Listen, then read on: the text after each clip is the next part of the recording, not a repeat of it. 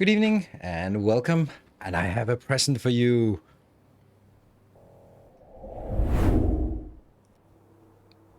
It's a cat cam! Yay! How about that? It's speedy. Finally got it installed. so, so there we go. We for some reason we don't have Factorio online here. That's weird. It's probably on the auto, and then I'll get Factorio on board here. Just get that. See, it's a cat, and we can then have it there once in a while.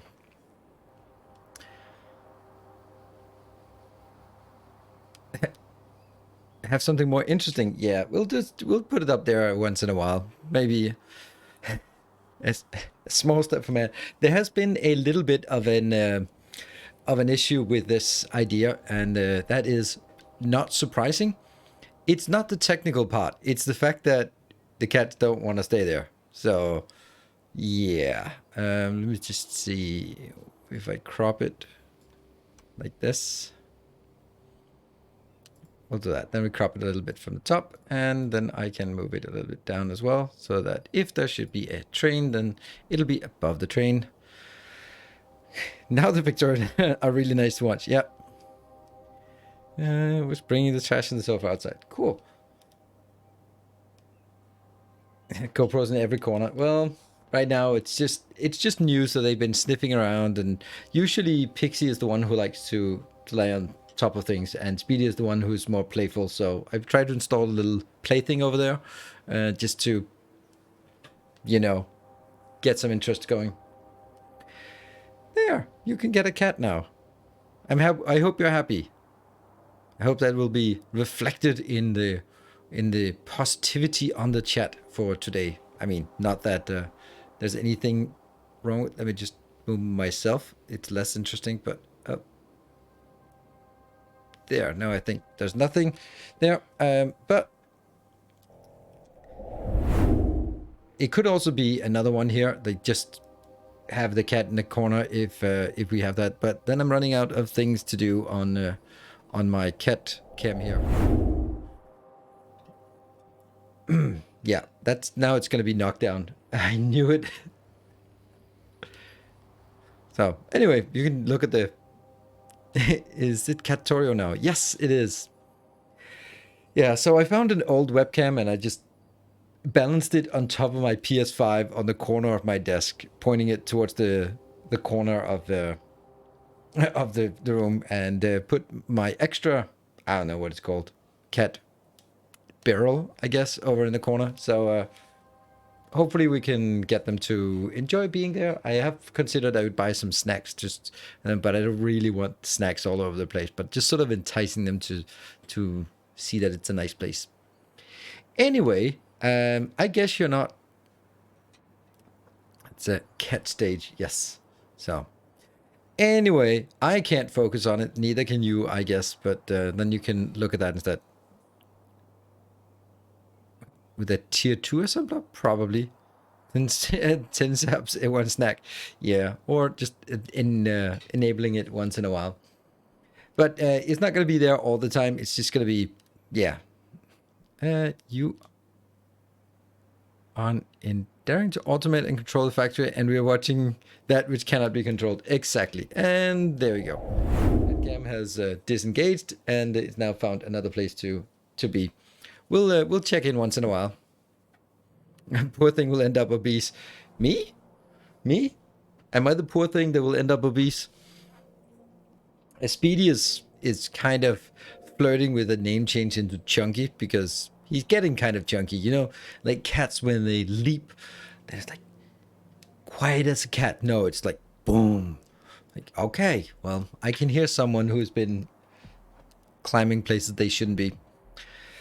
And one snack for you, two for me. Yes, indeed. Oh man, it's so warm in here. I need to get my my fan in as well. My only fan. Okay, a bit about the next couple of weeks, because I have actually had to make a detailed schedule for this week and for next week, both for YouTube and for Twitch, because suddenly going from not really having a lot of interesting things to having too many interesting things. Sorry. So, I am enjoying V-Rising quite a lot, and I want to continue it. I really want to just play the whole game, but I don't know if that's going to be possible because other stuff is coming around. On Thursday next week, we have a release of Railway Empire, and that's a game that I really wanted to play because I kind of had I had good fun with the previous one. I'm actually gonna see if I have something on YouTube. Did I put something on YouTube? Oh, that was when I uploaded live streams on YouTube.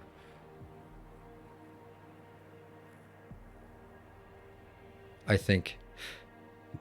Or maybe, I don't know. It just seems like all of them are like 45 minutes. No, maybe they are actually recorded. Don't know. Yeah, I think they're recorded. And then we have Transport Fever, but that was not it. Railway Empire. So Railway Empire 2 comes out. And I made a few episodes of that. Did not particularly successful, but it was fun playing it. I would like to do some more with Railway Empire because it's a train game, so yay. But it's really difficult to find time both on YouTube and on Twitch because I have decided on the but if you want to make a tutorial videos based on my Timbermon math, feel free to do so. Thank you. It's very nice, all the math you put together in your testing. I'd love to do that. I just don't really think that there's an audience for it. It's kind of struggling with maintaining sort of. There's a little bit of interest for Timberborn, but there's just too much going on at this point. Like, I've been looking forward to Darkest Dungeon release for ages, and I've decided to make YouTube videos for it. So I have made now released 4 videos for the 4 of the 5 bosses. Then I have another one scheduled for tomorrow. That's going to be the 5th of the boss of the end act bosses. And then I have recorded and edited all that stuff, uploaded a video for Tuesday or Thursday, it depends. And that will be for all of the region bosses. And then that will sort of be the 6 videos for Darkest Dungeon. And then from a YouTube perspective, put that aside. Friday this week, I have plans. So there will be no Darkest Friday. Sushi Boss Guide, it'll be on either Tuesday or Thursday. So we'll have all of it. I put all the 4 region bosses in one video because I was like, I can't make 4 videos for this. I'll just have all of this. And my first run in failure. I got to the last Oblivion Rampart with only the Plague Doctor alive. What could have gone wrong? Well, everything, I guess. That I would say that killing your other 3 members of the party was what went wrong. Yeah, I mean, as soon as one dies, the run is pretty much over. That's a bit of a shame that it is like that. I don't really. 2 of them hated each other. That's also adding to the mix. So you see how small things that sort of escalate in the game. So I really enjoy Darkest Dungeon and I want to play it more. And I think I'll just have it as whenever I stream on Friday, I'm going to put it out there. Put it on Fridays because it's not really something that matters whether it's new and current. It'll just be something we do. But it won't be guaranteed to do every Friday because, maybe there'll be such a crunch with new games at some point. So anyway, Railway Empire is going to be a little bit of a, I don't know. I'm going to be streaming it Thursday next week. Do a let's try or a first look on YouTube on Friday, depending on how that performs. I'll probably maybe do a bit more YouTube episodes for it, and I think that might be a YouTube thing. Is it me, or is the video slightly off to your audio? Seems like your words don't match your lips. Just refresh the stream. It's a Twitch thing. Sometimes you can also hear that the music sounds weird. That's because the audio has desynced, and you just refresh the stream, and it should be okay. If it is not, and if everyone else goes like, oh yeah, it sucks, then I'm just going to end the stream and go play with my cats instead, because I don't know how to fix that. So try refreshing and then see if it's all good. Or it's because I'm training ventriloquism and I'm not very good at it, so I can only sort of displace my voice by 0.1 of a second from my mouth movement. If unsure, clap. That's a good point. I don't know. Sorry, by the way. Yeah. That's also sometimes my YouTube videos will have a little like, welcome to Factorio. Oh shit. Welcome to Timberborn. That's sometimes it happens, right? But otherwise, it's often enough just to pause and pause. It's faster than reloading. Yeah. Those who wear headphones. I wear headphones. I'm happy. Everyone's happy. Anyway, oh yes, change the stream quality. So, new content. Then on top of that, Monday, not next week, not the week starting tomorrow, but Monday, a week from now, I will be releasing a video on Riftbreaker and probably maybe also a live stream. Probably not so much more than that, but I just want to do a first look on that. And then the day after that, so the 29th of May, the 30th of May is the release of Captain of Industry, which was just announced today, or was it yesterday? But it was, I think it was today. So really announcing that with like a week of lead time is a little bit surprising. Clap again, you just refreshed. There you go. It's the clapper. See if it got better. Yeah, so definitely want to do some Captain of Industry, but what I also think is going to happen around the time of Captain Industry is that Satisfactory Update 8. It seems to be pretty close with now they went from sort of talking about it to teasing about it to talking in detail about it. Yeah, I hadn't... Hello, Total Eclipse. Good evening. Good to see you. Hadn't realized they plan to release it next week. Yeah, that's they just announced it on their Discord today. So... No useless update. No, I think that's... remember, and now that Total Eclipse is here, we have to talk nicely about Satisfactory. Or if you don't like... or if you want someone who is hyper positive about all things Satisfactory, I can recommend Total Eclipse.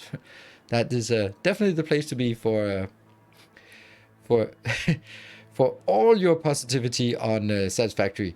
No moping about the size of blueprints for sure. You can get all of the moping about the blueprint sizing here on this channel. Should be on experimental then. The update, yeah, I don't know.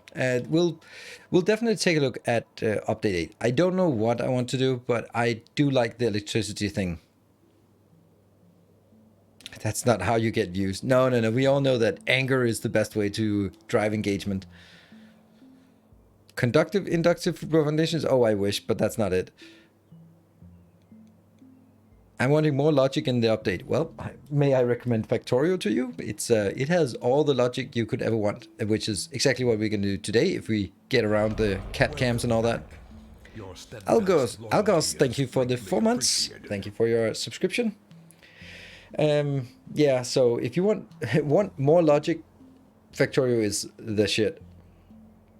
Yeah, this Fuse, I don't know how it's supposed to be pronounced. It looks absolutely amazing. I want that game. I'm also just been playing some of the Factorio Store Missions campaign, just preparing a little bit for the next batch of recording. And I want a game that has a story like that and a graphics like the Fuse. That would be absolutely amazing. Like, I don't know. It must be really... I don't know. But probably Factorio developers are not gonna be worried. They will just count their money if there's if they ever feel down about anything. But they are working hard on their 2D sprites, and then something like this drops, and I go like, that looks good. Why does our game not look like this? This is our game, but Verilog compiler. Yeah, I mean, it doesn't take much to be Turing complete. So, I mean, Minecraft is Turing complete. So, lots of things are. Probably, yeah, I don't know. So, I was thinking,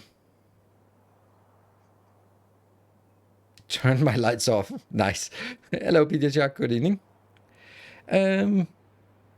I'm wondering how much there's a connection between, in a game like Factorio, or Satisfactory for that matter, between the data model and the graphics. Now, you know what I'm thinking, and I know that any developer is just going to kill me when I say this, but I would I would hope, and this is how you should be doing things, that the graphics and the functional layer are completely separate. They interact with each other, but you can scrap the graphics and replace it with something else, and then the game engine still works. I know it's never like that, and there will always be sort of some hacks that turns out that it's better to tie those things together, and then later on when you really want to do an overhaul, then you find out that a lot of the logic is taking place in the UI where it absolutely should not be, but it just happened to be there because, you know, this way and the count, and this is just the easier way because you have the information. And I've been there. I've been working on some planning software that had a advanced mathematical engine that was doing optimization, and then a graphics interface that sort of displayed some Gantt diagrams of sort of the scheduling, and you started drag dropping in the Gantt because you want to do that. And as soon as you did that, it triggered a lot of calculations about, okay, but if you move this, then the travel time changes and delays, and that can have cascading effects. And it turned out a lot of the consequence calculations of whatever you did happened in the UI, which meant that when we realized that our desktop application was completely uninteresting and everyone wanted to just have a web browser where they could access it, it was impossible because a lot of the logic had been moved to the UI. And that sucks. Do you think you'll check out Tectonica on ELEs? Yeah, yes, I will. Also talk to them, and I'm sure you did as well. So I'm gonna do something soon, as soon as there is opportunities. But things are getting a little bit crowded, and of course there is one game that will clean up my calendar, and everything else will just wait, and that's of course Dyson Sphere. You should make a game. Yeah, I shouldn't. That involves interacting with a lot of people. Yeah. So,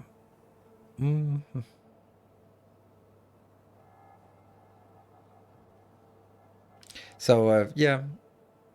Yeah, people gross. Yeah. People suck. Most people do.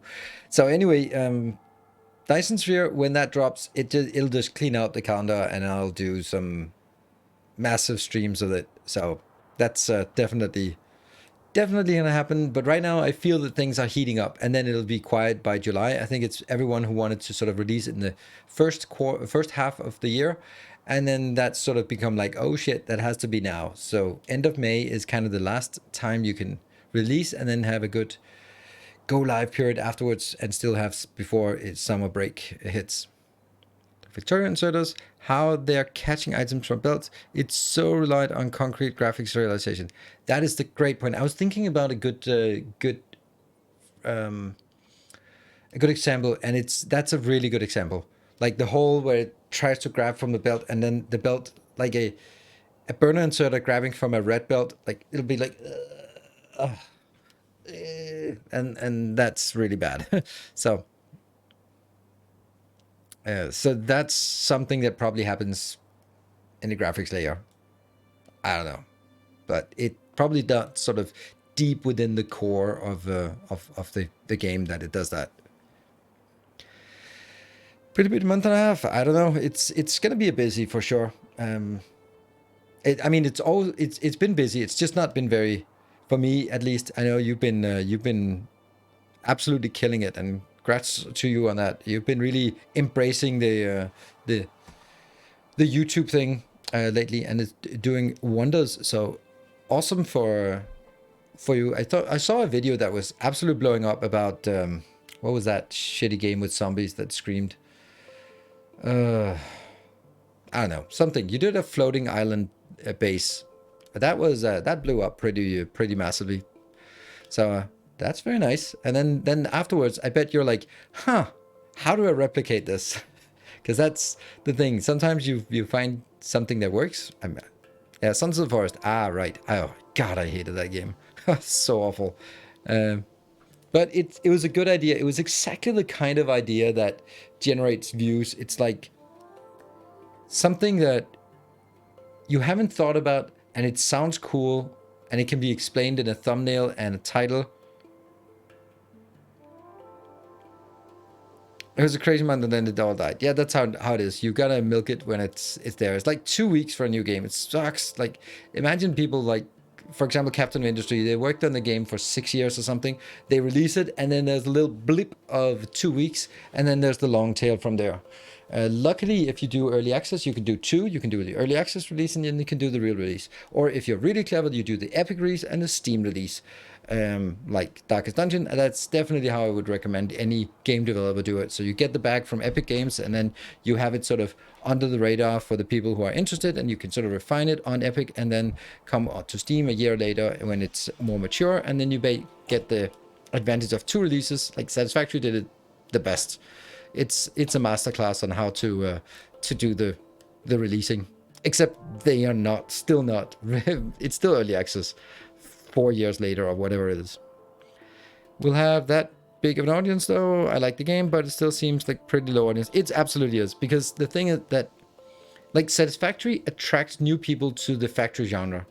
Captain of Industry is a subset of people who are already in the factory genre. There will be no one playing Captain of Industry who has not already played Satisfactory and Dyson Sphere and Factorio and just like that genre. They will like this more technical, more realistic representation of these supply chains, and they will like it. But Satisfactory brought a whole host of new people into the factory genre or the logistics genre. But this is a Venn diagram where Captain Industry is contained fully within the existing audience.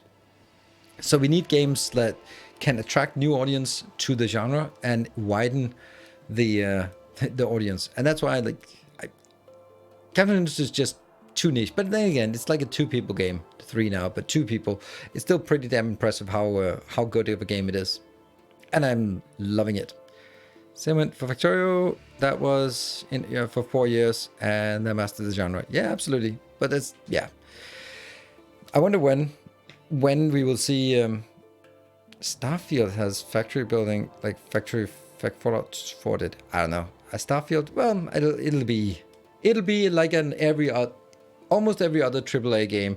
It'll be buggy and crashy at launch, and people will say like, this is why you shouldn't be pre-ordering AAA games, and it'll make it back its 10-year development in the first week, and then they'll be like, it doesn't matter if it's a shitty game, we're already making bank. And it's gonna be the same story as always. The only AAA game release that is just flawlessly perfect from day one is anything from FromSoft. And we have Armored Core 6 coming in August already. That's crazy how close it is to Elden Ring. So anyway, I think we want to fire up the factory, if you don't mind. We can keep talking, but let's have a look at where we are with our factory building. No cats in residence. So what we are doing now is, I just have some things up here. Alt, there. This little thing here is the whole entirety of our factory. That's it. This is our self-expanding base. This is making sure that this is the special building, the one that if you place a blueprint, it'll deploy. Here's a little loop that goes around, deploys a blueprint and goes out. This location here is making sure that it'll be spreading out in a nice spiral. Thank you to Extra Turning Space for making that for us. This here is sort of the core, all the functions which will track whether they are allowed to be built, requested to be built, and available to be built. And it is controlled, because it's a factory game, with a factory flow instead of through circuits. And here we can track what is active in terms of what we should build. Right now, the first thing is it'll always build more circuit or more science facilities, and then it'll start working backwards on building all the sciences. And then once they build the science but it doesn't work, then it'll start going back and back and back until it starts getting this. And then it'll keep track of solar power as well and build it as needed. I think that what I'd also like to do is when we identify that we have a low supply of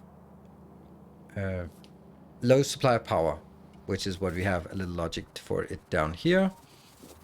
This one is identifying when the power is low and then triggering deployment of additional.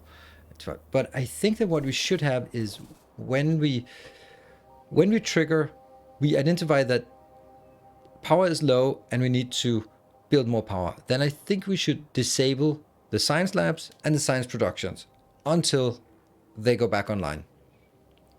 Because that will sort of take the edge off. That'll probably, I don't know, maybe like 20% of the power consumption of the base will be among those things. So if we can disable those, then we will recover faster and get back on track and not have the issue where before it builds the next solar panel, it has already completely run out and then circuits start breaking and that kind of thing. So that's kind of what we want. Where's the path though? There's no path because there's no one traveling in here. It's just robots everywhere. Let's see if we figure out what we built last time. We did end up doing a few designs. This is oil processing. Oh, there was something I didn't like about this. Can't remember.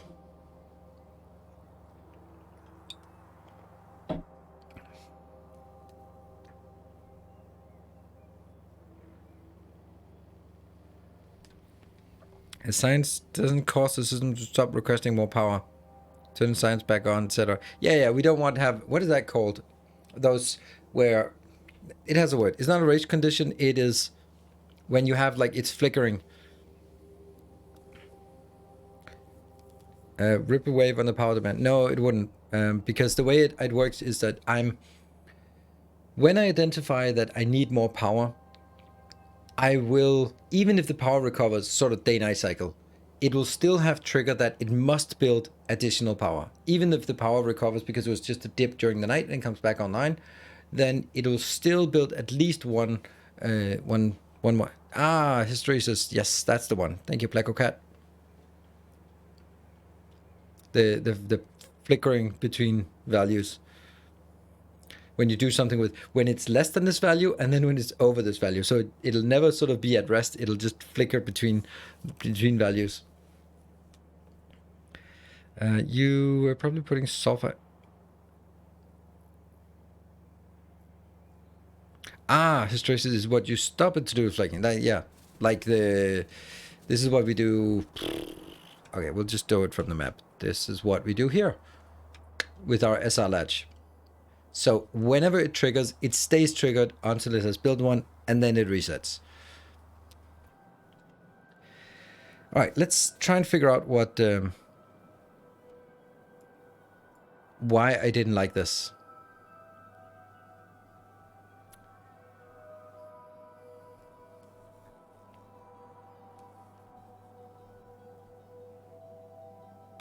I'm thinking how complicated is it getting? It's getting less complicated because the main flow is working. What we have, the 95% is working in terms of the logic. So what we're doing is building and designing the city blocks for it. But since the 95% of the logic is done, then there's about 95% remaining for all the edge cases that we didn't think about. So that's kind of a progress report here. And I'm sure that anyone and everyone who's working development know exactly how that is. When we're 95% done, there's only 95% left.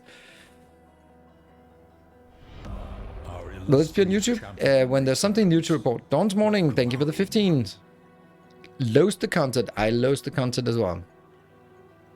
That's Rick one. Wait, now there's 17. Exactly.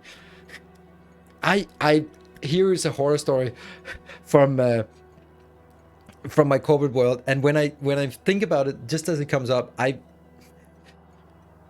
it was exactly, hey, it's almost seasonal, thank you for the 200 bits. It was exactly the same that Donald Trump did during the pandemic. Like, I've had executives who wanted us to test less, because when we were so diligent on testing, we found too many bugs. So he just wanted us to just, maybe you shouldn't test so much. Like, what do you think is going to happen if we don't test it? After that, it's just, I don't know, like, because we put in a lot of effort. We had a really good test manager. I gave him a free reign designing test, and we're like, okay, all development has to have tests so that we know that we can unit test things, we can functional test, we can flow test, we can regression test, we can do all sorts of these tests. It was awesome. It worked really well, but it was, so during a week's user acceptance test, in the beginning, we're like, no bugs and no completed tests. Then on the first day, lots of completed tests. I'm like, ooh, this is awesome, because people did the easy tests. And then they're like, oh, we already through 80% of the tests, and we maybe have 15 bugs. And then it started. And then next day was like 85% during the test and 50 bugs reported, or features, or requests, or changes, or whatever. Incidents, reports. And there was like 90%. And then 100 bugs. And there was like, stop testing. Like, no, it's just all the difficult scenarios were sort of talked about, and this is happening. Why should that happen? Should that? Well, let's bring finance in. What is going to happen? How is that going to look at SAP? All those cases, you don't fix those on the first day, and you don't find them on the first day. On the first day, you find out, like, if I do this, the field is entered. Woohoo! Check done. And then it just been like 98% completed, 200 reported bugs. But now we fixed 100, but there's still 100 left. It's like, So I kind of had like do burn downs and like, okay, so the number of tests that we completed is increasing. That's good. The number of bugs we fixed, increasing. So that's good. But the total number of bugs is also increasing. That's less good, but given the other two conditions, it's not the worst thing, right? VOD still on YouTube? Yeah, they're on my VOD channel, so someone please do the link to that. I mean, basically what you do is, if you do less testing with the project resources, you're just outsourcing the testing to the end users, right? Why have you chosen a 2-rail system and not a 4-rail for more throughput? How much? Okay, here's Nalja, how much more throughput is there on a 4-way compared to a 2-way?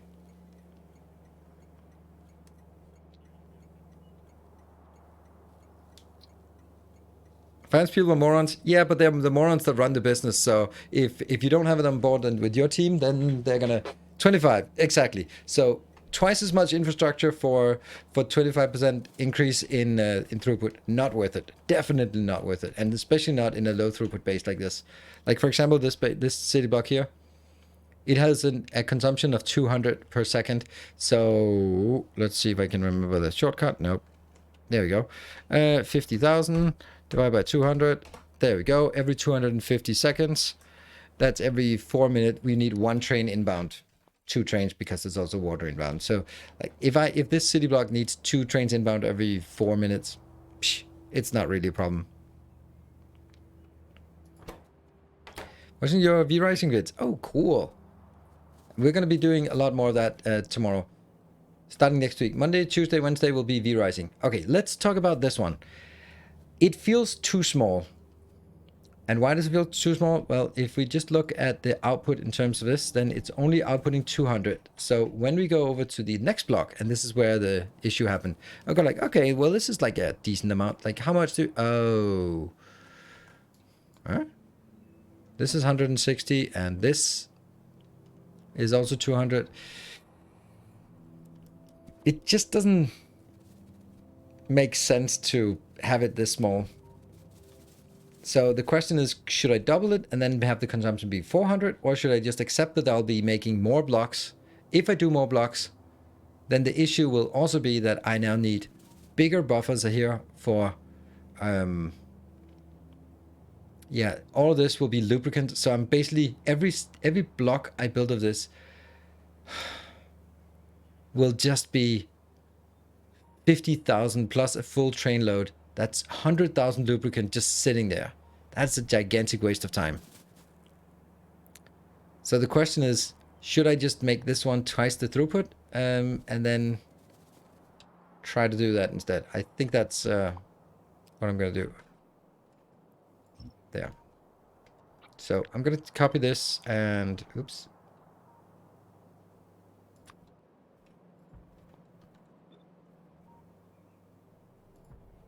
Here. So this one I can manipulate with.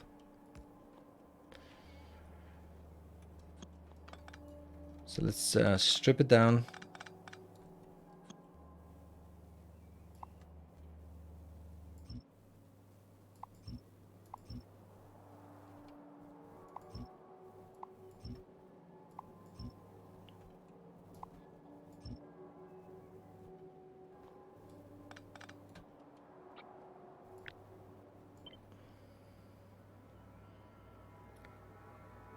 Oh, that's weird.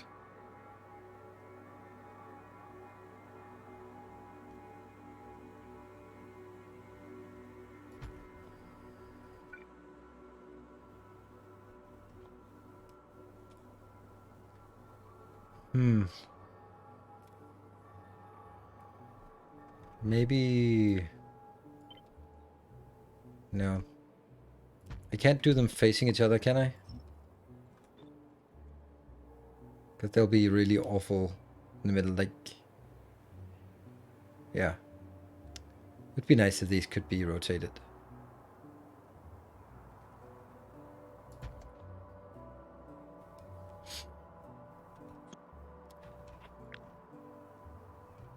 Yeah.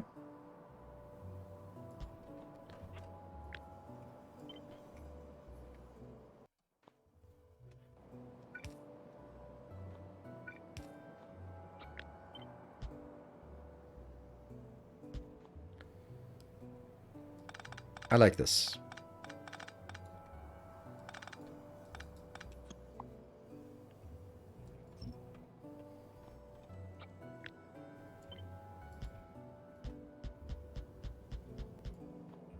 Like this.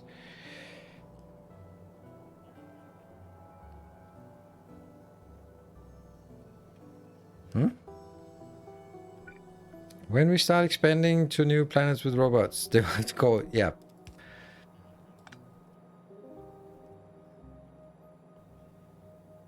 And the good news about this is that it probably is going to be easier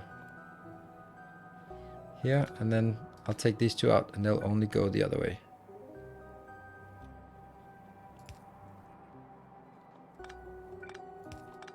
That one goes out. Oops. Oh.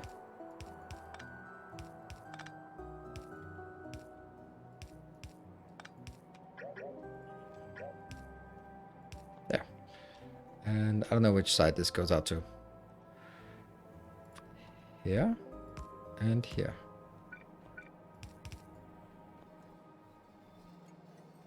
I like this. This is not awful. I think. I don't think this is necessary even.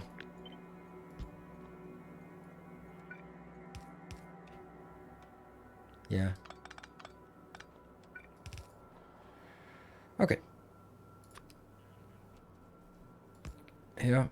And this one will also go out. And then...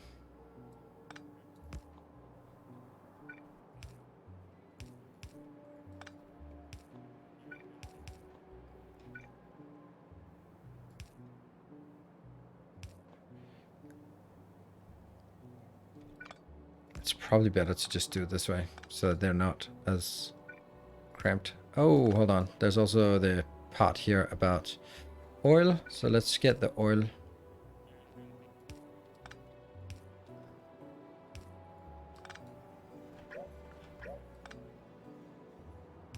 I'm just building a creative mode, because this is not about... Yeah. Not about whether we can do this there.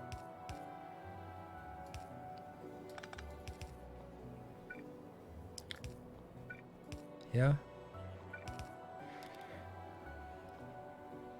This will be, one of these will be oil and the other one will be water. But we'll see which one will be what. And I think I also merged them together here so that there's a nice flow. That water is closer. Taking it in here, I don't like that. I'll do it. There. Yes. Is it? Yeah, it's just one out. Oh, that doesn't work.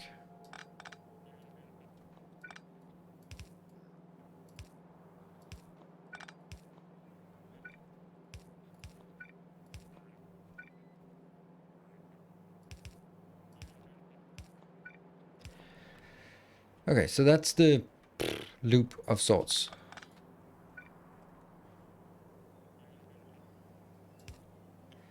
That one and that one. And that one.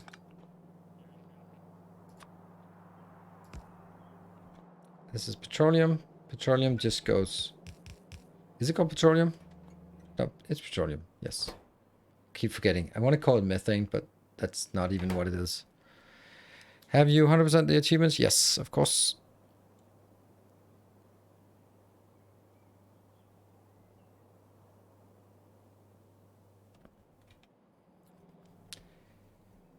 Right. I like this. Any problems we see? Hello. Nilmette. How hard is the speedrunning ones? No power. Yeah, thanks. Unfortunately, there's no room for this one in the middle. Is that good? Ooh, that's also good. That's really good. Is it? I don't know. It feels good.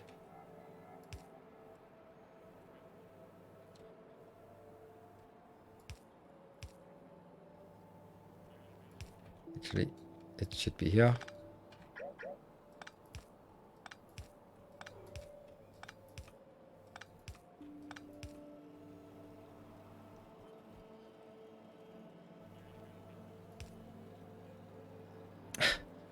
That's actually shitty because this was the better position.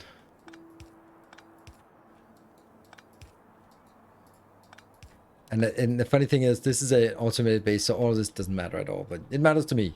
All right.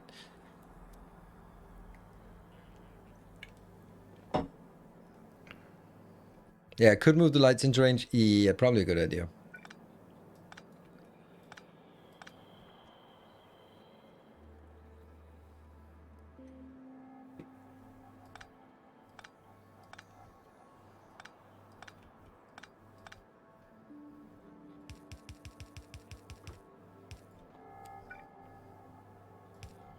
There.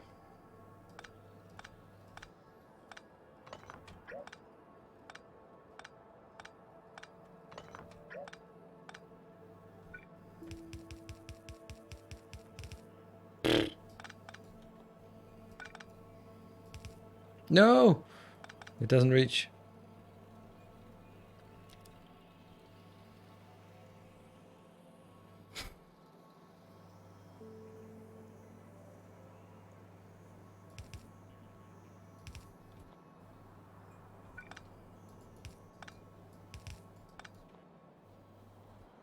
Good. That's the thing. Hi there. Came from YouTube. But I have a question. Are you going to feature building stuff like power poles, assemblers, machines? Yes, eventually I will. I think what you mean is that, like right now, I'm just using infinite resources, and for the factory, I just have infinite resources coming from just these magical containers. But later on, I will sort of have a hub that will request things inbound, and that will make it available. And only when the hub has sufficient buffers will the next build cycle complete. That's the intention. Whether we get there depends on how much fun we have with this or not. So, all right. So this is kind of a thing.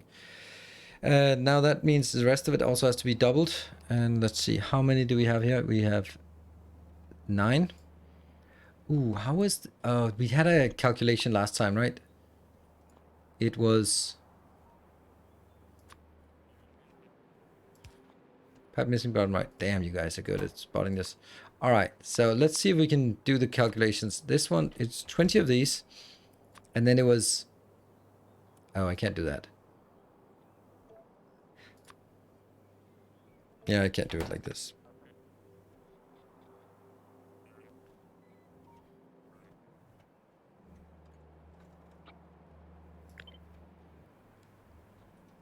Let me try it.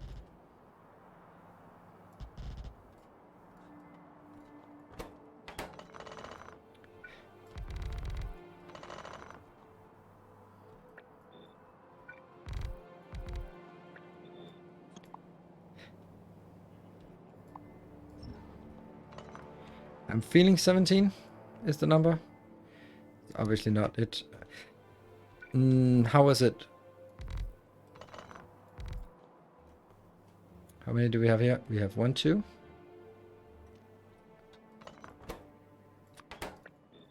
We're just gonna ignore the rest of it. Let's check.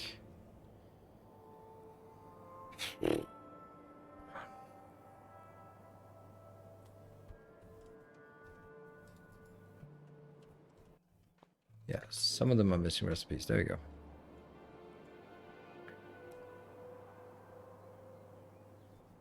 There we have a surplus. That means it's not consumed yet.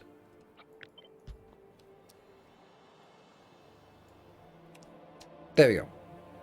Right, so it's 20, 17, 5. Good evening, Yellow. So now we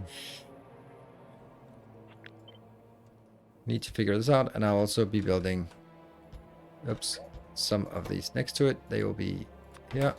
There we go. So that's going to be something.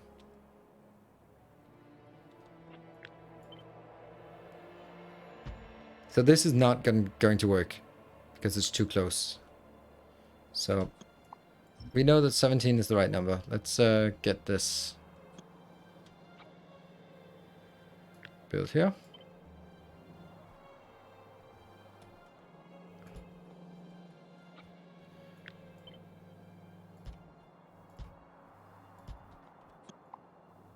Eight. 10.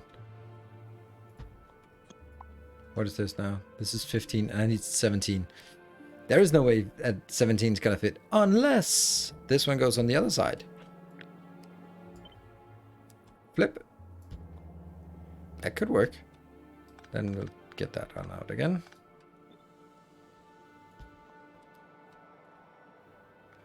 That's 17. It's a little bit too crammed, isn't it?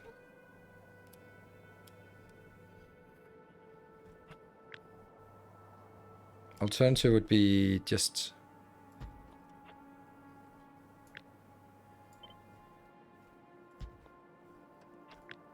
Yeah, I think this is better. And then this part up here. It doesn't have to be compact in any way. Oops. Get you there, and I'll get you. We got the heavy oil is here. That's the one coming out here. So heavy oil has to go into these locations. 5 of those, I guess. They're not that fast, actually. Is that a good idea? No.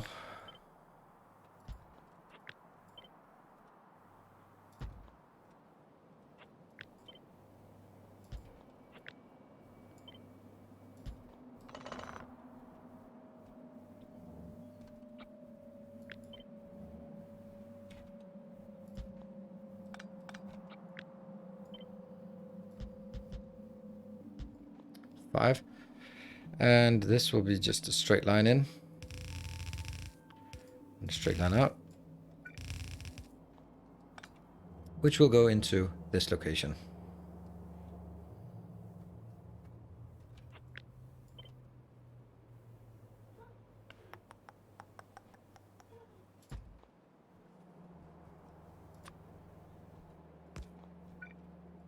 Ta-da! That's good. And then I will have... Make sure that there's a pressure upwards. This is the heavy oil. And then the heavy oil has to go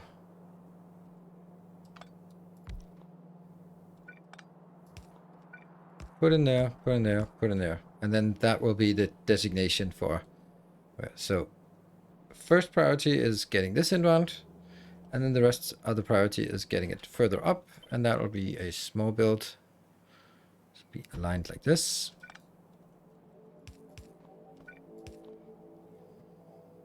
Yep. And this will now be going, merging into, we'll keep one between this. This is the light oil. Nope. Light oil, where did we get the light oil? We're also getting light oil out here. That's kind of crowded, isn't it?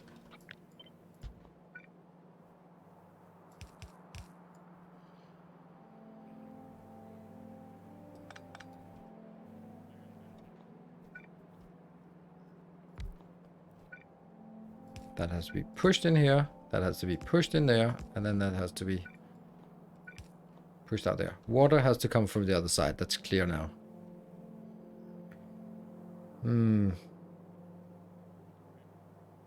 I need to make sure that this is not pumping us. Like, this will not pump when it's almost full. Because when it's almost full, I must be able to empty this part here. Otherwise, it could potentially deadlock.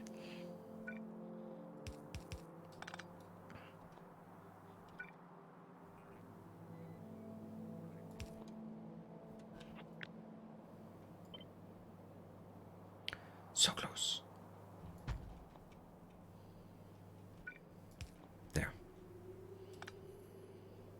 And water comes from the other side. Water comes from the other. Oh, right. This is not going to work.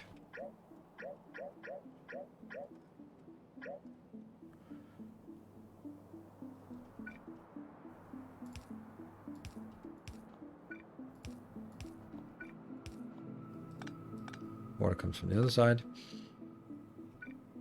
There. So, pump up here. Get in there. Not you. Not you. Water. Yes. Oh, this is how. Oops. Never mind.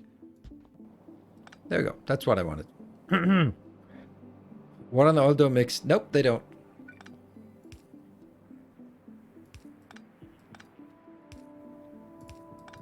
Here.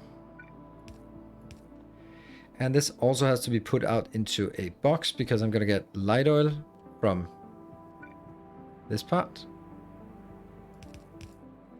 So now I need to put it into a box as well. I keep calling it a box, but it's not really a box. That one and that one. And again, I want to make sure that I control where they go or who goes first. So it has to go.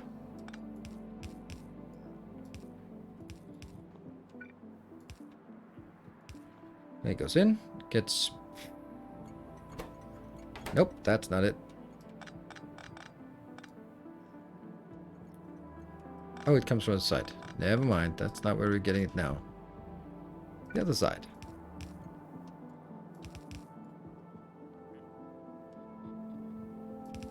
Oh no! We're missing something. Petroleum light oil is mixed, is it though? Yeah, it is. It's down here.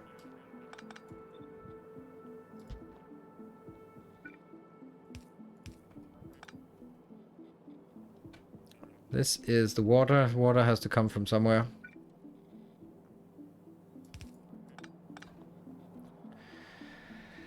That works. Will you input water or generate in the block? We'll have to have a water train. And it sucks, but I have to get it. Yeah.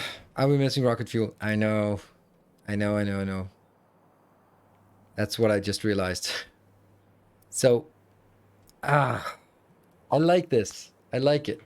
But it's clear that I have to do something else about this. This one has to be down here somehow.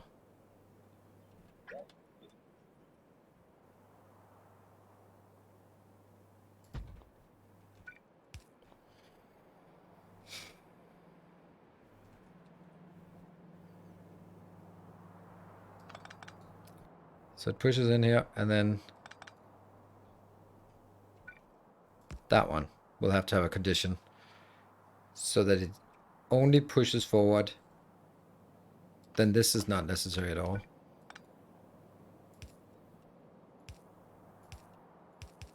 And this is so low throughput that I don't need to push it up here. It might be slushing around, but how much oil are we using? It's 100. Don't bother anything with 100 oil. 100 liquids. That's not a problem for Factorio to deal with. Now, this has to... This light oil, where do you want to go? I am also just thinking this is really silly to turn it upside down. Ah! Damn it.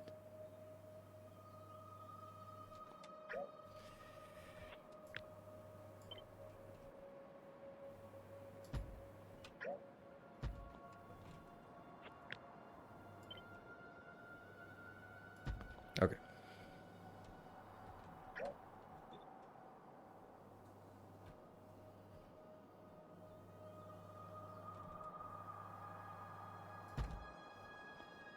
Yes.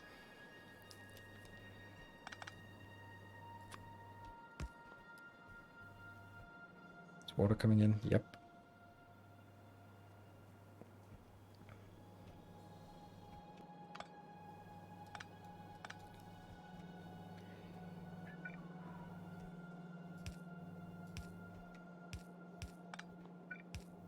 There you go.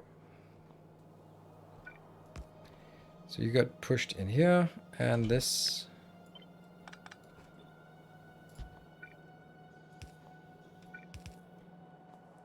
All the heavy oil will always go in here. And it may be going further on. Yes. And then the light oil has to go somewhere. Light oil is the middle one, and that goes into this box. So I guess it has to go... It would be so nice if I could do this. Because then I could do... Or... I could just do it like this.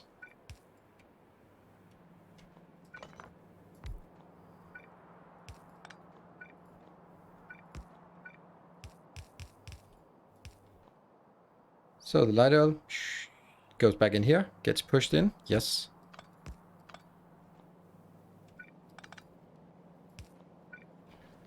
What? Different fluids? How is that different fluids? This is light oil. Light oil? Yeah.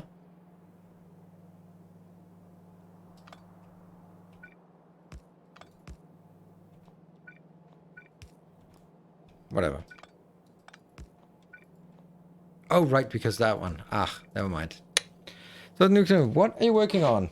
This block. This is a oil processing block without modules or beacons. That's why it's different from what I usually do. And it'll basically take 400 oil in, or is it 500?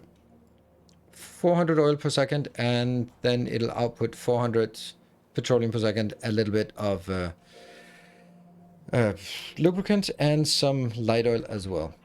Now, the light oil can now be moved down here.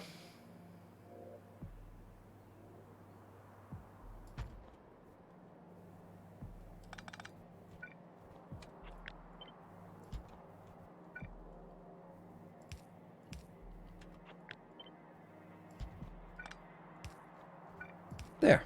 So light oil goes in. These two are consolidated light oil.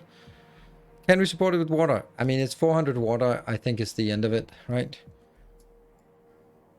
It's 530 water. That's what we need. And we'll see. I have a very educational accent. I don't know what I'm gonna do with that comment.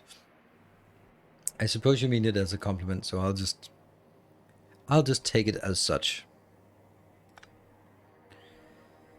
Let's see. This is now going to be pushed further down. There we go. And that's the light oil. Or, sorry, petroleum. There. Probably go here. And the light oil... No, the... where... Oh, dear.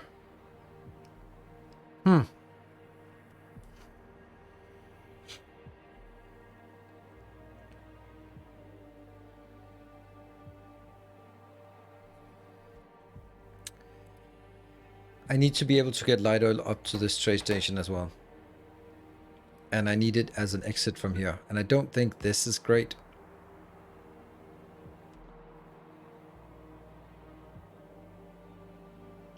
Will the rocket fuel train fuel all the other trains from here too? Yes. That's the intention.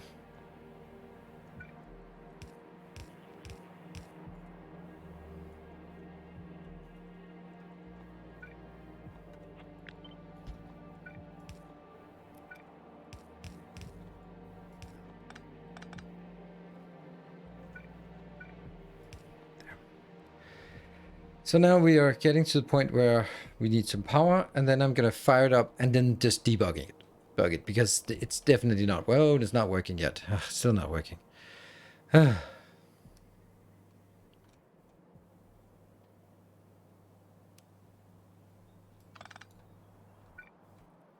Ooh.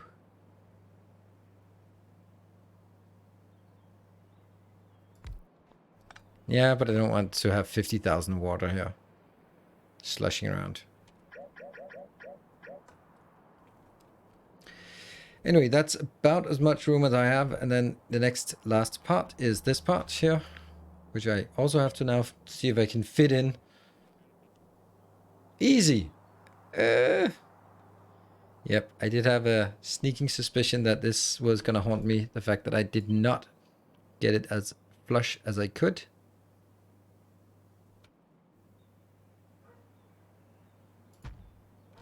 Whoops, this is also not great.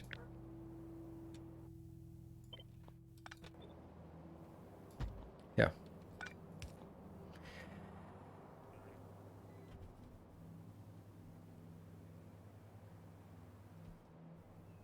How's the sex education going? Pretty good, pretty good. Just not really a topic for today. It's more of a Friday topic. Okay.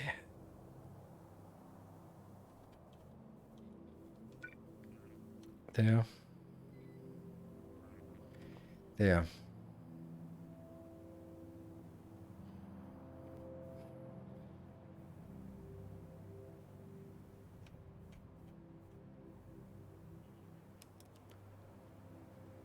I mean, I could do this, but I really don't like it, but I could do it. I think I have done it for other blocks, haven't I? No, I haven't.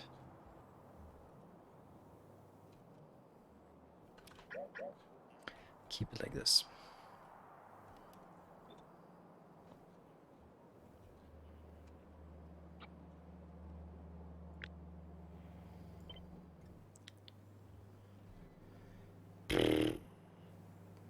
Maybe it could work like this.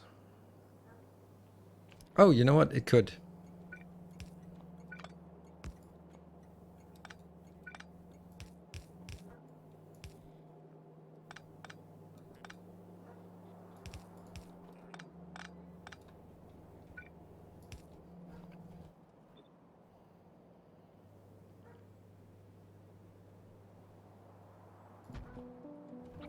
And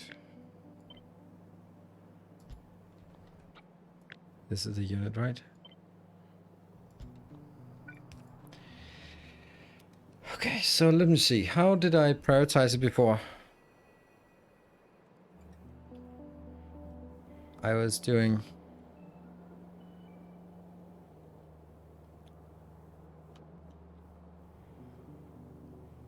Yeah, I think this is better.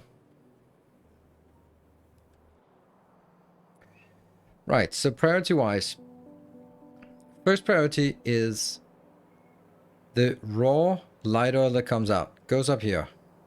Yes. And it goes onwards. Yes. I think we need 4 outputs here as well. It feels weird to have 4 outputs. That will then be going all the way up like this.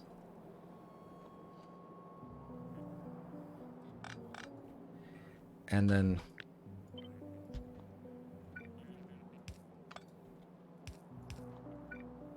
there. That's all there is to it, right? Yeah, all there is to it. Light oil. So this is priority input. This is secondary input. This is priority output. This is secondary output.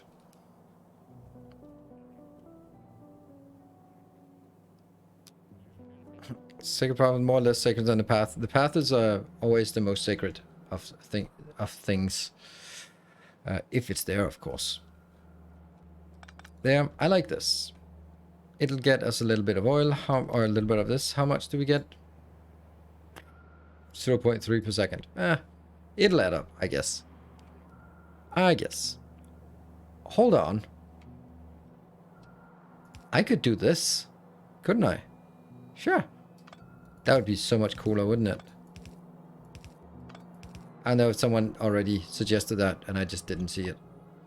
That's better.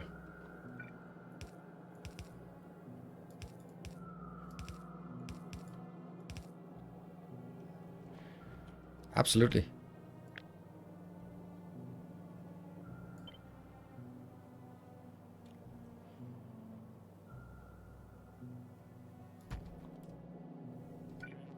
Ah!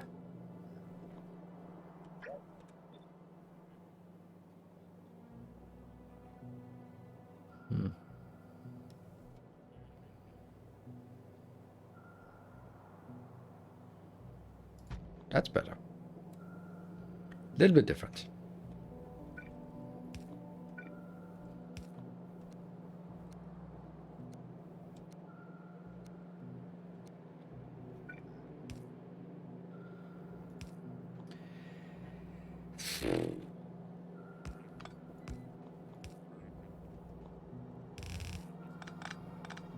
That goes in.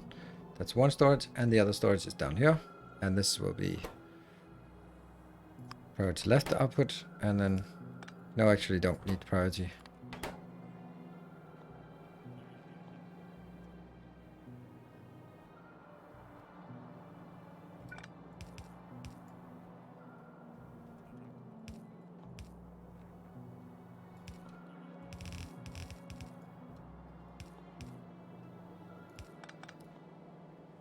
Something like this. You are not relying on these big paths. You can move them. I'm aware, but they are they're aesthetic in the sense that it's always the same pattern.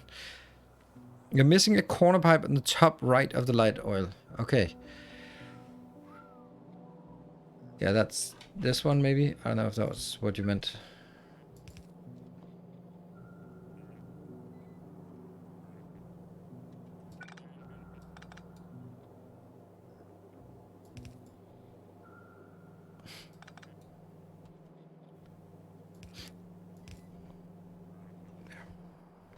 So now let's just throw in some power poles here and then just see how it goes. Oh, this is also better. How did we just get it so much better suddenly? Okay, this is not done yet because it needs to go there. Yes, priority, secondary. Here we have priority input, secondary input, priority priority output, secondary output. Yes. So let's administrate how we work with priority input, priority output.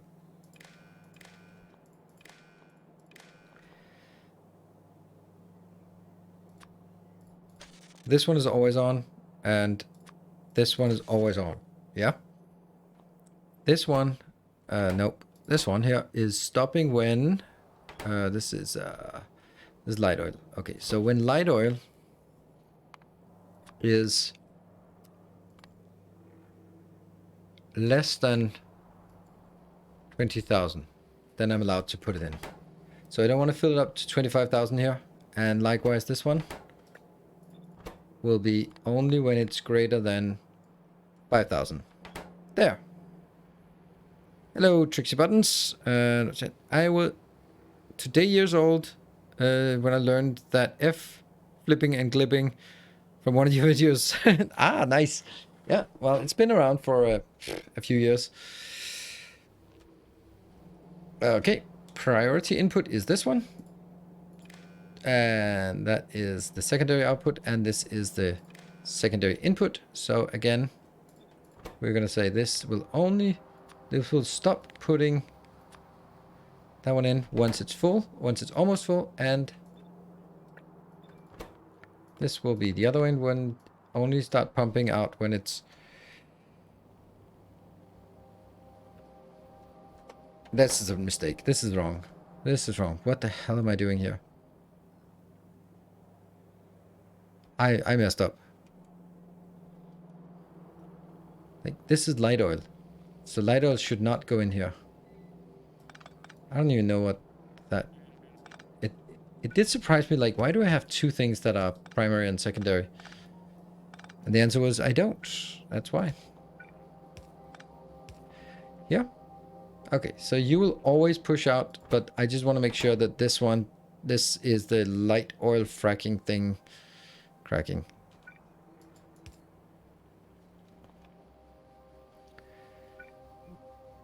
Oh, they're supposed to be across from each other, so something went wrong on this one. There.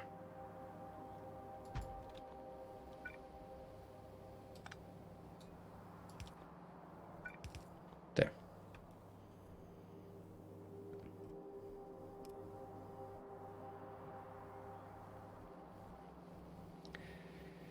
Now let's power it up.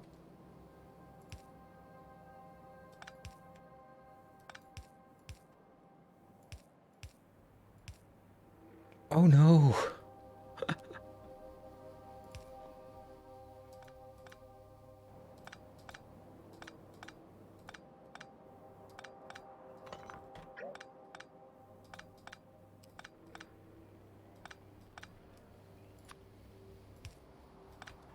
Let's get this here.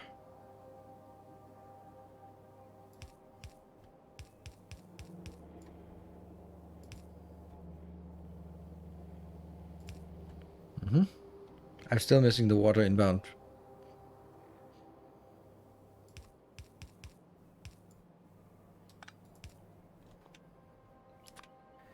Lights.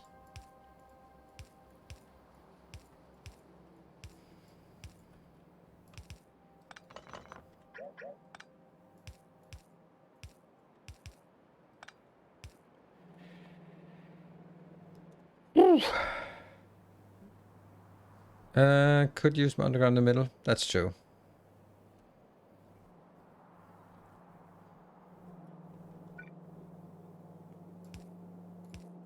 That works. Anything blinking? Nope. Then we need water coming in. This is oil. Oil will be going into something.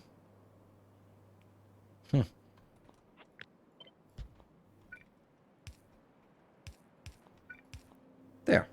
Push oil in. Water.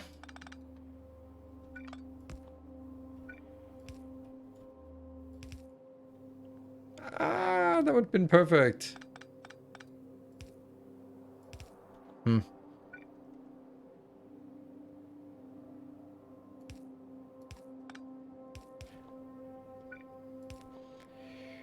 So the water goes around. This is the water, but water is now inside, and that's actually really unfortunate because it's not easy to get it from here and up to this. Well, I mean, it is. I can just do that, but and then that's easy here. But how do I get the water into the next part? I'd really prefer having stuff like water sort of in a dedicated line. Yeah. I need to move oil and water, switch it. Hey, Wildmeister, thank you for the 34 months. Welcome home. Really enjoying the Timberborn videos. Binged it most of the afternoon. Oh, very nice. Thank you. Appreciate it. Okay. I'm going to try to switch this around.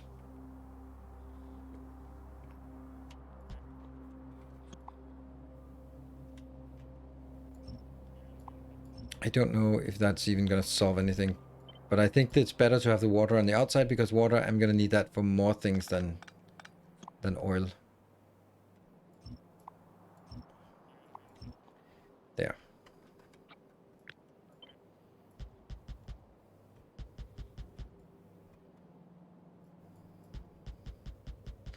So oil is contained here. That means oil can just be sneaking in here.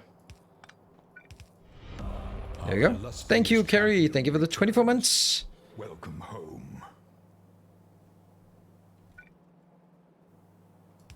And is this? Yeah, this is the one. Our modest fellowship expands. Ooh, Belf, thank you for the gift sub. And Silver Cecil, always there, always there. Very much appreciated. Kind gesture.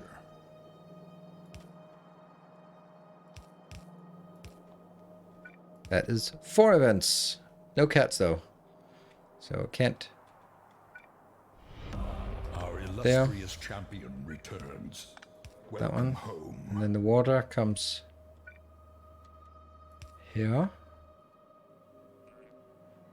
Goes up and also goes in here. That's the end of the water, I guess.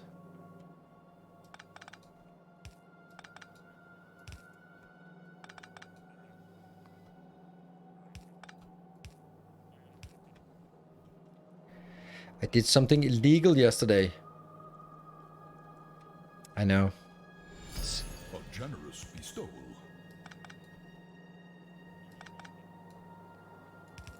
There. There. And there. Thank you, Varu. Thank you for the 26 months of tier 3. That is very generous of you. Thank you. And Triplex, thank you for the 900 bits. Our illustrious champion. Triplex, you are Welcome quite often home. dropping 1000 bits. And I do notice. And this time, 900. It's the inflation. Our illustrious champion returns. Welcome home. Stuff. Thank you for the 15. 15 Factorial. I don't think that's correct. 15 Factorial. And Corinna, thank you for 48 months. Wow, new badge for you. 4 months badge. 4-year badge.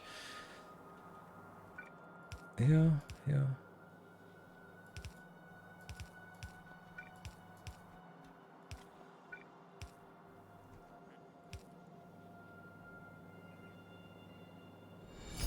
A kind gesture.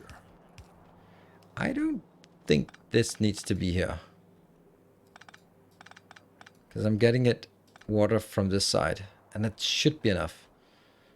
Wouldn't that also be the same as taking the oil out on this side here? That's not necessary. That's not necessary. Yeah. So now I'm getting oil is going that way around. Water is going that way around. So, Tallman, I'm so hyped. Thank you. Thank you, Tallman. It is time for us to build a train.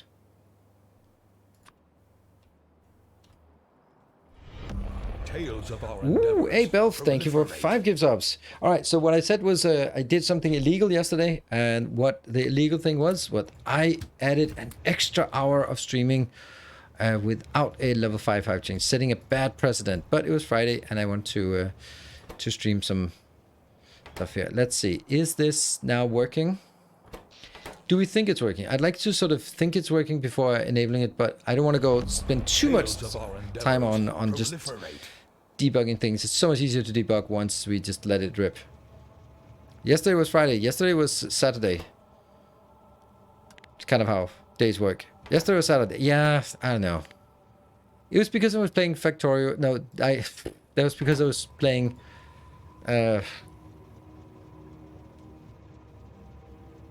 Darkest Dungeon. Yes, that's why.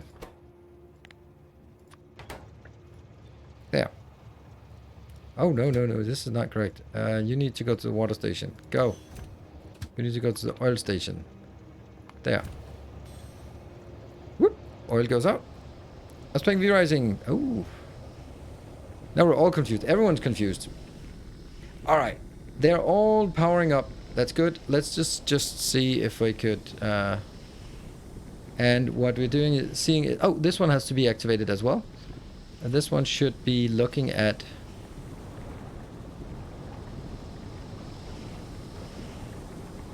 with a red wire from here to...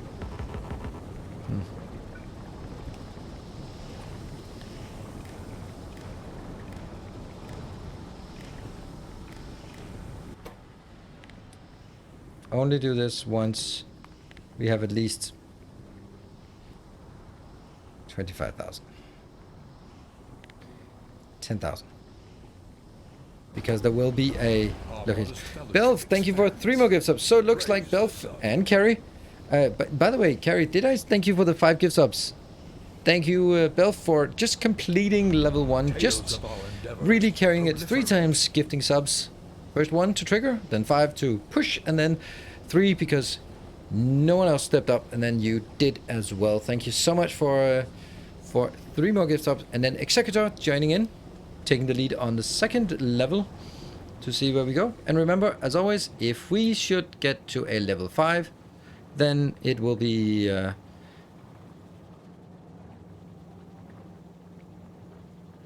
then why is this not working?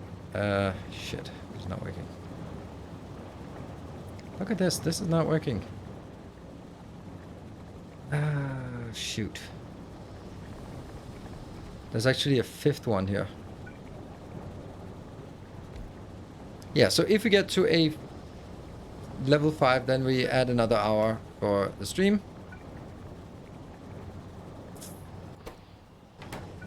But that is not happening so often these days. And this part here. Our illustrious champion That one, and I have to push it in as well. Welcome home.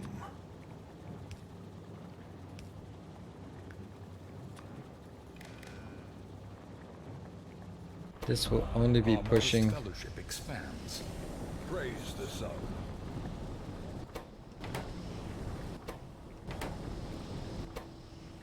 Let's go 1,000.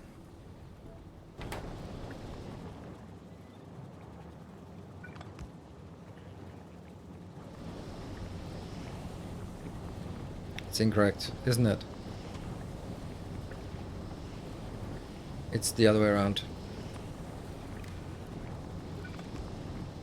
So what happened? Anonymous, thank you for gifting 3 subs. Our main tank in Dark's Dungeon. Coming in. And Index C, thank you for your gift sub as well.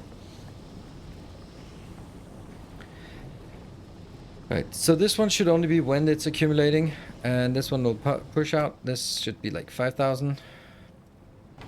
Then it'll start. But I want this to always work, and then only any residual will be once this is saturated, then we'll go here.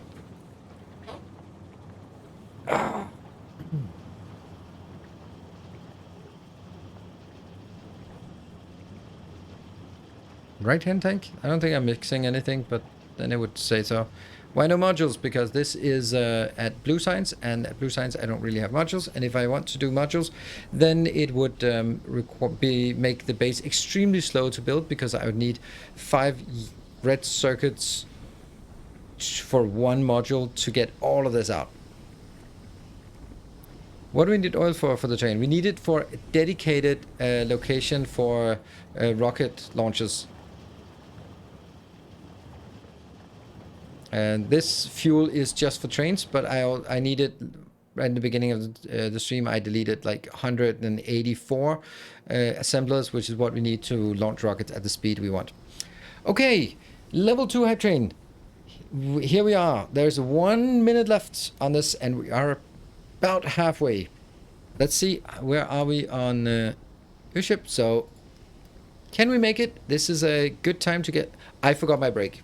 I'm going to take a break when the hype train ends. So is that going to be in 1 minute, or are we 12 subs to complete level 3? Woo! Executor, 20 gift subs. Thank you so much. Level 3. The break is postponed for a little bit longer. 5 more minutes. Or... Thank you so much. No break for me. I very much wouldn't mind not taking a break when it's like this. Oh, we needed trains here. We need trains to fill up here. Let's make sure that gets added as well. There, and that one. They are not going to carry anything. Hollandwood, thank you for gifting us up, and you are for the gifting the one from Factorio Muscularia, so well done, Factorio Muscularia. Found a good person to gift your sub to. I mean, everyone's good to gift for sub to, but the pyramid scheme is going there.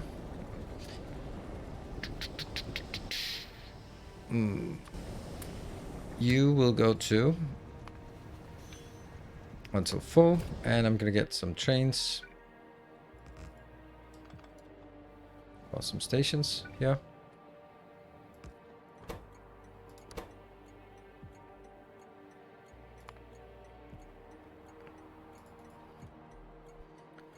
That'll be lubricant then. Returns. Welcome home. This will be light oil in. I need to have the stations exist when I make the train schedule. Otherwise, you can't reference a train that doesn't exist. Inglorious Biohazard, the 4 metric years. Thank you very much for that.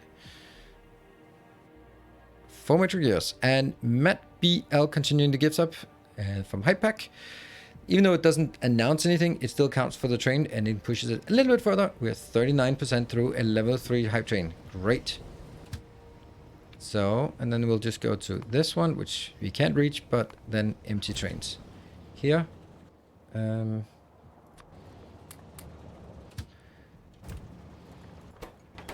You'll go to light oil until full, and then light oil unload until empty. Go. You will go to... Nope. You'll go to petroleum until full. Then you'll go to... petroleum unload until empty. Great. Done. Oh, it's already unload. Yeah, okay. Never mind. Yeah. This is 1. This is 1. And this is absolutely 1. There we go.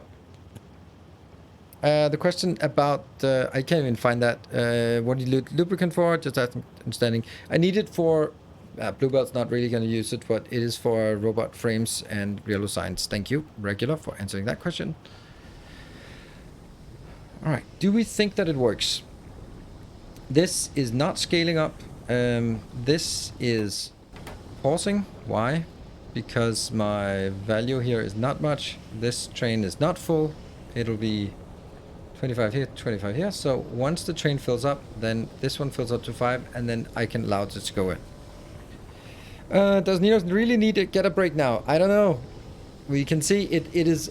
Nothing happens for 4 minutes during these hype trains, and then in the last minute, there's a little bit of panic. So we might warm up to the last minute panic, and then get to 83%, and then miss out. They have the train timeout, and then someone will come into 5 gaps. So that's kind of how I'm projecting it. It doesn't happen as often as it should. There's so many cool, awesome people dropping those gift subs like in the last seconds. 13 subs to complete level 4. Can we make a level 4 in the 1 minute left? Thank you, Devnifa. Team last minute is always exciting. I don't know. I would like it to not be as exciting as this, because I'm... The warning works again. Yep. So, everyone looking around. The thing is, if we get to level 4... Oh, Belf, thank you for the 13. Could hold it back there a little bit then. Whoa, let's see. Thank you so much, Belf, for gifting 13 subs. GG Destruidor. I don't know how. GG, thank you for 10 gift subs. Making awesome progress into level 5. Towards level 5. I think this brick here is almost working. Oh, you know what? I should just have taken this train.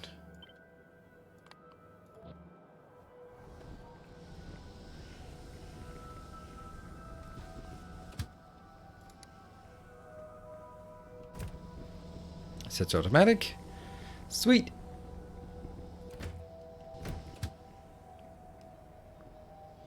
And then it goes to each of these locations until empty cargo or 2 minutes of inactivity in 2 seconds.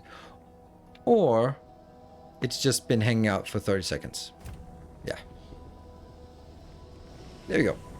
All right. This is going up. This is going up. And let's see. This one has enabled. Great. Oh, Belf. Wow, you are carrying this hype train for sure. Gotta move it a bit. Yes, you need to get other people involved in this. It's so much better if it's more of a team effort. This, though, is not working.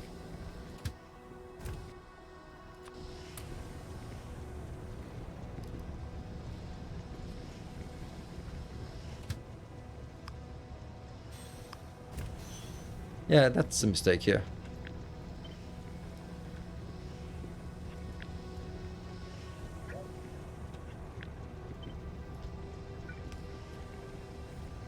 There we go. More shall gather. Devnifer, thank you for 10 gifts up. Did I? Let me just see when you donate the previous. Those were the first 5 gift subs, and now you're donating 10 more. 15 gift subs donated today from you. Thank you so much. Oh, with 3 minutes left, it could be that I'm gonna have to stay late today. Oh, have to stay late. Oh no. All right, let's see. This pushing forward, and this is working, right? It doesn't pump anything because everything gets consumed here. Ooh, that's a little bit unfortunate.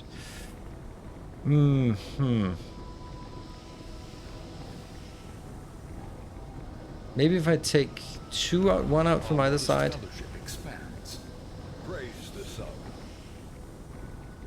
Like I could take that out, and I could take that out, and then I could take.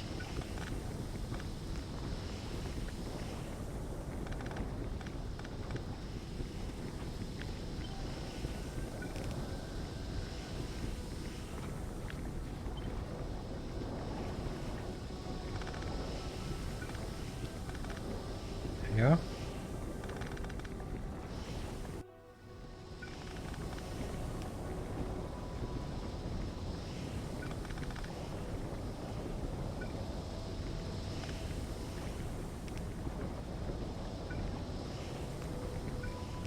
So, I missed something. Tekavaru gifting a tier 3 sub. 67%. Close to those nice 69%. This is now. This is still the right number, but now it shouldn't be able to oh, Belf! Wow, you are really, really insistent. You wanted the same in past midnight for sure. It's 200 total. New icon. Ooh, 200 gift subs in total. Lazy Wabbit, thank you so much for another gift sub, and ooh, then suddenly it comes in. I guess there's a little bit of latency here. Because Carrie with 5 gift subs and Devnifer with 5 more gift subs. And Warren is paying for the gift from Factorio Musculature. Warren, I noticed you getting a gift sub and I was like, really? You getting a gift sub from Factorio Musculature? But you are gifting it for what? A tier 3 even. Thank you so much for that.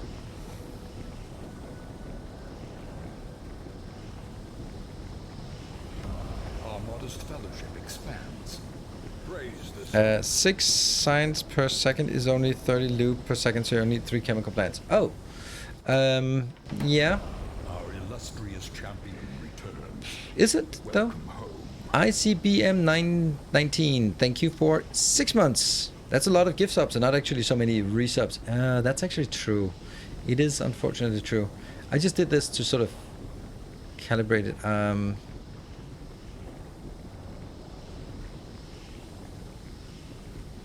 It's a level 5. Amazing. I might get a break today. Thank you very much, everyone, for joining in. So nice to see so many people joining in. Now go on your break. 3 minutes, 4 minutes. Why did you remove some machines? Doesn't it break the ratio? I only this is not part of the ratio. This is just something that will consume. I built the ratio. Okay, I'm just going to show it. This part is built at ratio. Exactly.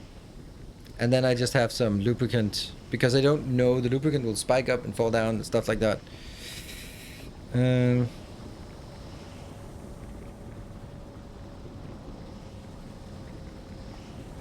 It will be idle eventually, but it is a good point that I could take 1, 2, 3 out. 4. 1, 2, 3, 4. 1, 2, 3, 4. Then I'd have 4 left. And I am going to have 2 of the... I think I'm going to do it.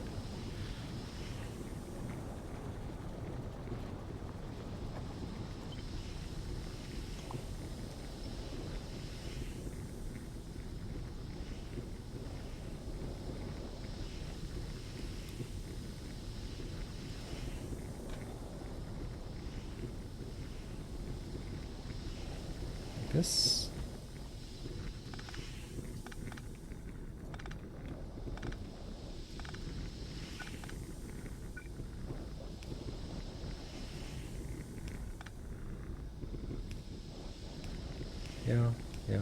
Yeah.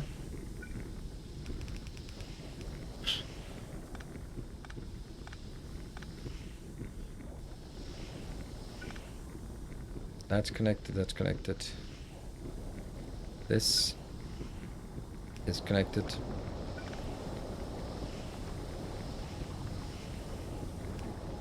This is connected. Okay. Let's see. I've seen a level 11 hype train. Remember, you can set the... I've seen a level 53 hype train for a case or not. And you can set your difficulty as much as you want. This is set to high difficulty. The second hardest, or hard difficulty, the second hardest difficulty. And I think it fits really well, because it has to be something exceptional when the hype train actually reaches a level 5 and not just like, level 17, whatever. It has to be feel good about this, so I've kept it like this since the inception of it. And we've sort of been talking about lowering it higher, and now it's just, this is how it is, because you can see like 52 subs to complete level 6. That's a lot of stuff there. So getting to level 5 is amazing and epic and an achievement, and level 6 is just a little bit unrealistic. But it happens once in a blue moon. But yeah, that's for like special events and such. Like Dyson Sphere Marathon sub, for example. That's the last time it happened. Martin, thank you for the Prime for 2 years. Welcome home. 2 years of dulcet tones. What dulcet tones? I don't know what that means. I'm gonna take it as a compliment. I don't know. I'm just taking it as a compliment. I take everything as a compliment if I don't understand it. That's just a good philosophy. It's pleasing to the ear. Ah, nice. Thank you. Level 5, amazing. Oh my god, look at that. Triplex with 900 bits gets the hype train conductor. Sweet. Sweet. That is an easy steal. And this is now done, I think. It feels good, right? This looks right. And we can now take this out. And then... Oh. What happened? I must have... Oh, there we go. That's what happened. And...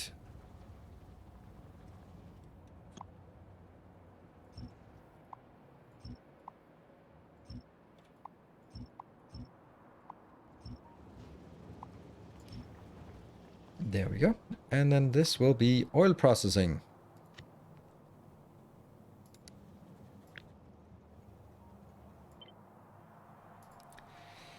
$400 crude oil plus 530 water per sec gives 400 petroleum,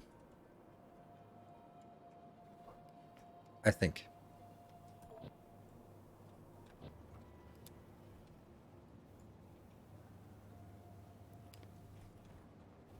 What?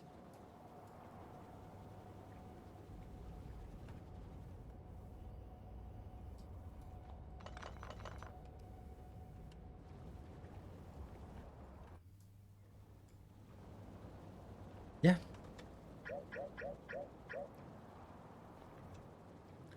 I guess we'll just go for the break at 10 o'clock instead. Just skip the first break. Otherwise, I'll take a break now and another one in 20 minutes. That just doesn't make sense. Okay, so that's the blueprint is a big fat lie here. There you go. Now it's less of a lie. And what I also need to do now is absolutely save it. This is session number 9, and it's the first save. There we go. Hello, Everlists. And with the lottery jackpot, I'll get us a level next time. So you already won once.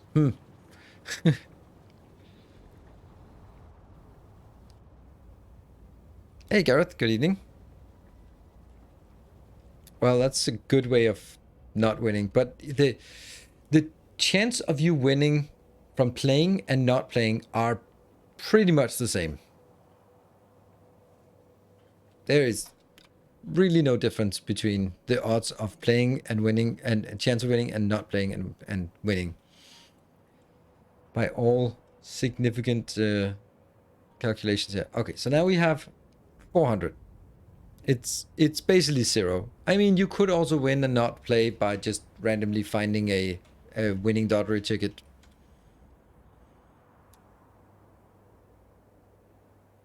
Won't heavy oil be stuck if loop is consumed and the pump is not active? If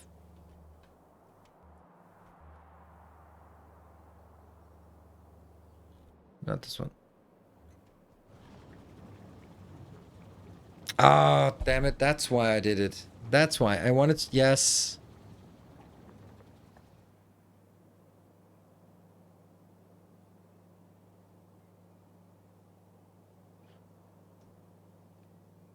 This is why I actually did this. There was a point to it. The point was that I must be able to consume all of it. All 100. That means I need...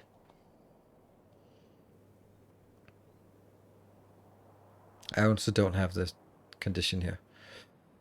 Am I though?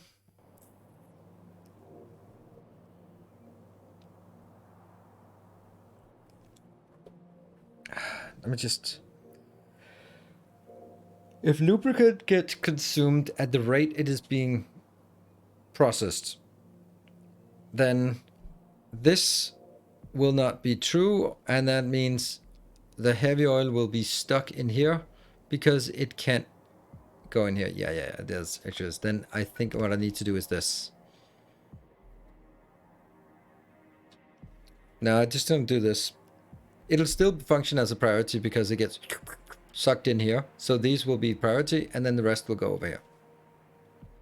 It'll be the same. I also really dislike this one. Hello, XI. Good evening.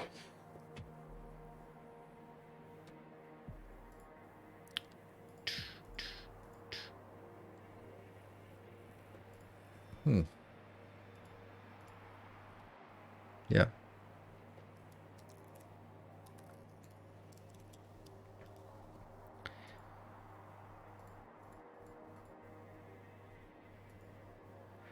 And oh, Angeli, it's raiding. Oh, welcome. Good evening.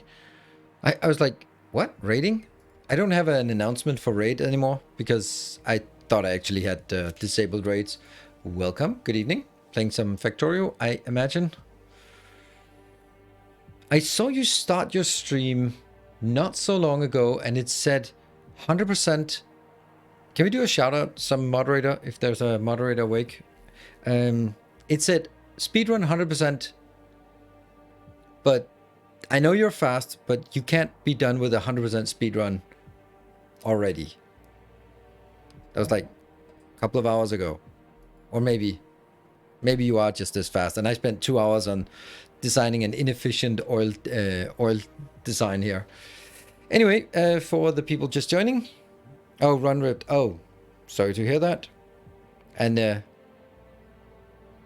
I think 100% is a bit under 5 hours. I think you're missing a 0 under that after that, because I'm pretty sure it would be 50 hours for me. Because, you know, city blocks and path and well organized, all that stuff. Yep. Anyway, let me just explain what I am doing here. For the people joining, I am building a self-expanding base. That's why we're in an editor mode. And the idea is, well, this is actually the part of it. This will basically, if I build the city block, it will take care of building the entire base by itself. Currently, we're working on getting up towards oil, to oil part, and we've just designed an oil block that is working, I think. And there we go. Thank you, Gareth. Do you know about the creative mod? You know the one I'm using?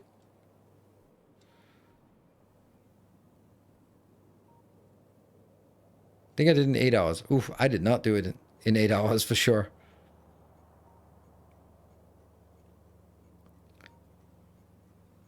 And then any percent in 5 hours. Yeah, I did it in 420.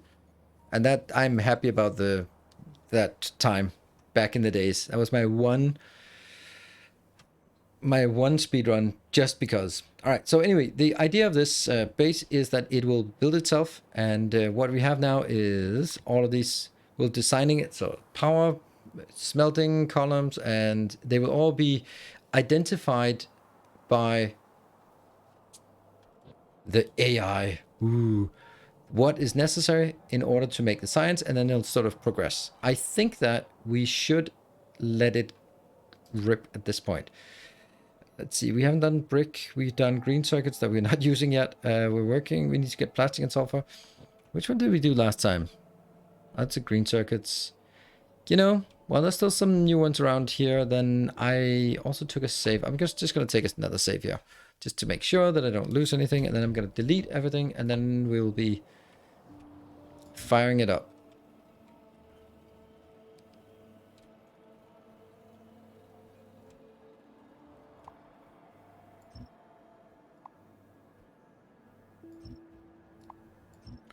See if I can get it working. There.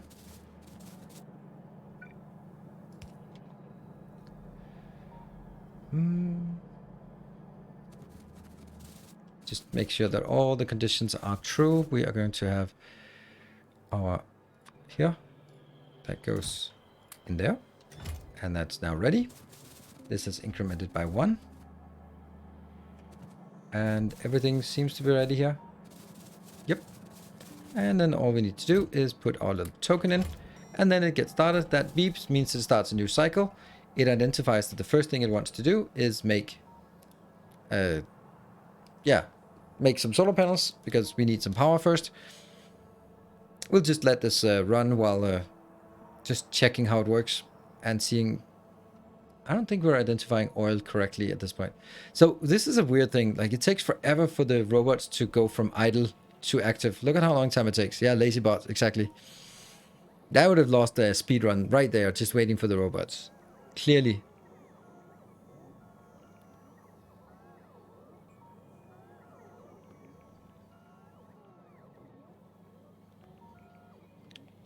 Gotta go to work on my truck. All right, Dawn's morning. Have a great ride out there. What is 100% on Factorio? All science except no. 100%. That's 100% achievements. It's all achievements. Don't forget my break. Yeah, well, I'm gonna take my break at the top of the hour. I don't know if you're familiar with that, Garrett. That's kind of how we do things around here. I know you're new around here, so I'll explain to you. So now we have built the first city block, and our... Oh, it's moving down here, the token right there. So this is keeping track of what is active, what the algorithm has identified is the next one to build, and that is the science facility. So once we have power, we're going to build the science facility, and it'll just be based on pull requests. So now we're going to build the science facility. I put in some quick robots as well, so they should be going. There they are. They're coming out fast. Hello, Enram. Good evening. And once we have built this, then it will identify that in order for the science to work, it'll need some of the ingredient science. This one is still bugged a little bit, but we are not really there, so I don't care. And the way it works is that it'll try to go in this priority, so it'll take the first one on the line, and that means it'll do the green, which is honestly a red and green science. So once it builds this one, it'll do red and green science from here. And we just need to wait for this. The whole thing here is going to be a slow process, but it's going to be just... Whoa, that's not correct. That's not correct. How did it do that? It started... It should not have started. It said beep while there was still something here. That's weird.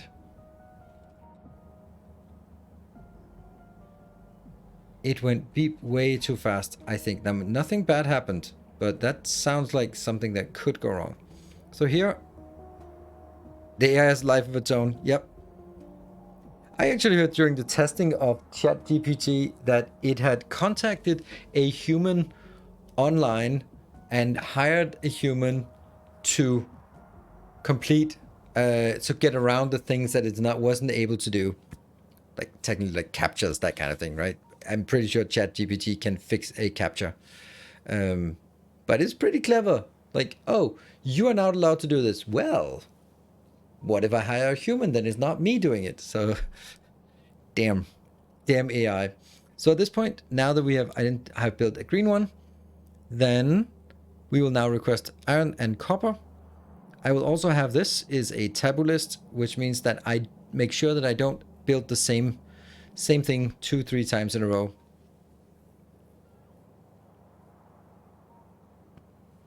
But it didn't lie to the human about being an AI. Probably because it's not allowed to lie. I mean, it's still like following its instructions, and there are probably some things that it's said. There are probably a lot of guardrails, and probably still not enough. Yeah, so the only logical reason or logical conclusion is... thank you, Conscientia. Thank you for the 11 months. The only logical conclusion is Roku's Basilisk. We need a water block now. Yeah, the water block is going to be part of this one. This is just going to be an everything block until we have a way to... We design a way to solve how to get raw resources. Then we just have magical buildings here that generate raw resources. This will also be making water, for example, so that we can get that as well.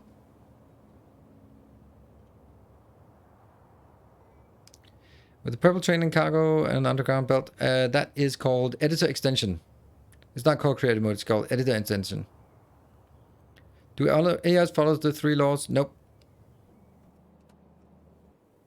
Don't think the 3 laws of robotics are particularly applicable in the real world.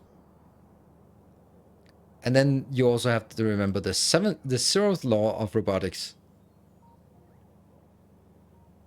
Damn, it's... I feel like I should listen to or read the Foundation and the iRobot. It's one of those things, like every 10 years or something, I revisit them. So this is now copper coming in. The iron is now coming in here and it's working as it works. Oh, supercapacitor is still set high, is it? Oops, shit. Okay, so now hopefully it'll be struggling a little bit here. Not now, but I was wondering if they are already implemented in programming. What?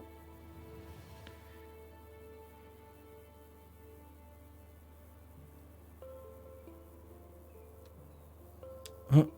You build guardrails for an AI, you feed it all the knowledge of human and knowledge of humankind. Kids are very good at working around guardrails. Yeah, that's gonna work. Yeah, I know. But it's still it's an interesting. Hound trains are already online once placed. Don't require manual startup. That is a mod that is automatic deployment, so that they will start in automatic mode. Oh, this is actually working now. So I started these without fuel so that they don't bump into each other if they get placed in the incorrect sequence. And that means now these trains will... There we go. And it's just not a problem getting this inbound here. We'll have a little bit of supply for this, but then the oil one will take care of it.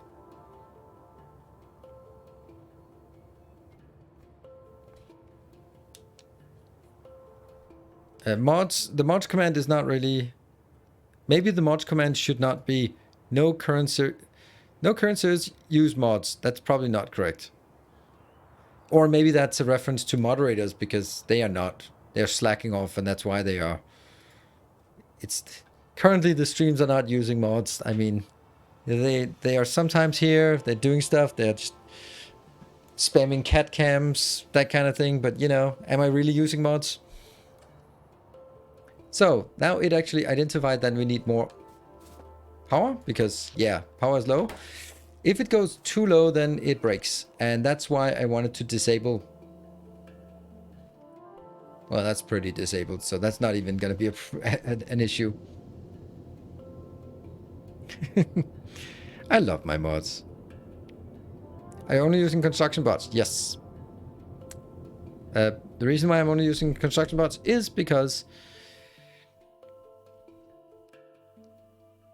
that is a yellow science, and I am building this at blue science level. You can't build it less than blue science level because you don't have robots at that point. So this will be where we are. Now at this point, the power is not catching up yet. So you can see, yes, we are starting to fill this up a little bit during the daytime, but it's not enough from this one. So we built more solar panels. We're allowed to build, is it 3 or is it 5? Yeah, 5 solar panels in a row before we have to do something else. 2 little solar panel block. Yeah, and this is okay. This is actually how I want it to be. I want it to sort of dip a little bit. The thing is, like in the beginning, when one of these starts, it'll be a massive increase in demand, right? If we do this,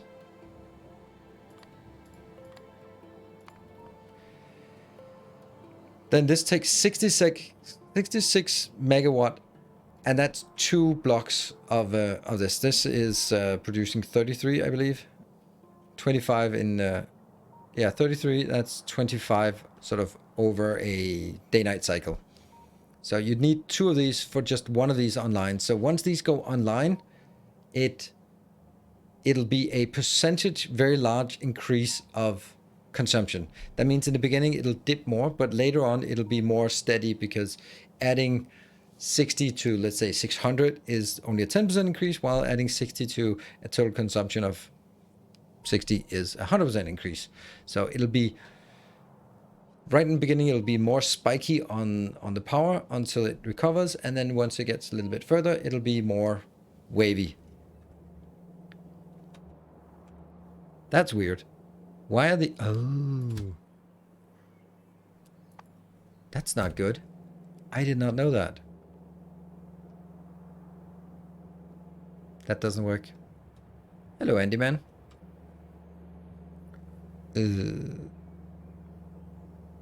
We're going to make assemblers and rails. Right now I'm not making them anywhere. I'm just inventing them. But that's something we'll have to do later on. Ooh, this is not good. This is a failed stage. Failed nation state. It's a little bit gloomy. So once it goes really low on power, it just doesn't recover because it gets stuck. Because circuits don't react when low power. And therefore it got into an error mode, and this is what we did. We found 2 errors now. The power, and the other one is this one.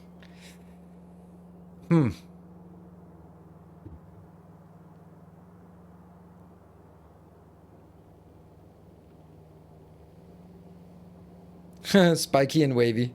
I like that. Spiky, it goes from spiky to wavy. Yeah, moving trains don't get loaded. When they're in automatic mode, they don't get loaded. If they're in manual mode, they get loaded, but then they're not going anywhere. We have to find a way that they can be done manually. Or they can be done fully automatic.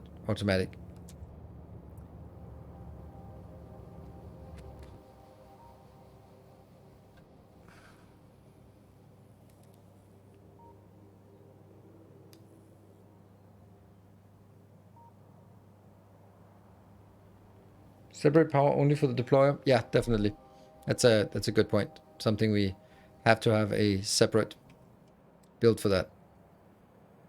Temporary stations are always a bad idea, because they route to one of the stations first. I think the answer to this is that I will have them with one fuel in them when they deploy. So we will break this up. It won't be able to recover because it got into an error state here, where it's waiting still for the robots to be idle, to be busy, but they're not busy. So I'm gonna be catching this, and we need to fix it a little bit.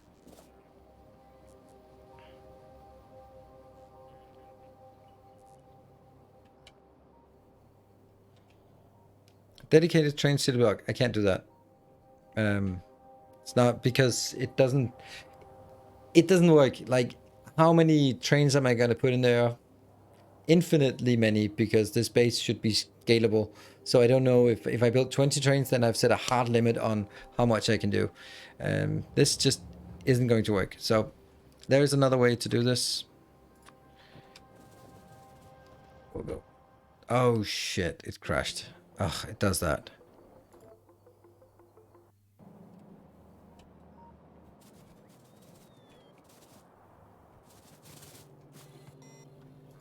Go away. Don't care about you. Ah, wait a minute. First change there, and then open it. Don't do both at the same time. There, and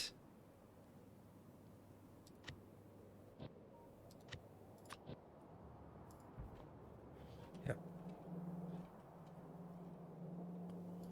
This one has no fuel.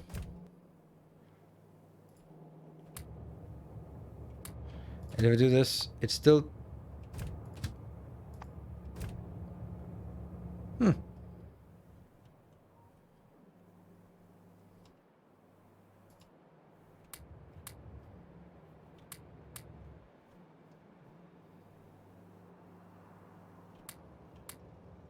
Doesn't this just do exactly the problem that I had before? Yes, it does. Now it's time for my break. Ugh. I'm gonna be caught in one of those problems like this. This is gonna be... That is... I think this is the old problem. I just get back to the old problem instead of the new problem. Yay.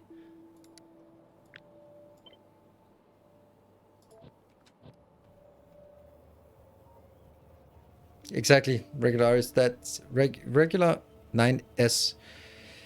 That is that's the reason why we did what we did before.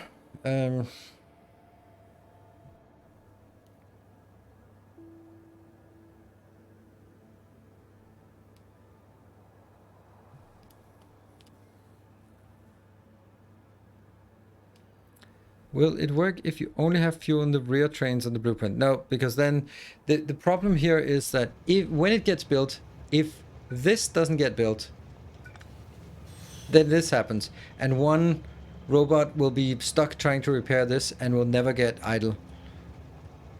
That's the problem.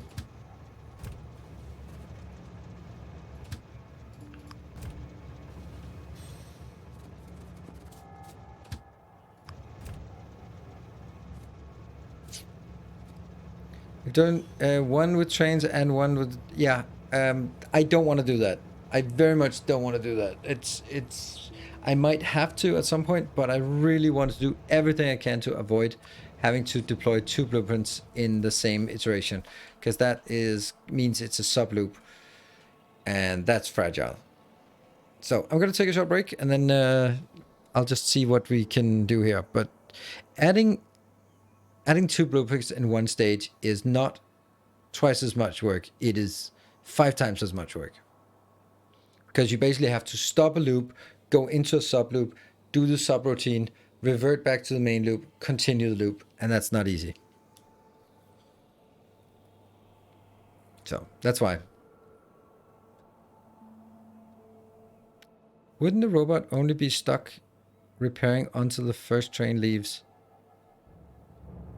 I don't know if it actually works when it gets bumped into.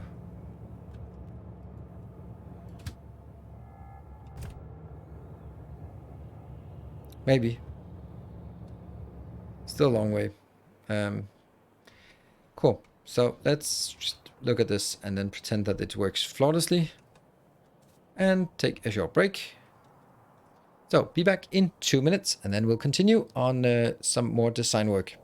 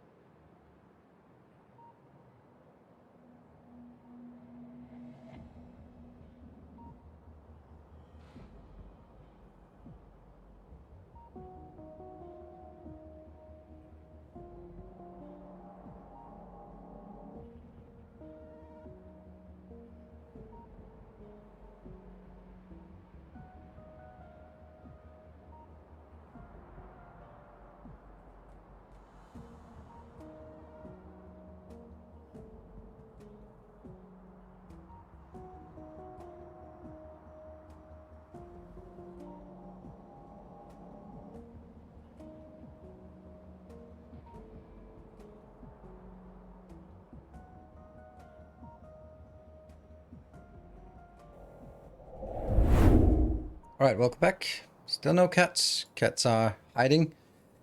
All right, let me see if that was an element. You could deploy in 2 stages. That's the one. I think it only malfunctioned because you changed the capacitor and fluked the energy supply. Yes, but then... Yes, I think so too. But I still think it's very vulnerable in the beginning. So I probably should start by making it build probably 2 power poles or something like that, or have it build one and then start by building another one or something like that. All right, so you could print the next train separately. If the train station doesn't occupy a train, print a train once and or force the train signal. Okay, I don't think that, I think that it's, and also regular with 2 deployers. You don't, you...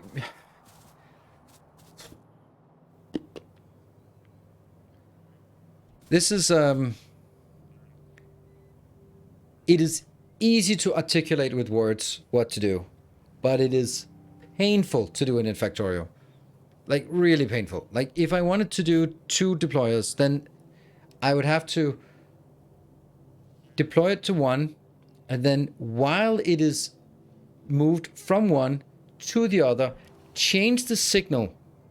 Because if I just move it to another deployer, it's going to deploy the same thing again. So I have to move it to a buffer chest, some kind of chest where it parks, trigger some logic to figure out that if you just deployed a copper smelting at location X, then now you will deploy the copper smelting trains at location X, which is a new blueprint. That has to be aligned. That has to be put in. And that's so much work. That is so much work and so fragile and twice as many blueprints. That's the kind of thing, right? And so it's easy to say like, oh, just do it in 2 steps. But doing it in 2 steps means 2 blueprints, 2 blueprint books, a way to identify that I have now deployed a blueprint that needs a secondary blueprint in the same location. That means I have to remember the location without incrementing. It means I have to change from deploying blueprint number 21 to blueprint number 43. I don't know. And then deploy that at the existing locations and then move on. It's not because it can't be done. It's just one of those things where it'll make everything much more fragile and much more convoluted. And I always, it's probably my biggest strength as a product manager is that I always favor simple solutions. And supportability, maintainability are paramount.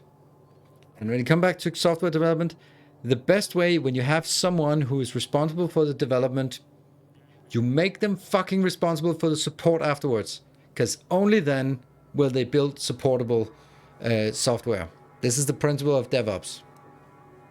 But if you are the one, I've seen so many developers just like the most egregious example was here's a text field or here's a date timestamp, and it was just a free text field.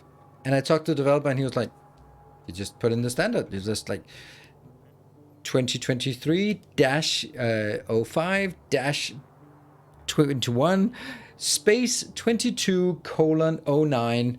Like, that's easy. Just do that. Like, fuck you. Fuck you very much. Like, oh, it didn't specify that you needed, like, I will now ask the customer, I'll give them your phone number so that they can bother you when they can't figure out why it doesn't work because they made a subtle difference.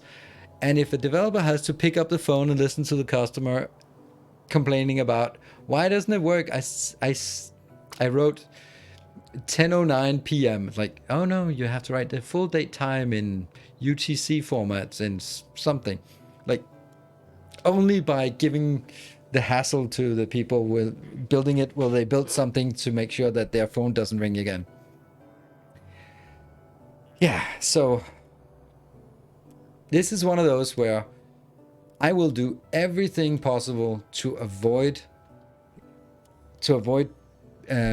deploying two blueprints. Yeah.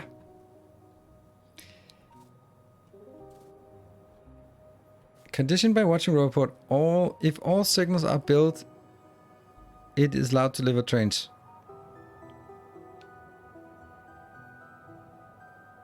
It is allowed to deliver trains? It's not, that's not it. That's not the problem. It's not about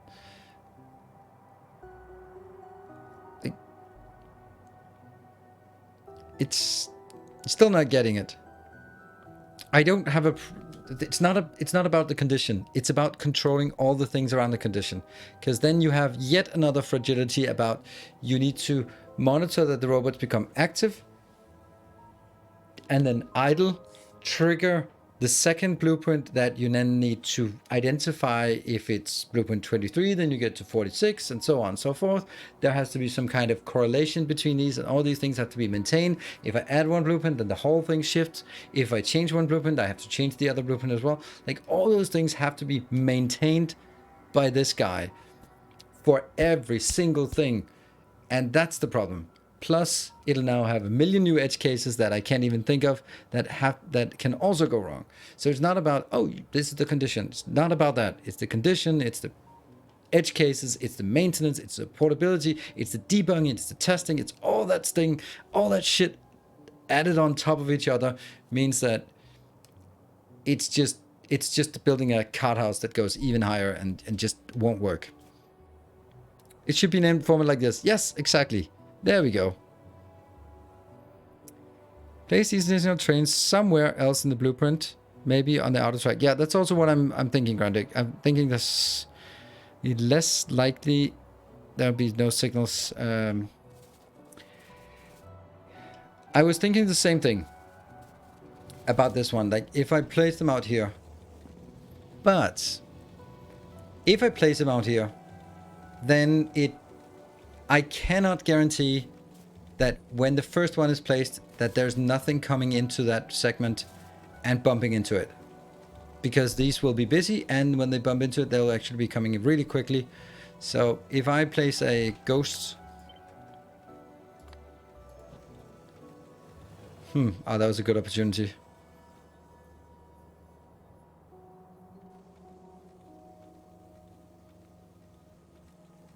If I place a ghost like this, just as a train comes in. Come on, give me a train. I want a train coming in. That would be fun if I could actually make it happen. But I'll build this train here. While they're coming in, just as the first one comes in, another train comes in and crashes into it. And that's, I cannot guarantee that. And therefore, it's just adding one edge case to another edge case. You can place them on input stations. That's a good point. That's a really good point. That's a good place because that's a useless place. And then once they get built, they will go out and around and about. What are you doing? Where do you want to go? Oh yeah, these are not, they're not working because that's, there you go. Yeah, let's do that. This one's messed up. We'll build them on the input station.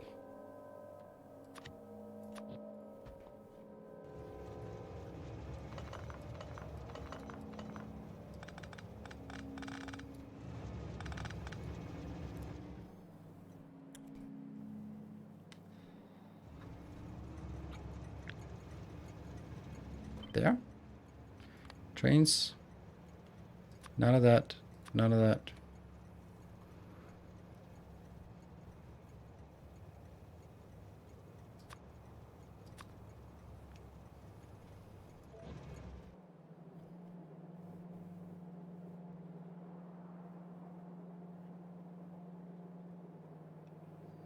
How do I prevent them from actually going anywhere? Look. I need them to stop going somewhere in the beginning.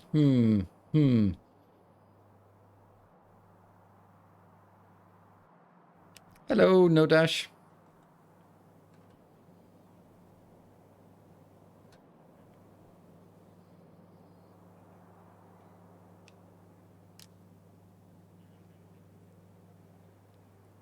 Can they now be unfueled? No, if they're unfueled, then they won't be going anywhere. If I remove the fuel, then they will never be, they'll be in automatic mode, but out of fuel, and then they won't be getting any fuel in. And so they have to be with fuel because worst case, they will move out here and they will encounter some, that signal will always be there. So it won't be able to get in here. So yeah, I'm going to pause it and build it outside of this area here. So let's, there.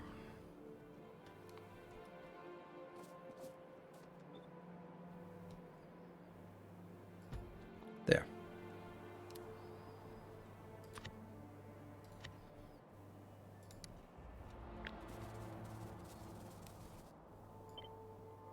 And also includes these two. Can you maybe disable signal with certain condition? Ooh, that's a good one as well. But I think this works.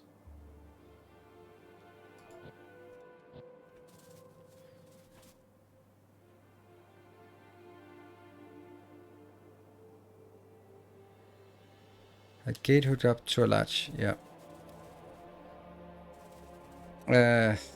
Again, this is one of those, this is absolutely one of those conditions that's going to come back to haunt us. Then I need to have some kind of signal that identifies that the blueprint is in the process of being deployed, but now it is deployed, so now it's open, and then it will always stay open from here. I was like, oh man, that's... How would you build a condition like that that cannot ever switch back?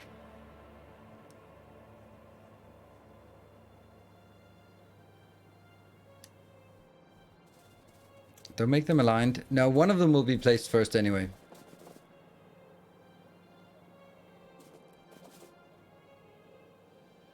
It'll be 1, 2, 3, 4. There has to be 4 signals that are not placed.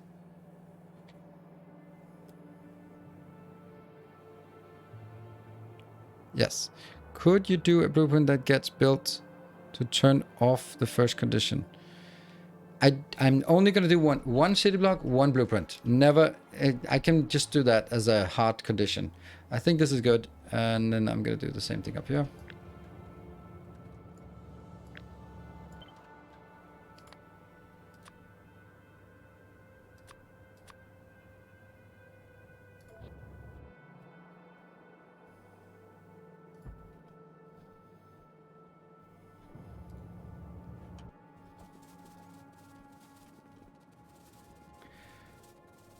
Build a blueprint that deploys a blueprint. Deploys the blueprint deploying building. Builds trains and deconstruct the building part. One blueprint. Only one blueprint gets deployed. So if your idea cannot be done in one blueprint.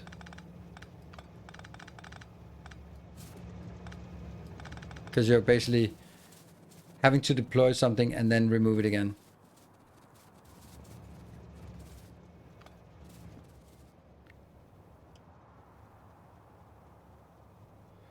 Why not reverse the order of the train schedule so it goes to destination first?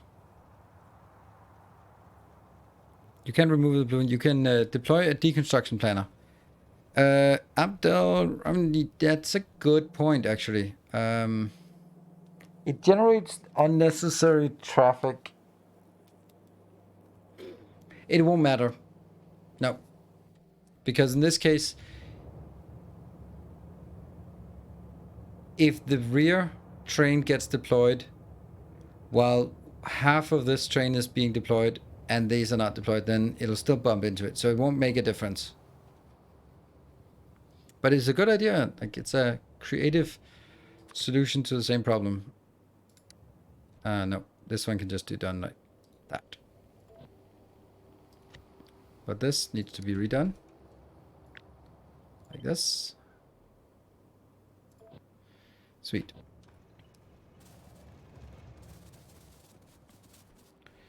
Can we make a separate block that is just for train block and then have a blueprint that deploys items on that block? Yes, you can. But it's 2 blueprints. Because when I stamp a blueprint down, I stamp it down with a displacement from the center. And if I want to stamp down at that location plus at my home location, then I have to, one of them has to have an offset and the other one has to have a non-offset. You can't deploy something that is an offset and then something that stays put in a fixed train location. So it'll still be 2 blueprints.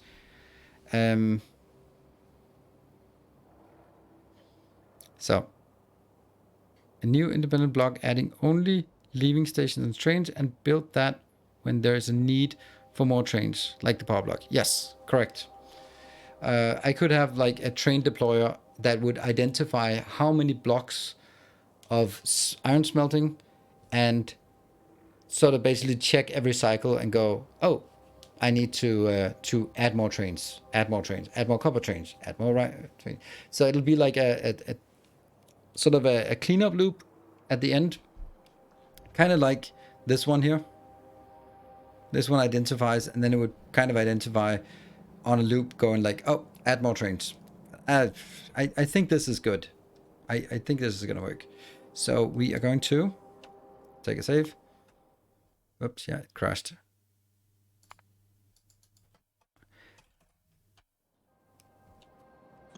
Like, generally speaking, it's not because they're not good ideas. I'm just really just so keen on making sure that I don't go with ideas that require 2 blueprints. Because that's... Oops.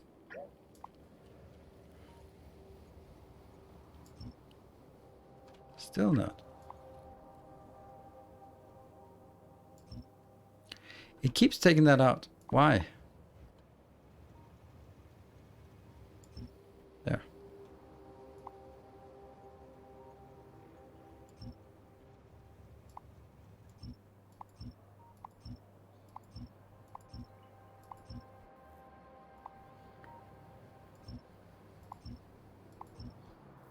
Fortunately, the cleanup is a little bit of work here. Yeah.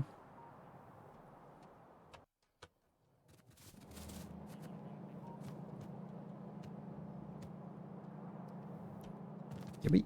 And...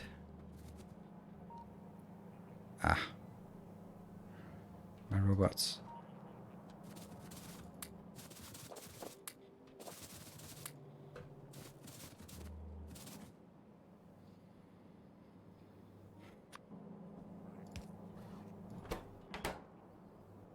48.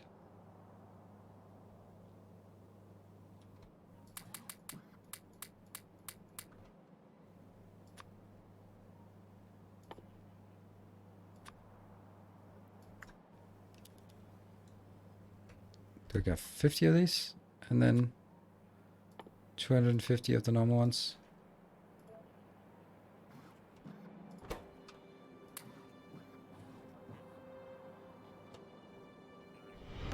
Our illustrious champion returns. So that doesn't work. Welcome home.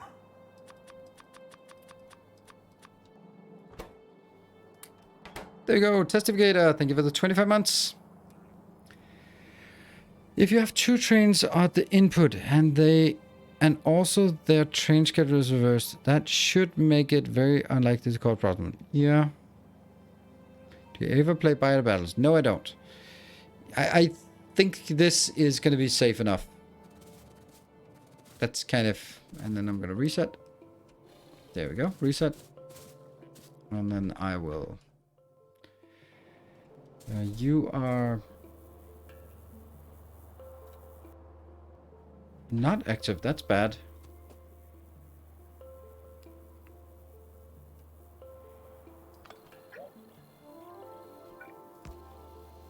There you go. That's now activated. Because I do want to make sure that I have a power. And then we're ready to start. I can't remove this green wire, unfortunately.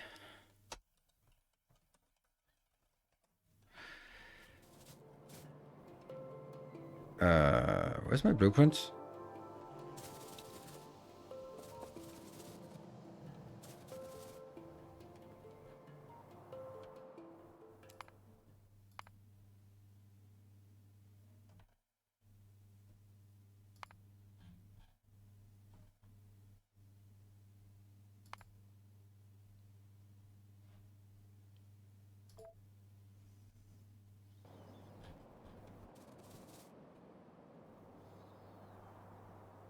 I don't know how my blueprints disappeared. I have to do this again.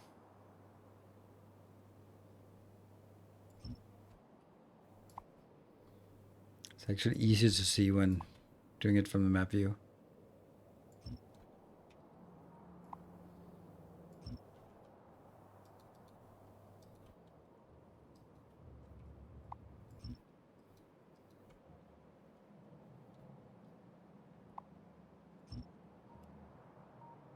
And let's see, this one gets reset. And up here. Pick you up and maybe it was actually there. You've been reset and this. There you go. Try again.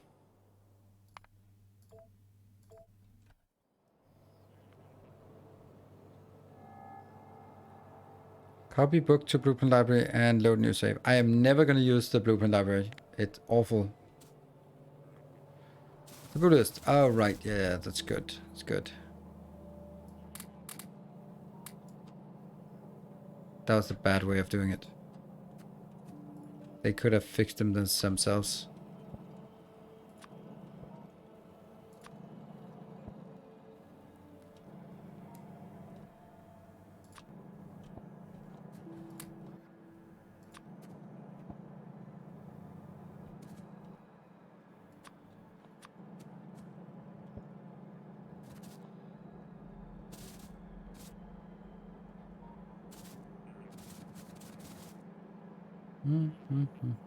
Yeah. Not this one.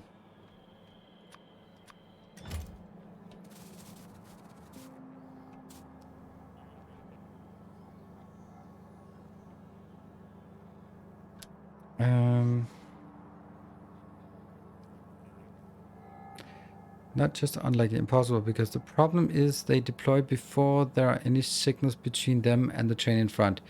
If the trains are at the input and have to go to the destination, then the trains at the output don't. There's just a signal. Yes, that's the whole point, is that I force them to go out on the already existing line, and therefore I'm guaranteeing that there is a signal.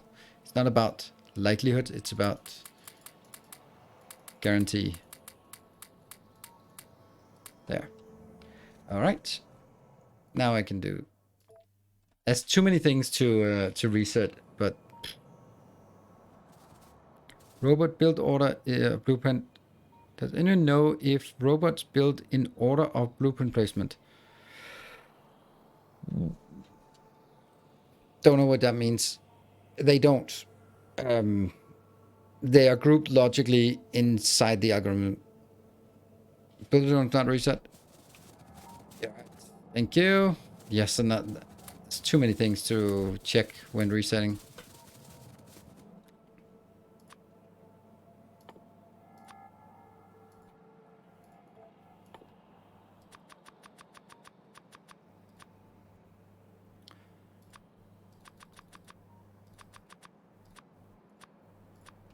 Boop.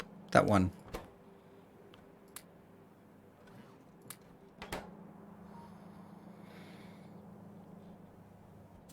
Now I think we're done, right?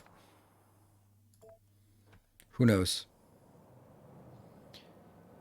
And blueprint placement. If you place multiple blueprints, it will not do in sequence. It'll just be one big buffer of stuff to be built, and it'll build it according to something internal. But absolutely,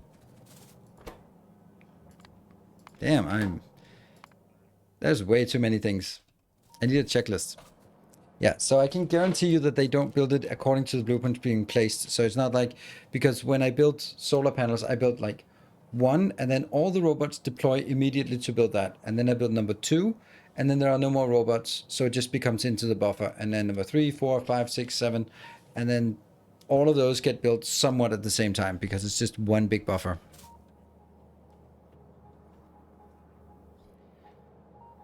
It's only if you have more robots than build commands. Then as soon as you place it down, robots will be allocated. As soon as you build the next one, robots will be allocated. But if you have less robots than build commands, no.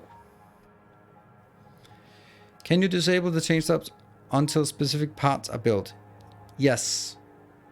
But now I have a solution that I want to go with. So I don't want to... I can do that, and that might also be a good opportunity to do that.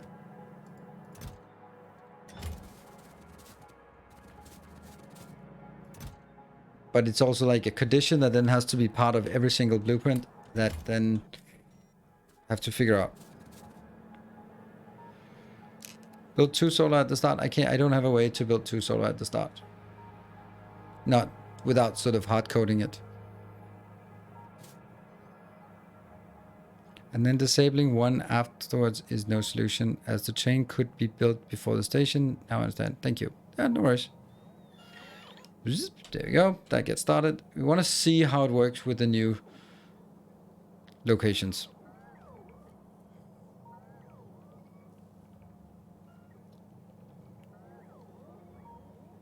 In brain blueprint, we could make a reset all blueprints, I guess.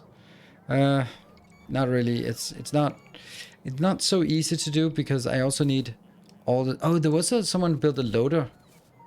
Like a loader for this. That's actually it's one of those things that I know for myself. I'm really bad at doing that. Like that should not be the case. How? Why did it start doing that when there were robots that were busy? That makes no sense. Can they be busy and charging? Or idle and charging?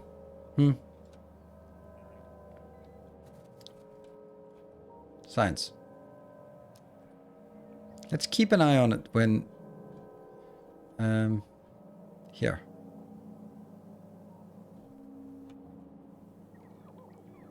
When we hear the beep, this should be 300. No more, no less. Well, definitely no more, but also no less.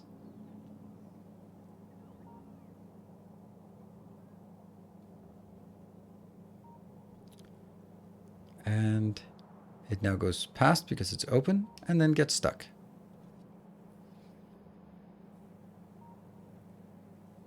This blueprint checks for ghosts in the city block.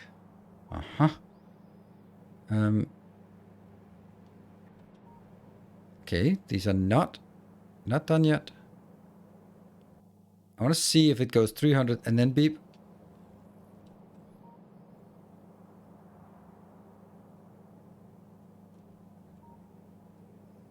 Looks like it.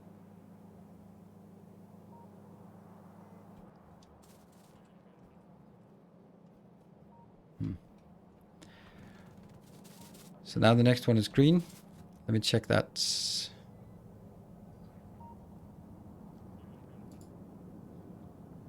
Ghost in city block detector. What is the point of it?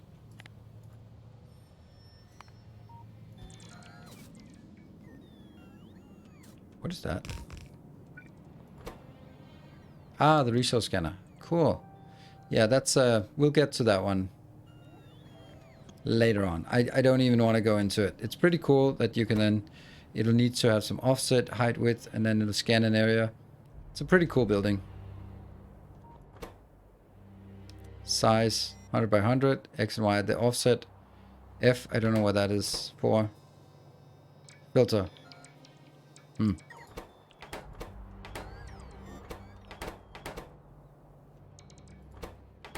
4,000? 4,000, okay. Yeah, not gonna do... Okay, let's have a look at what happens here. This is the whole point. So this one got built now. I'd like this one to not get built here. This would be nice if we could see the train go out.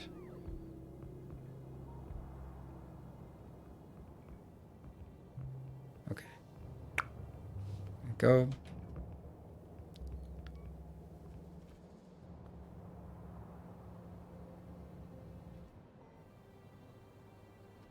What? Where the hell are you going?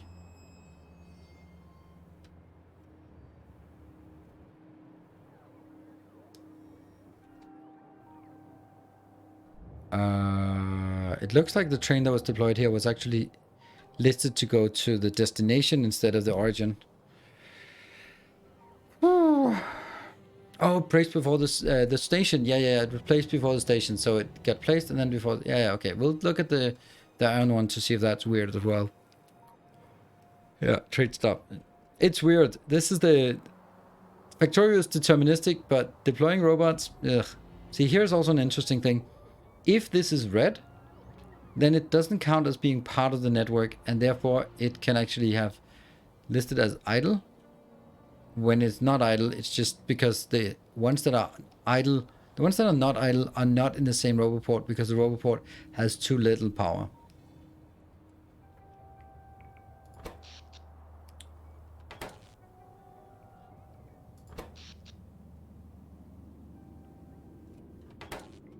Okay, so we're starting to consume. No power. Oh, this is not producing 20 power. It's only producing 20 power when needed. Ugh. Yeah.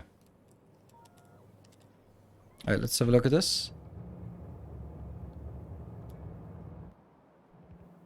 Good. So these are stuck here. One of two trains, and as soon as this gets built, no path, because the path here is not built. Now there should be a path. Where do you want to go? Oh, now there's a path. Where are you going? Okay, it just took a while to get the path. Hello, Archangel. Good evening. New for the Factorio. Thanks for the awesome content. Welcome. Steel gaze, I think. I spent about 6 hours trying to get the bus going. Well, is it going now? Oof, this is... Why is the production so high? Oh, solar panels are coming online. Coming in hot. More solar panels. And that's going to be another solar panel. Hello guys, any tips for a very new player? I recently bought it and I have only like 3 hours on record, but I would like to get some tips and tricks, please. All right, Kudlow, welcome. here is my tips and tricks for a new player. Don't watch any of my videos. You can watch this stream because you're not going to understand anything what's going on. But don't watch guides. You can only play the game first time once. So play the game as inefficiently and as weird and as awful as you can, and as it is, and then either get stuck because you can't really figure out how to get all the way through, or it gets too slow and grindy and you really, what am I missing? Or you launch the rocket after much grinding and just spaghettiing, and you launch the rocket and you go like, awesome, now what? That's the time when you could take a look at some of my videos to get inspired about how to do things more effectively. But you can't play the game for the first time more than once. And if you ruin your first experience or your beginner experience by just looking at someone who has thousands of hours of experience, then you might later on regret it because you don't see the same progression of, oh, the first time I didn't do this, and then, oh, next time I'm going to build a main boss. Like, oh, this is cool. And then the next time you're going to be having more structure, and you're going to start building at ratio, and you're going to build enough green circuits to actually support your base. You're going to build trains, you're going to build robots, and gradually you'll be adding more from each game to the next, or maybe it's within the same game. But definitely get the beginner experience as rough and as intuitive as possible. What about options?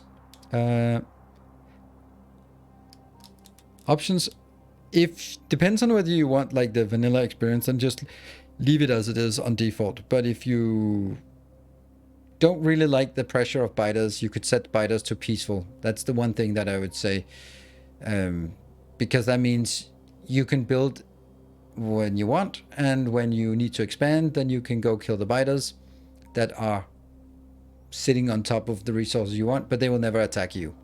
So I think turn off cliffs. I don't agree. Cliffs are a part of the game, and yes, I find them annoying, but that's not a beginner thing. A beginner thing, you build with what you have, and you don't start manipulating with settings.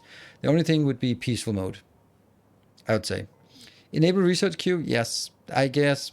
But then again, it's not really important for a first time, because when you're doing it the first time, you're not going to be queuing up 10 research. You're going to be figuring out what the next one is, and you're going to look at what it enables, and you're going to be selecting it, and you'll wait 5 minutes for it to complete, and then from there you will be happy and progressing. So that's kind of, yeah. So I think also, like, if you give 10 tips, then it doesn't get stuck as much. It's like, okay, use the jumpstart base, build a main boss, watch these masterclass videos, use the oil processing blueprint, build city blocks, because of course you should build city blocks, set these settings. Like, then it's going to be lost. So go in as vanilla as possible, and if you don't really like the pressure of biters, set them to peaceful, experience the game. Then you will have much better impression about what you like and don't like, and what you'll tweak it next time, because there will be a next time. Yeah, 0 good tutorial missions. Yeah, I probably, yeah.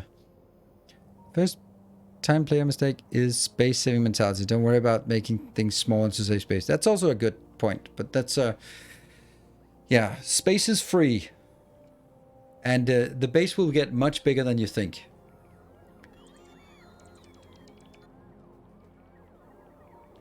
Okay, this we got distracted, but nothing blew up, so I guess things kind of worked. Going in here, and we also got through the power crisis. Also enjoy. Yes, exactly. Have fun. This is why.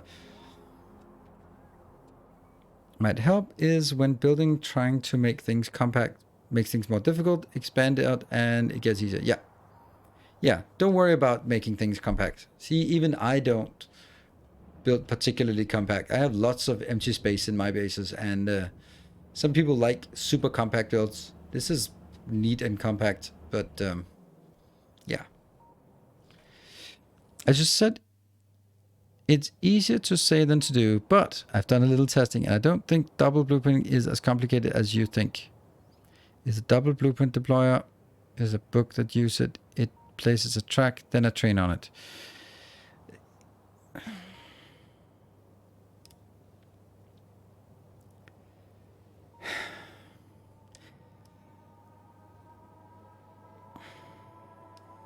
Okay, I'm gonna analogy. I'm going to the boxing center. I take a punching bag and I hit it and go like, that's not very difficult.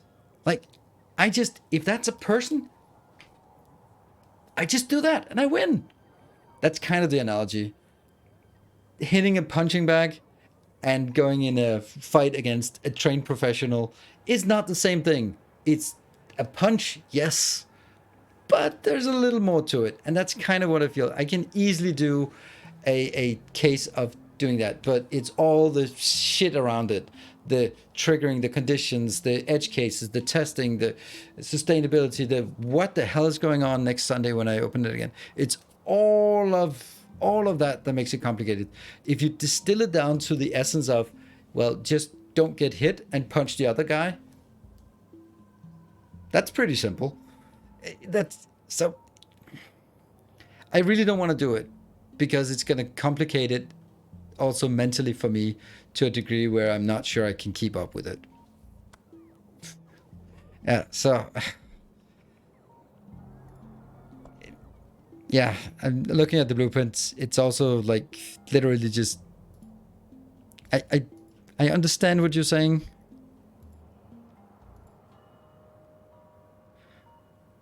And I can definitely also do that because that's the basically the just don't get hit and punch the other guy, then you win.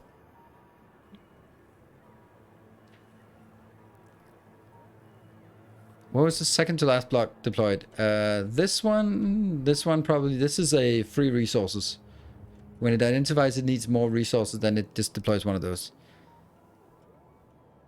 To do oil right after the first start off for the fuel. Yes, you're right. You're right. That's also that's another thing that we need to do. And also mark that as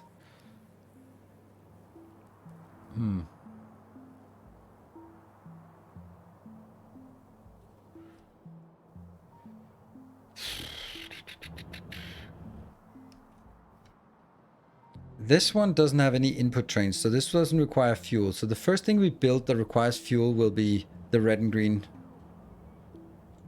Which means this one could do a request for fuel. Like this one is that one.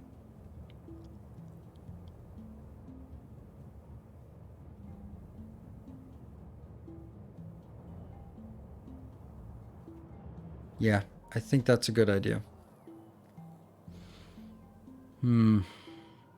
So, yeah, everyone has a plan until you're punched in the mouth. The good, that's a great quote from my all-time favorite project planner, project manager. It's a good project management quote. It's by Mike Tyson.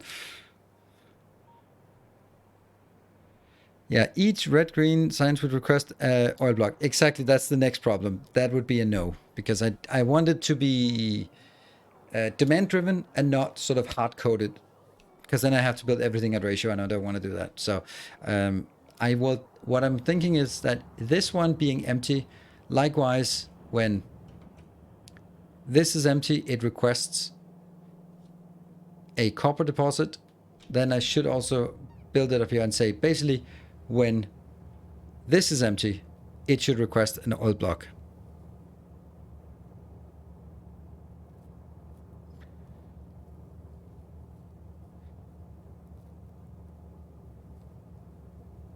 Yeah. So let's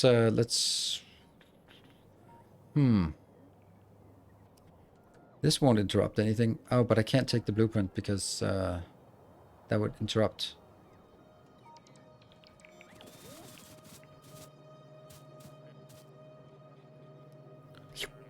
I'm gonna take the blueprint. And I'm gonna go over here. And then build.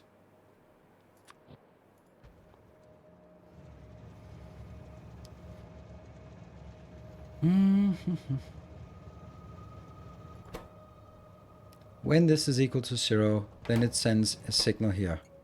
But it should also send a signal that goes back into the main line.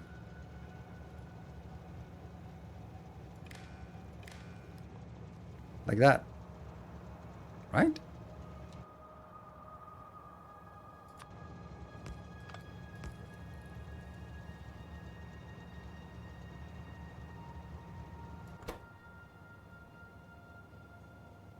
Oh, now it sends an L signal. I don't want an L signal.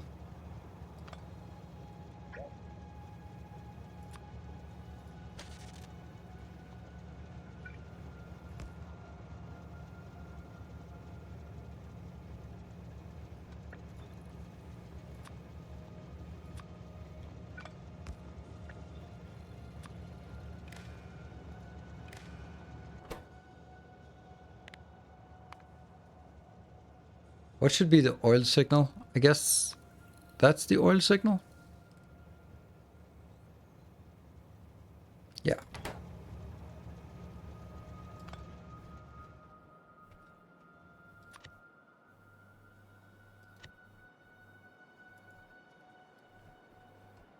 Also requests the initial oil block. I have to build it, these kind of things, otherwise I'm not understanding it. There.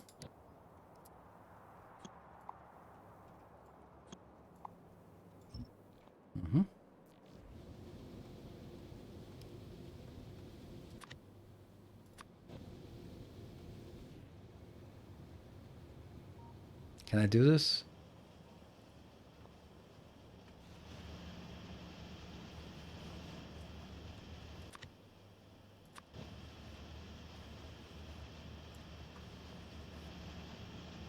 I can't.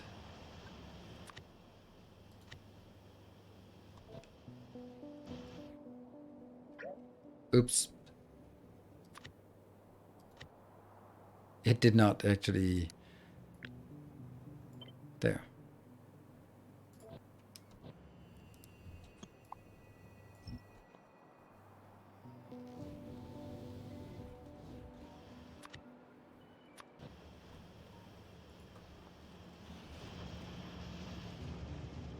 There.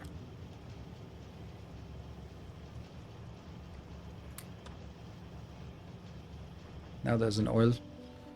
Good. So now I want to delete everything again and start over.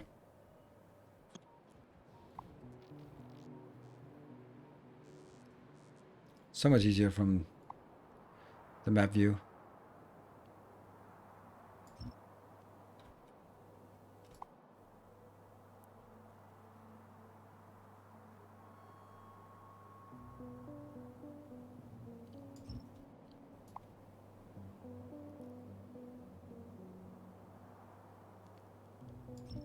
Yeah.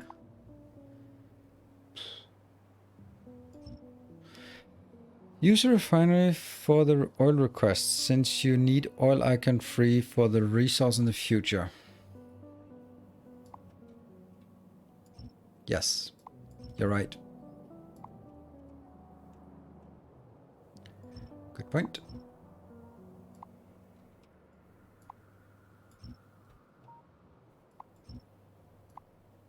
This reset thing is annoying. Oops, hello.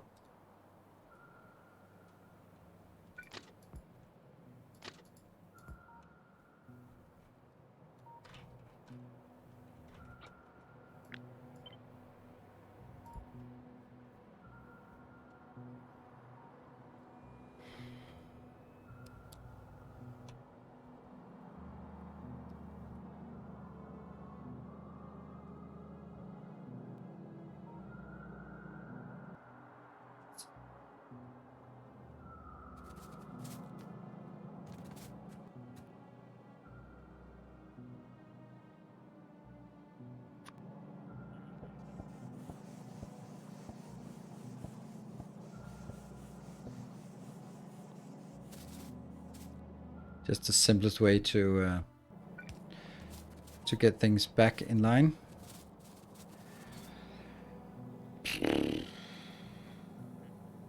I feel this one should be not this one, but it should be white signs here.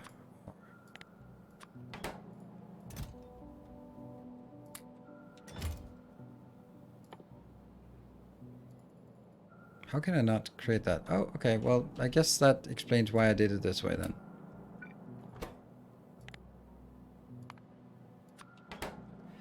Okay. This is awful because I need to insert something here. It has to be low priority or high priority or something. And I also have the problem that I need to make it closer, so I can't afford to have the walls in between.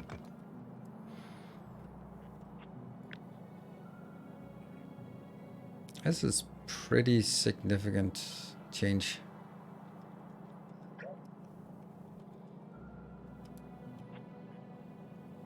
Hold on.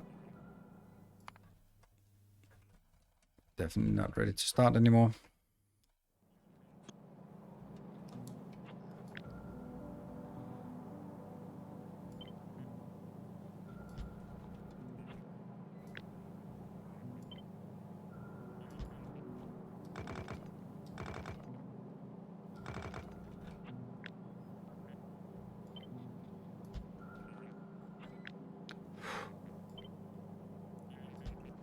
Oh, this is bad.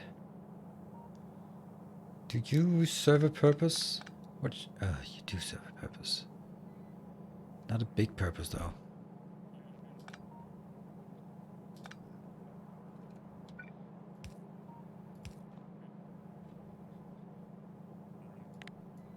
Can you just please fix that?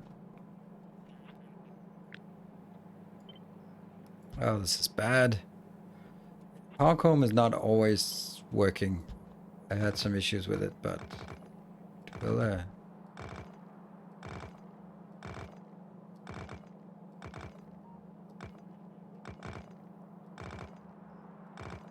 turns out we need way more than I thought.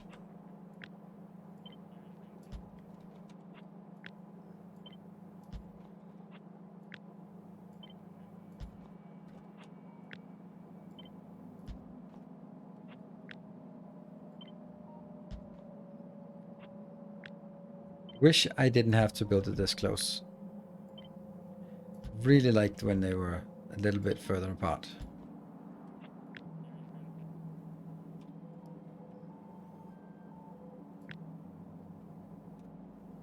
It has to be before the oil, right?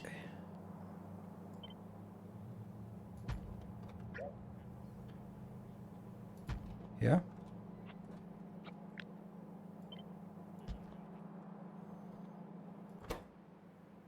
This should then be a refinery. Oh yeah, that it also has to be a physical object we can move around.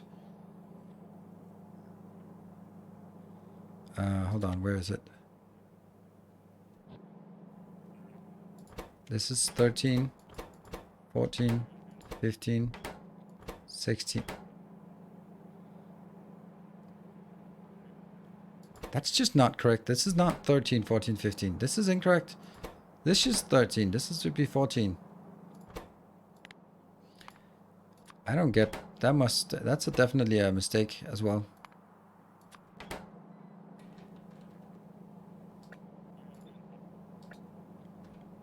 It's 15 here, and this one will then be 16.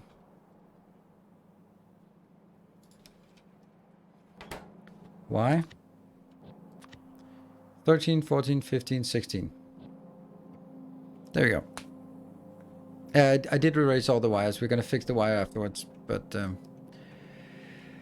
that's one of these.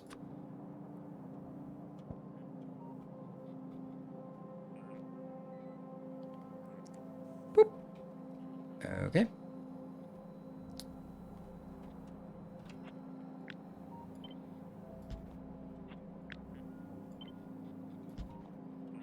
I'm sure there are going to be more that I haven't really thought of yet that also need to be put in, but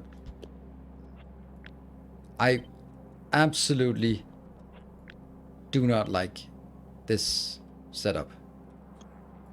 Like, these walls in the in between were so important.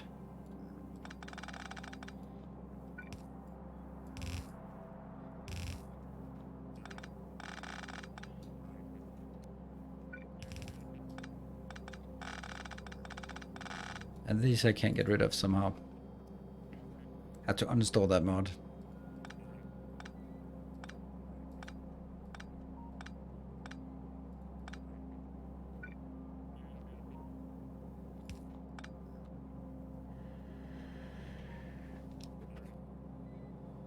I think I do need to build one here. Yes, I do.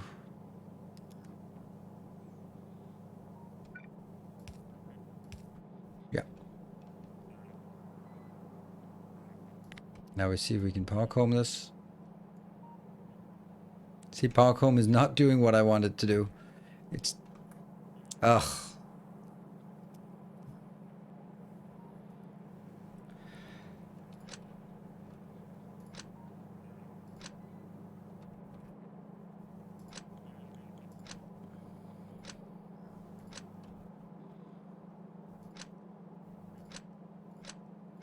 This is the most annoying shortcut. Because you never need it and you accidentally click it.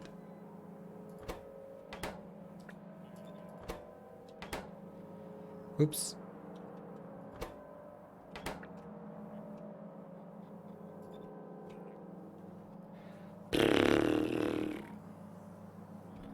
Yeah, so now I have to see if I can power comb this.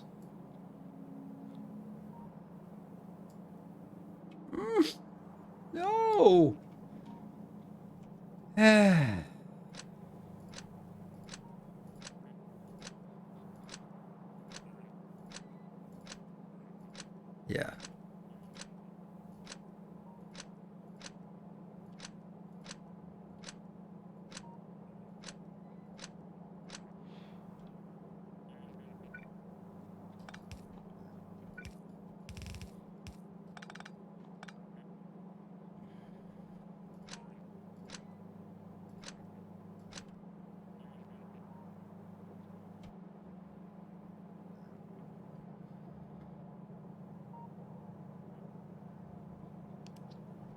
Yeah, but I can't build in a square pattern here, because that's not what I want.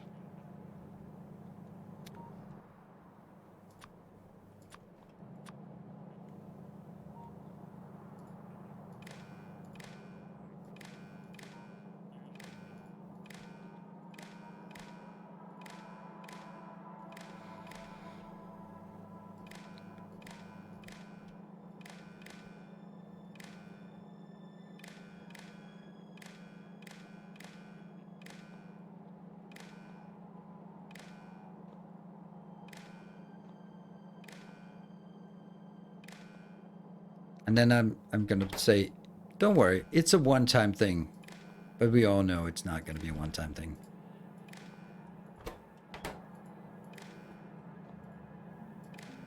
There. I know. I know I disconnected red wires because the red wire goes from here and in here. And since I removed some of these lines, then yes, I have removed some wires. We'll get that done. There, and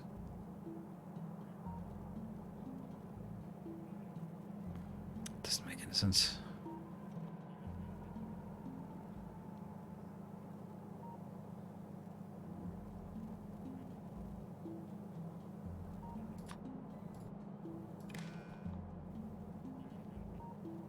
That doesn't make any sense.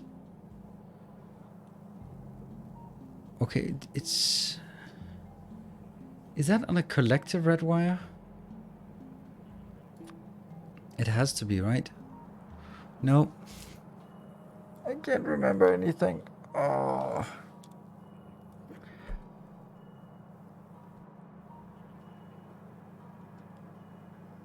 So... I just so badly want to rotate.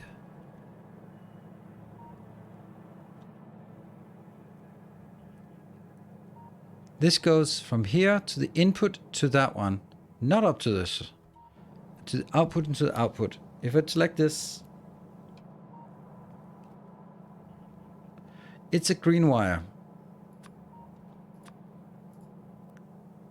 That goes away. There's a green wire coming in. There. Our illustrious Yes, champion because the green wire returns. goes across. Welcome home. Because the green wire will have the global demand. Thank you, Dodgy123. Thank you for the 7 months. There we go.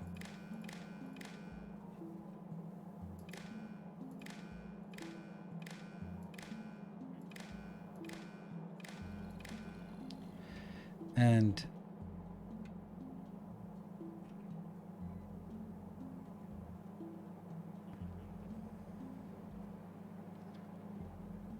I have to see if they...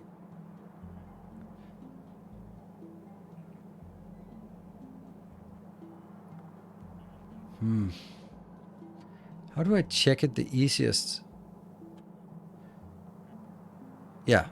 There it lights up the global green wire, but that does not. Because I removed some of them. Yes, yes, yes. Yes, yes, yes. There's no way this is correct. Like, why is that active and none of the other ones? Why are you active? That doesn't make any sense for me.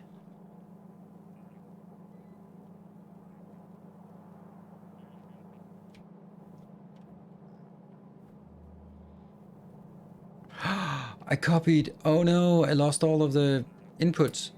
Cool, okay. Then I'm gonna find that deployer. Oh, Jeff. Good evening, Jeff. Good to see you. There was someone who was kind enough to give me a deployer last time. That one. Multi-item primer.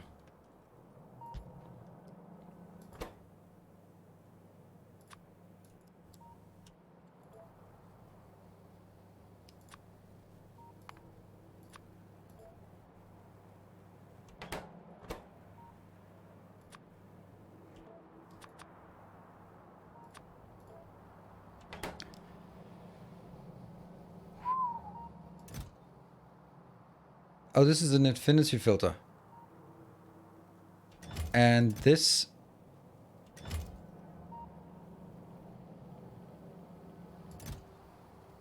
sets the infinity filter. What does it do?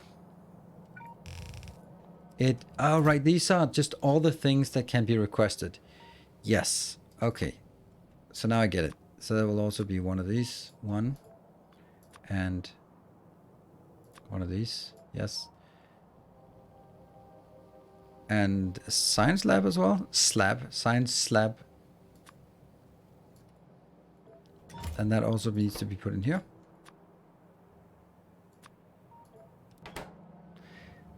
I'm looking at VOD right now, and the red wire runs the whole length too.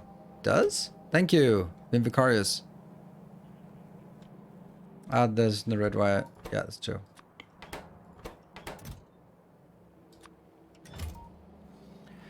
Why does the red wire run all the way?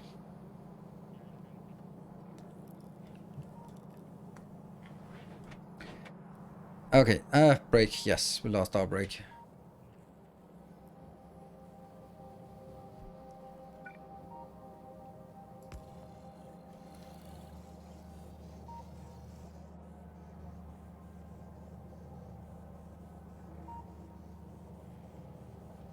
That's cool. That's cool. I like that. Except for the things that did not get built. No, I think it's all of it. It's just a weird order. That's a cool blueprint.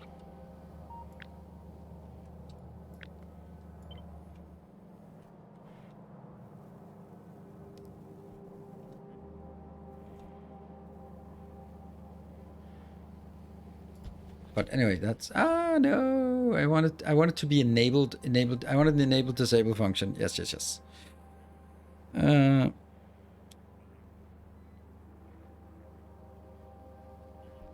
Red one is which one's being played? Yes, that's of course.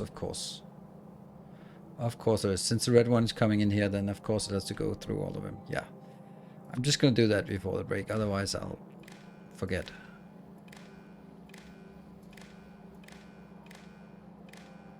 Yes, green is demand and red one is the signal going back.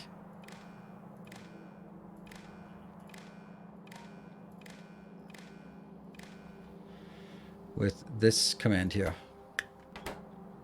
Good. Save the game. And take a short break, and then we'll be back in 2 minutes. Be back in a bit.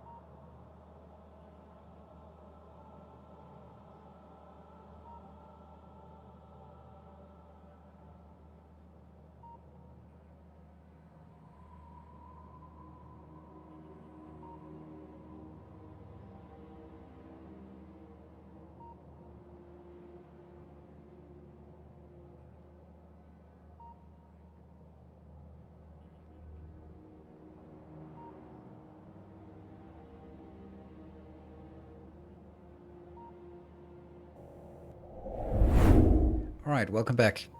So let's see if we can untangle this in a way. I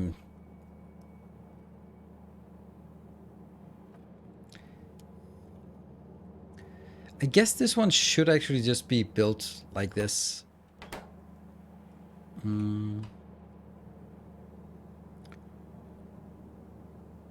Because it will only do it once, and then once it has done it, it won't do it again. Kind of how things work.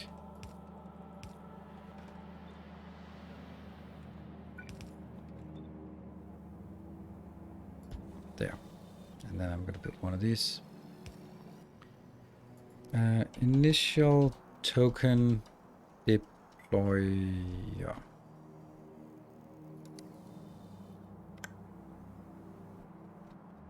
And let's see.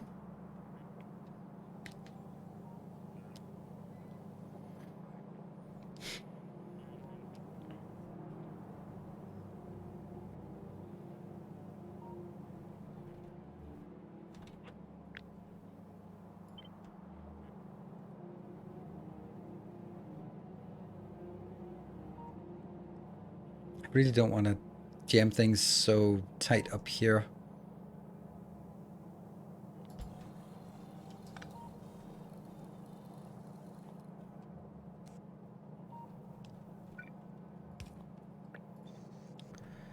Where are you connected to? You're connected to green wire there and red wire there. Then I can take you out.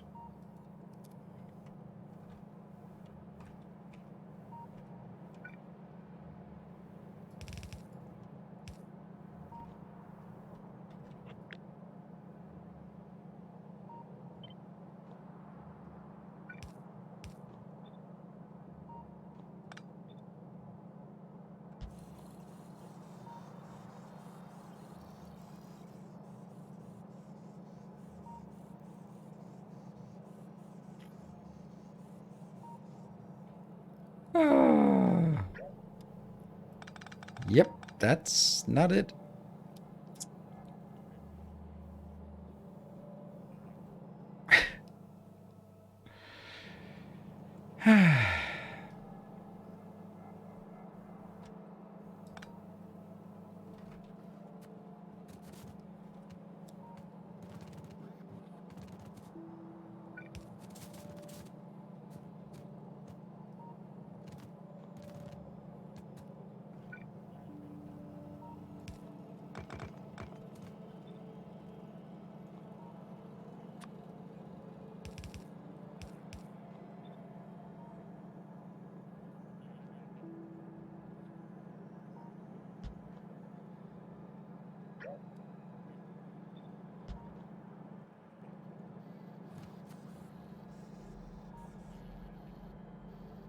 The fact that some of them pass by is a little bit weird.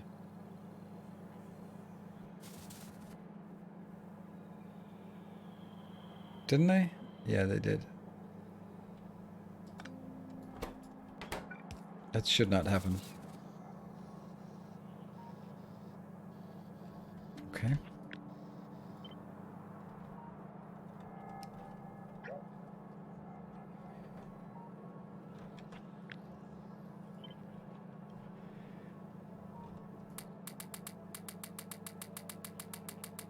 I spend the time on the deployer to make sure that it gets done.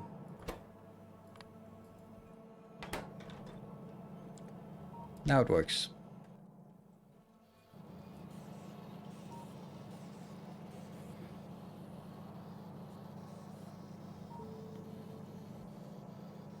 Limit red inserter stack to 1. Indeed.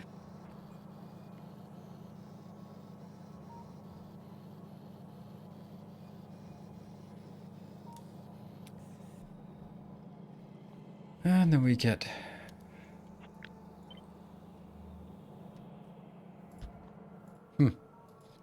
Initial token deployer. I really wish I could get rid of these, but alas, that doesn't seem to be the case. And it kind of feels like I should also have another one just for the token going in here. Could I make it even more silly?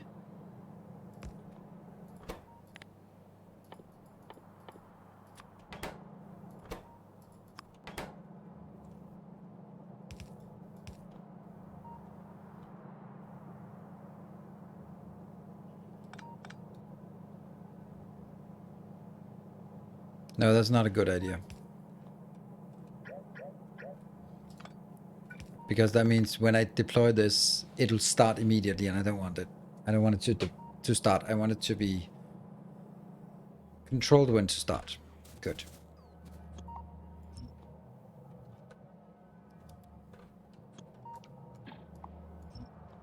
Yep.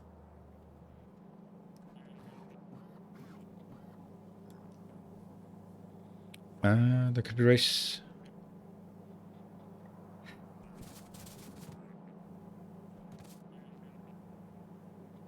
Oh, there's a copper one.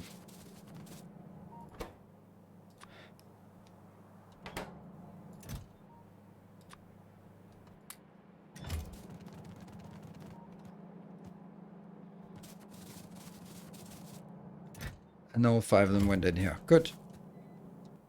Yeah, with the token deployment, yes. Absolutely correct. Okay. Let's see. Let's also get that one. I wonder how I deploy this.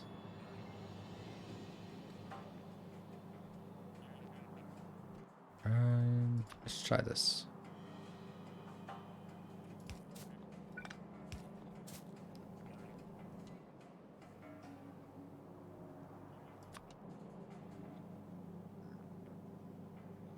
I really want to just pop this one and then insert all of my robots in here. How would I do this? I would have a... Oh, I think I'll do. I think I know.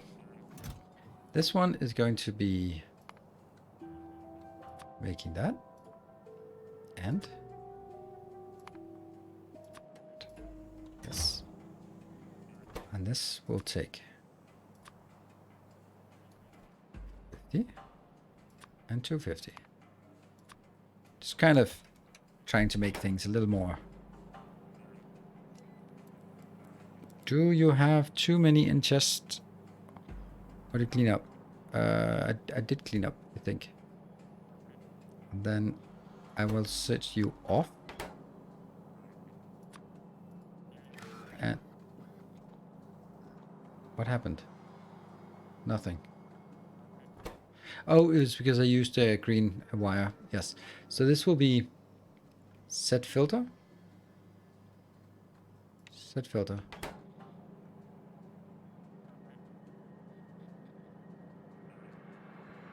But that's not gonna work.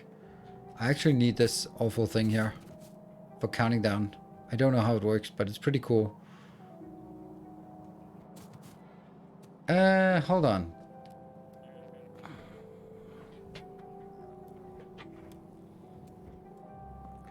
I cannot identify what kind of robots are in here.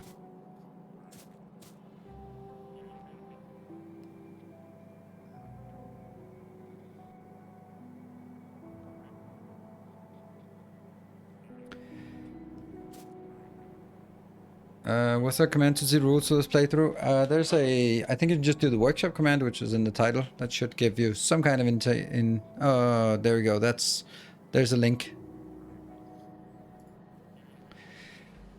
It's not really updated, but the idea is still the same. Okay.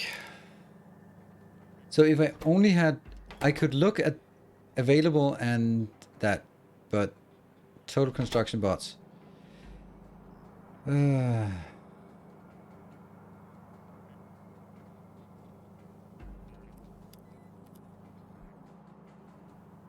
If I only had one kind of robot, it would be easy. I would just say go in until T equals something. But if I have two kind of robots, how do I make sure that I have a split between them? I don't know.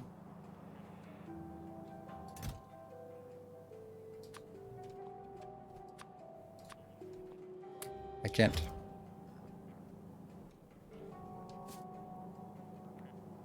We should one at a time. No, because that's a bad idea. That's the problem.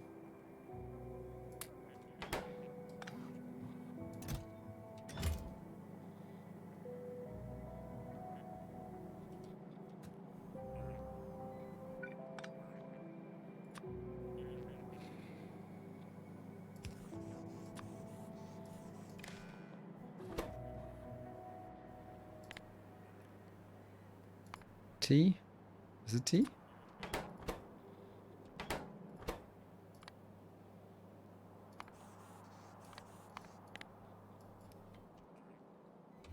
There. I guess this just chops up then.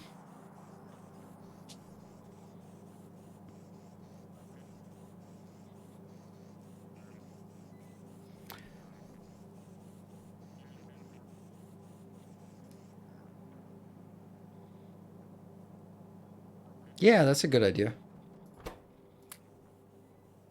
Oh, stop that. That's a great idea. Let's try that.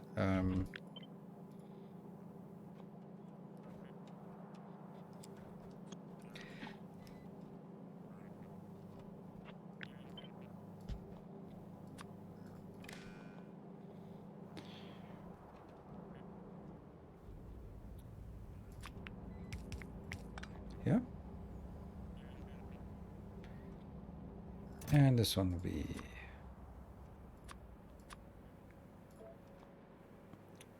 Blech. And the other one will be this one. Blech.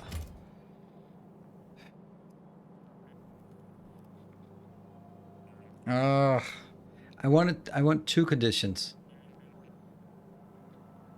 So I was thinking this would be pretty simple to do. Because this one is just when T is less than 50. But the other one,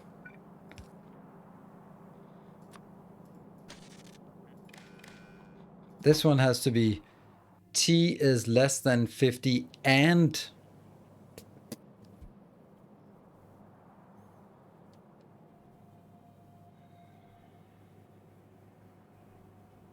so I could do two conditions. It's just that how would be the simplest condition of saying when I could basically just go like this is when T is greater than 50. Illustrious champion There you go. returns. Hey, home. Saprofater, thank you for the 8 months. Yeah, but how do you do as T is greater than 50 and less than 300?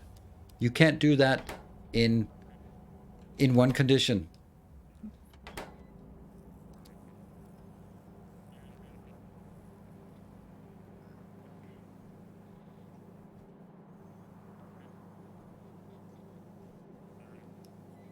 T isn't 200. What? But then they're both going to start at the same time. And this one will not fill in 50. I want it to fill up to 50 and fill from 50 to 300. That's just what I do. It will require a decider, but... Ugh.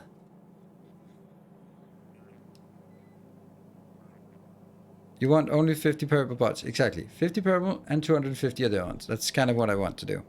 It might not be a big deal, but now I'm just like, why can I not figure it out? But this requires this one to have two conditions. It's basically... I can do this, but I'd really like to not use a million conditions for this. That's the part I don't like.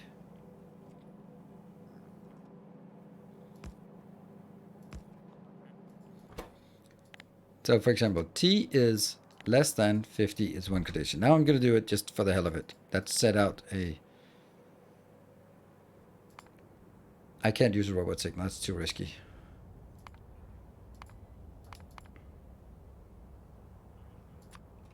That's a useless signal.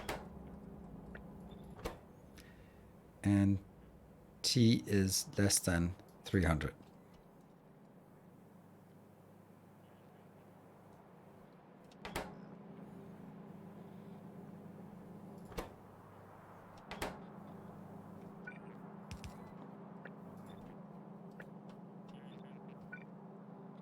It's actually not really as simple as this, because I basically have to have this one is true and the other one is false.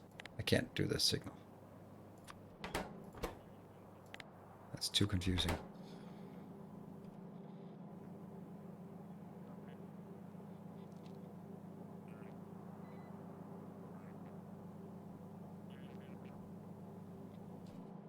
I feel that it can be done with basic arithmetics. So what if this one is 1 and the other one would be...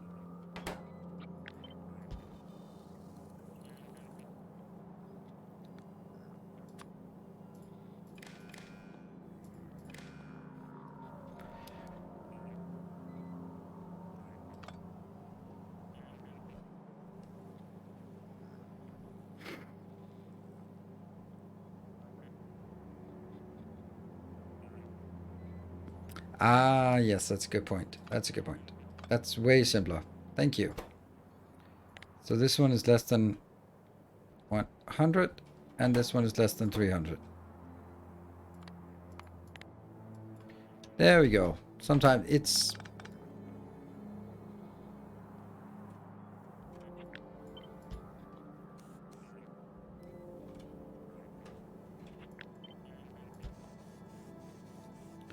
Well, that kind of sucks. Could you please don't do that?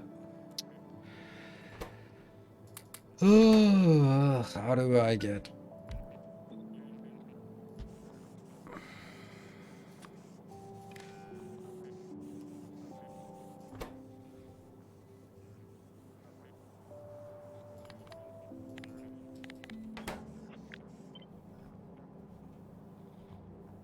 Zero.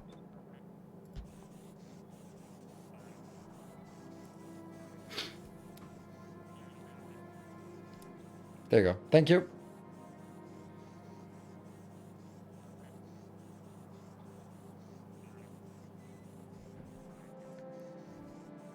Perfect. Woohoo! Read content pulse condition to operate item number. Connect with the memory cell. Yeah, but this is this Grundig. This is a good solution. Like, this is when you see like programmers coming up with like instead of sort of doing the actual thing, you sort of like, well, there is an implied thing that they're working at the same pace, so we don't need these conditions because as long as they're working at the same pace, then it'll work. There you go. That now solved that problem. It's a very, very small problem, but all of what we're doing here is working on the reset condition. While we're working on this, should we try to make it also a separate electrical network?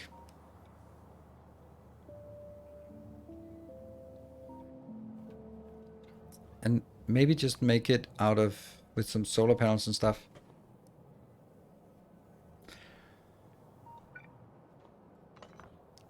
Let's see. What if we...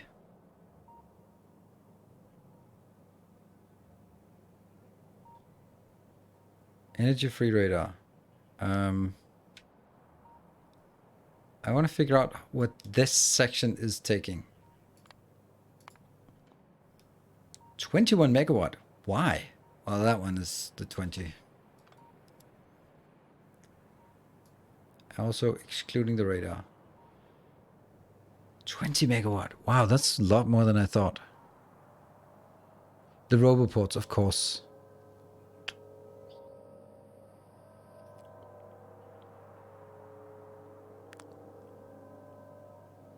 But if we lose non-bot the per ones, there's no way that we can lose those.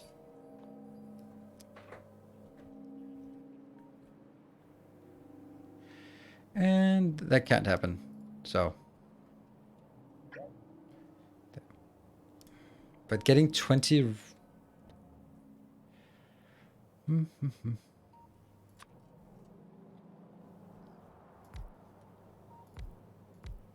I'll use my good pattern here.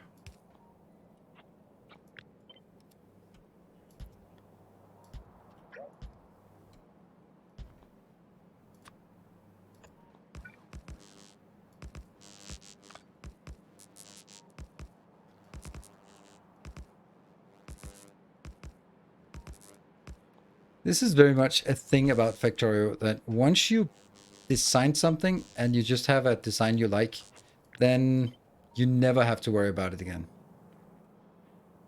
For better or for worse. Then just go like, done. It's now solved from my perspective.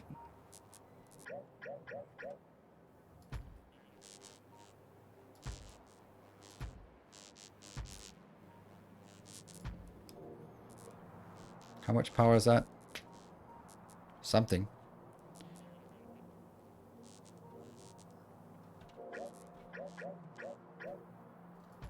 Kind of thinking we could do this.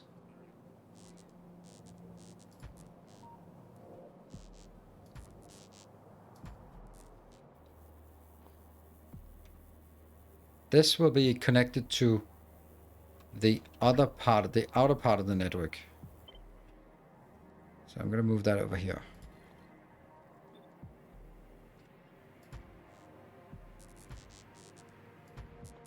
No, it's at some point collapsed this into the middle here.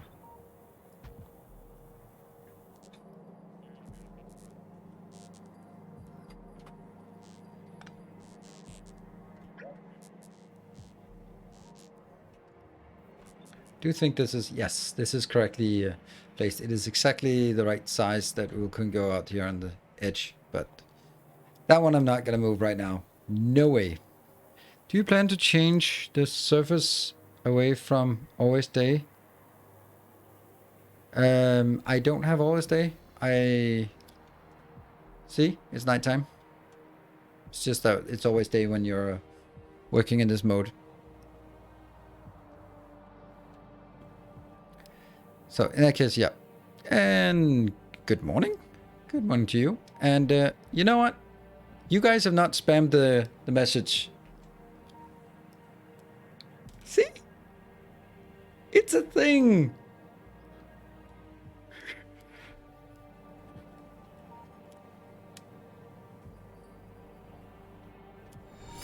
A kind gesture. See, you asked, you only asked. How many times did you ask? 40 times plus an unknown illegit number of times. See, 40 sounds low. Well, do you think you want to dig into the reason of why it's only 40 and not 69,420? Just, you know. Yeah, exactly. Unfortunately, a little bit asocial. I've been looking into getting Factorio. How do you rate it against Satisfactory? I don't. I don't do that kind of thing. I know that you're looking at sort of recommendations. Compare, yeah, Satisfactorio. Is there a compare? I think the command is Satisfactorio. I think that it depends. Like, let me try to guide you. They're both great games. If you are more of a if you're more of a programmer or engineer, Factorio is probably more for you. If you're more of an architect and designer, then Satisfactory is more for you. Because Satisfactory looks absolutely fantastic. Factorio looks a little bit like a circuit board. But if circuit boards turn you on, then hey, that might be the thing.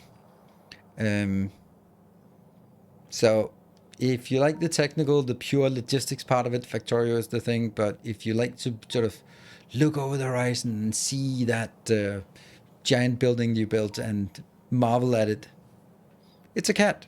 Now it's kind of idle, so boop, we'll uncat it and get back to the order of the day. And then just as I turned off. Yeah. See? It got messed up. Oh, come on.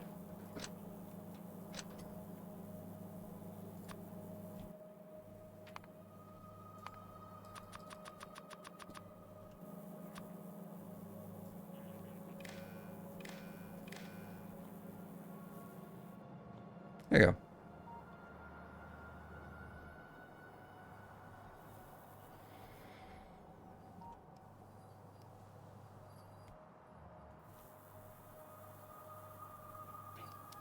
And so this is the... Now you knock down your toys. Okay, let's see. So what I also need to do here is I need to make sure that where do we cut? Where do we cut it? I guess we cut the power line like this. No, I can't. Because that will be overridden by the other one. So I have to cut it like this part.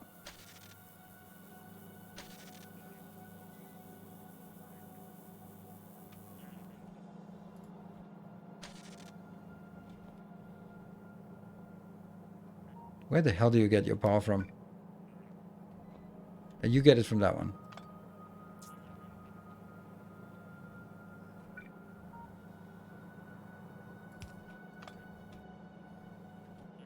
Ah.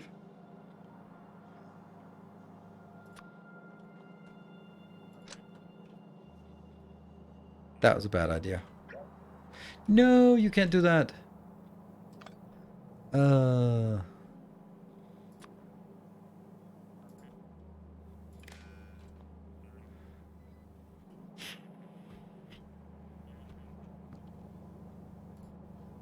That's connected.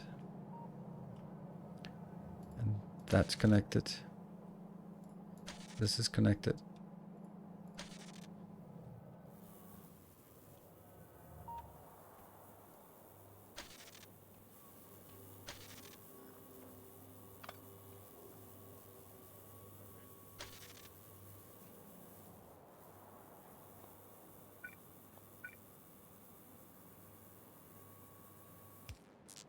Go.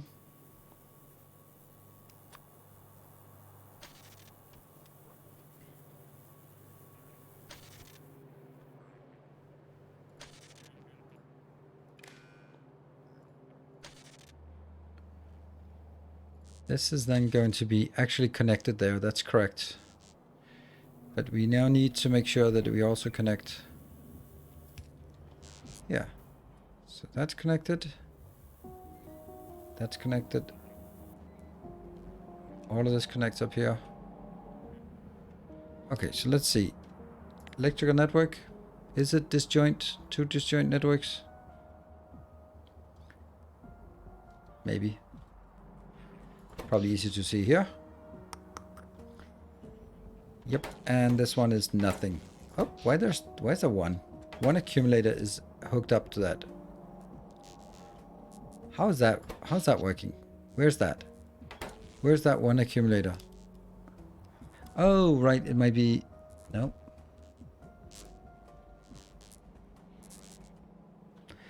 Oh, of course, it's this one. The problem is now that since this is not working, now it works enough to identify that there is a problem. And this S value... What? It's not outputting anything.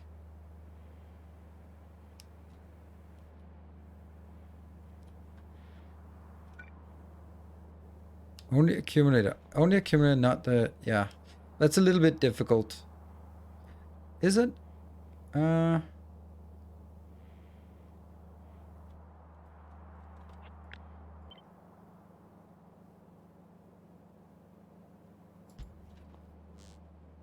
we need to... Every time we do something, it'll have to be disconnected. Okay, so... This is now connected to the same network, but it shouldn't be. It needs to be outside of this part.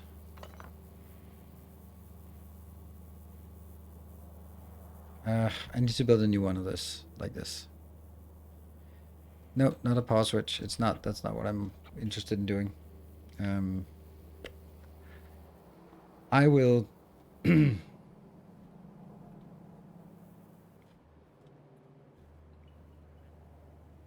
What is this? Who the hell knows what this is?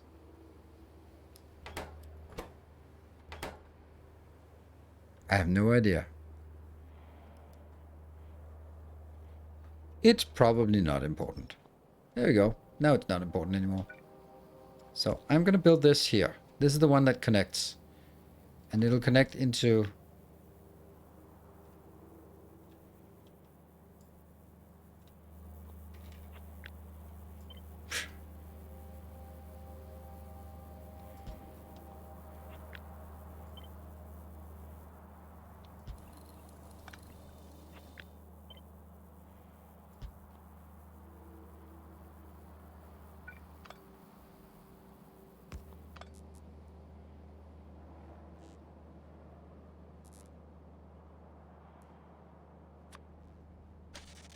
Yeah. So this is connected to the outer network. And it's dead. But the rest is connected to the inner network, which is good.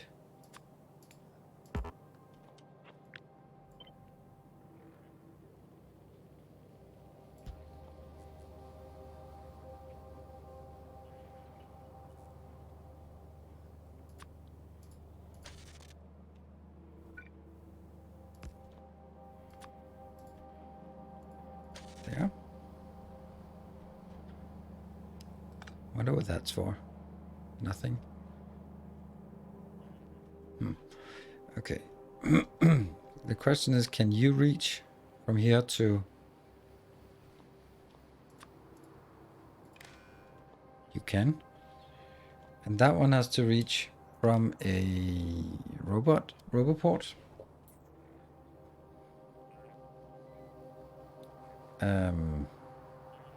T.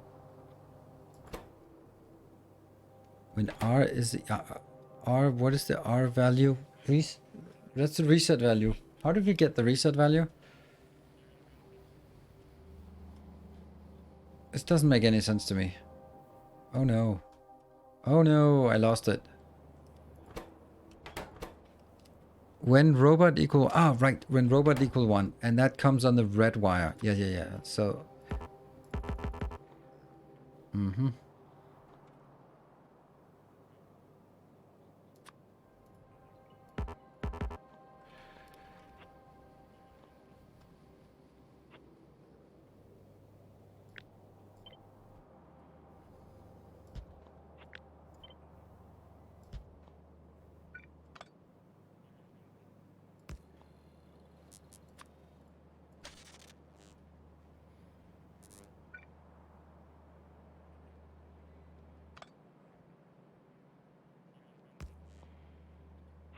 there's a lot of things going on here. Whatever, that's probably fine. So that gets from here. These ones are here. This is all connected. So now I need to get on the... You connect here with your... That one. There. And the red wire comes here. Because that's when you get the reset value. I think. Yes. And then once I just connect, I should see this. Oh.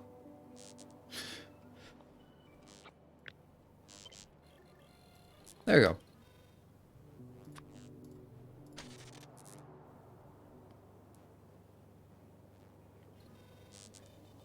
Yep, radars are tapping it. Yep.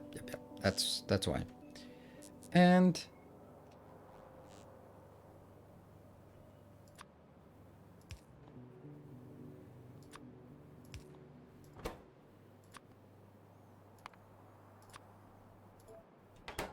hold on, I'm also missing the signal. That signal has to go back on the green wire from here to here. And then it can go on the red wire there.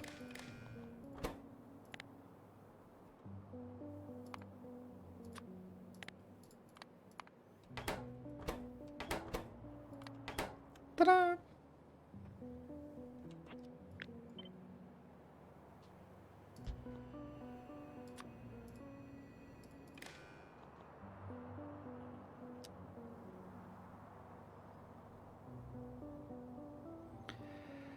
So this has now indicated that yes, we look at the demand. It yes has a demand. Good. So now we've fixed the power part. Really would like to take this out so I can build this thing here. And yeah, that needs to happen.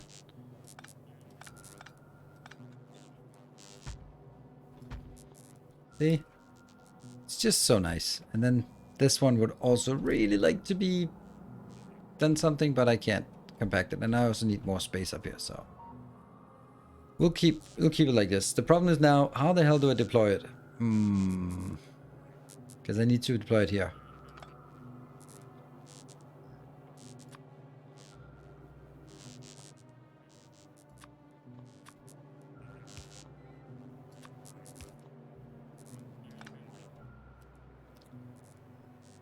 Maybe that would be a... No, it doesn't matter. Blueprint book. So whatever you put in, it's only a blueprint book that can be put in here. And then deploy, no, place book to start. There. It's an everything okay indicator. Green is more soothing during an emergency. It should not be green, it should be red. That's true. I'll just fire this one up. There we go. It's just this indicator isn't really necessary, but it's just nice. It's nicer to see that it's actually going up and down. Look, sleeping. Hey, Pixie. Sitting right there.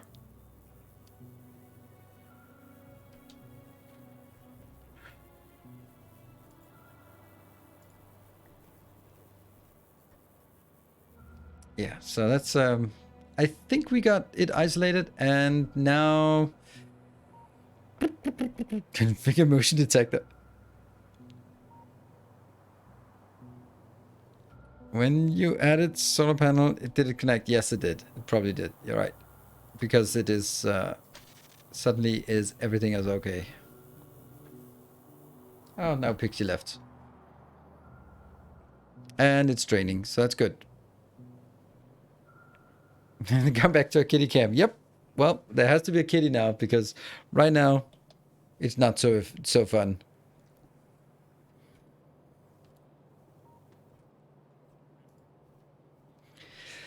Right. I think this is good. I'm kind of annoyed about this corner, but I don't think that's something I want to deal with right now. Cool. I think it might be ready to start. Yeah. I just wanted to make sure that, so we have a deployer now. We have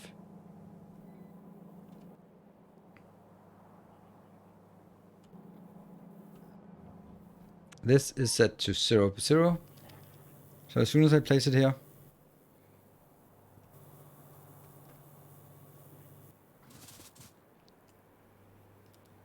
I actually want to do something here. That one.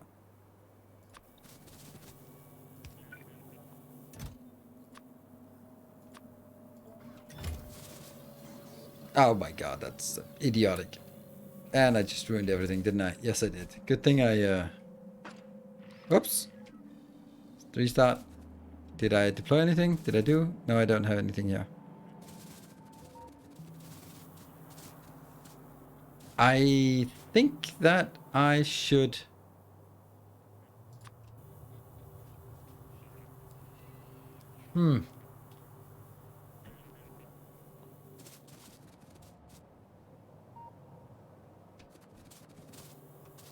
I think I want to signal here as well.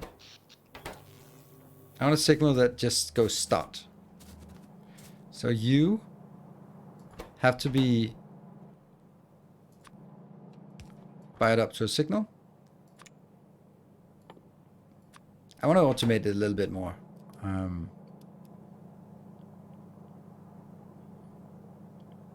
Should be on the green wire actually. So we need another global green signal. When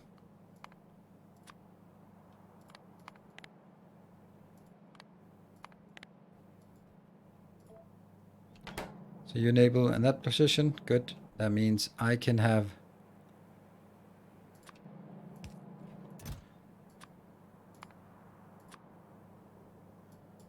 probably just one. Yep.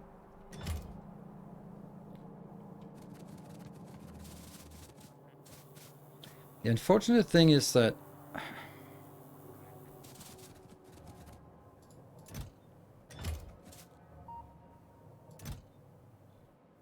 it would be really nice if this didn't have that one.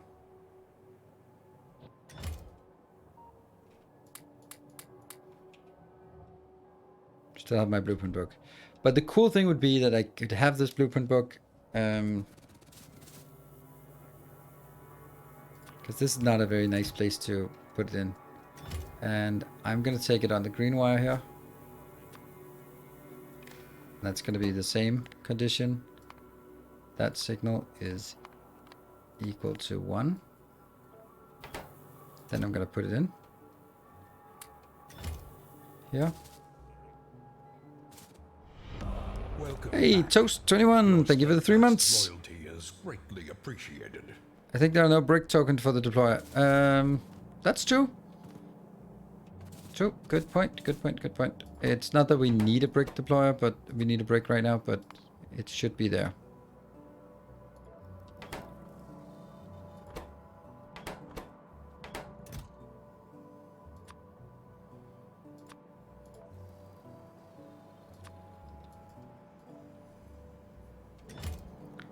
There. So now we got the brick. Everything else is done. Yep. Okay. Every time you say deployer, it reminds me of a failed project at work that took 4 years to fail. Well, that's not filled fast. That's filled very, very slow. Okay, and then I just want a big fat button in the middle that says press to start. Right?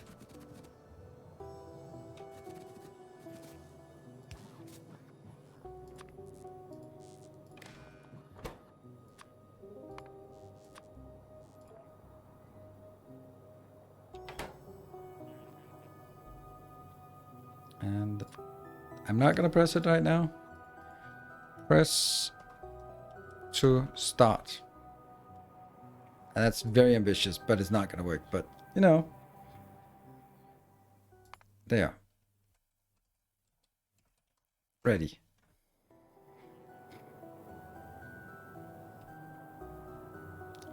Why the button to grid reset?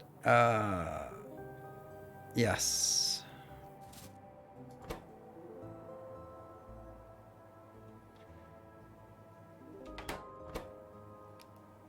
This is the only place that red one is there. So what if I change the red one to a black one and change the input here? Let me see. This goes. I have no idea what's going on.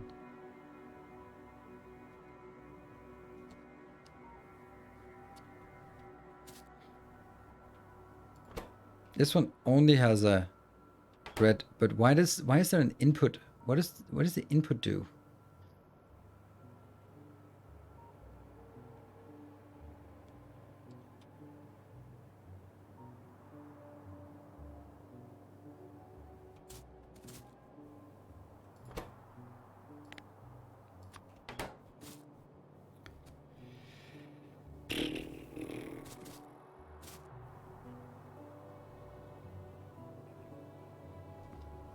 Yeah, that's a good point to actually make sure that it's a one-way.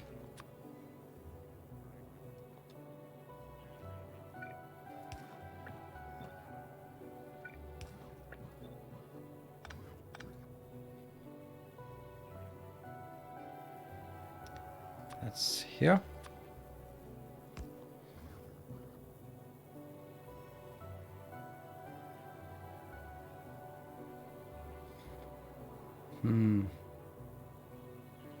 But that's the red wire that's isolated there. Okay. So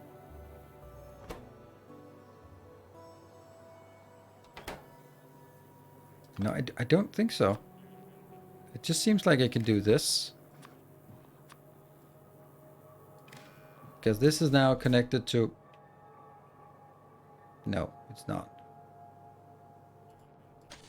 Connected up to that one.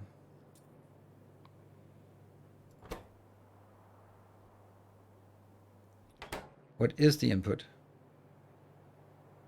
There's nothing input. Of course. Oh! Maybe what it does is it actually just... No, it doesn't reverse it. I was just thinking... Ah, yeah, -1. There we go. So it takes the values and then reverse it. And then if you click it, it applies it. And that's just subtracting it. That's what it does. Now I get it. Okay, cool.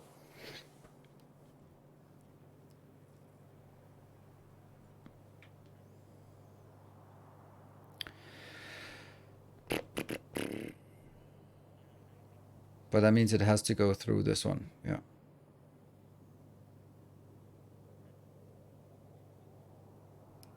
It's difficult because I need to get up here and I can't use the red and the green wire because they are part of this design. So it has to sort of have its own wiring.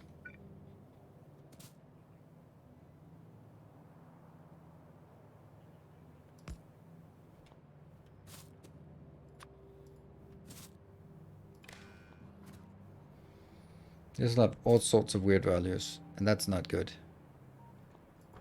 Because this will also take whatever input count. And I don't want input count to be anything odd. So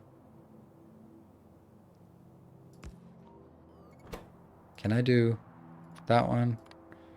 +0, output it as that.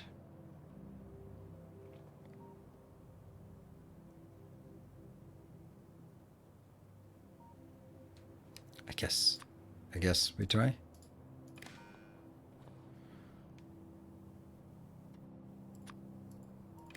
There.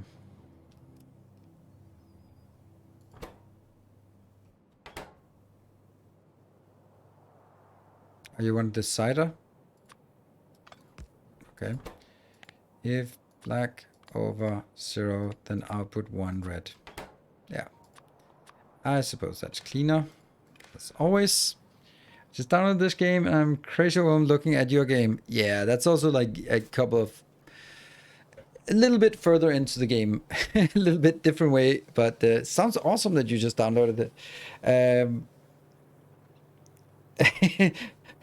Very strange stuff. Yes. This is definitely looking under the hood. So, if you just downloaded the game, we have I have at least one other person in here who said the same thing and wanted sort of a little bit of advice in terms of what to do and how to get started. So I'll pass on the same. Last one needs to be red. Red reset switches uses red. It doesn't matter as long as it goes into this one, because it doesn't need to go backwards. I'll do it so it can sort of pretend to be, but as long as it goes in. Anyway, so if you want like the advice, then my advice to you about playing Factorio is just play it. Play it for yourself without looking up guides and stuff, because as you can only do, you can only play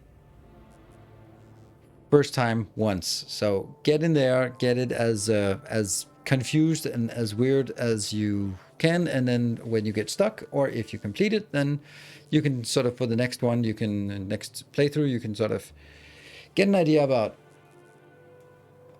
like how could you do it better, and then you can start watching games and stuff like that, right? Hello everyone, nice stream. Can you explain what you're doing now? Right now, this is basically, how big do you want the explanations? I'm building a self-expanding factory, so in a short while I will be unleashing it upon the world, and then it will play Factorio for me, so I don't have to do it myself. Because I'm tired of playing it. Now there. So at this point, do we believe it's ready? Let's go. Nope, it's break time. I have 1 more hour, and then no, if I press it and it breaks, then I will never have the break. So I need to wait until after the break, and then we can come back. Be back in 2 minutes.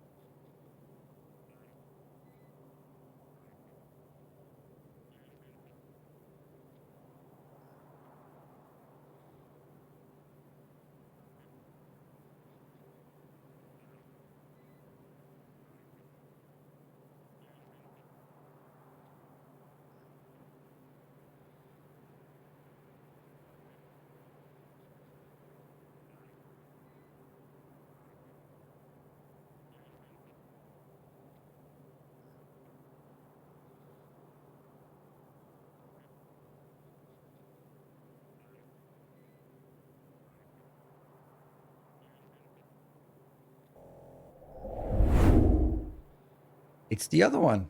Now it's Speedy is up there. For a little while, at least. There's something about the coloring. It's a little pale compared to me, but that's because it doesn't have any lights on. But I don't want to be adding more lights to that. Then they're not going to be enjoying lying there. Cool. Look. Is it white balance or lighting? I mean, we can always just mess with the filters. If like we can set preset filters like grayscale, dramatic, flashback, inverted, action movie, or hot. There you go. That has a lot of warmth to it. Hey, thank you, Anram.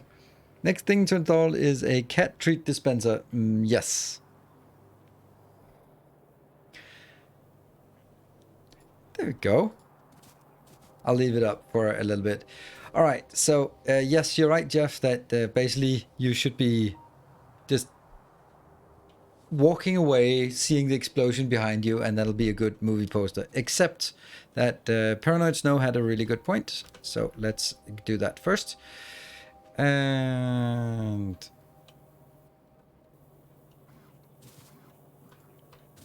there, that one, and that's the deployment thing here. How are we going to add water and oil to this?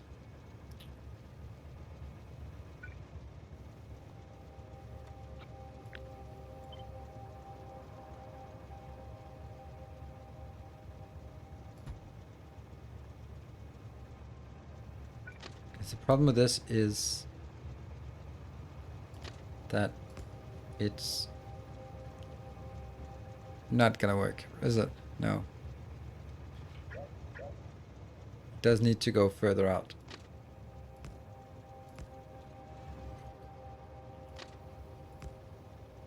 That's not great, but I don't know. This will then be oil. And then we'll be adding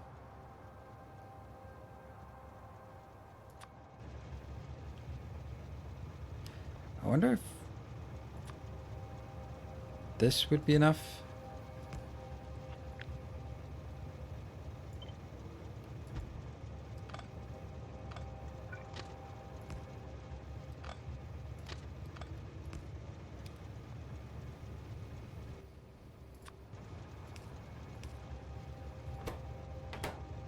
You're inside, you're inside. You'll be oil. And that one.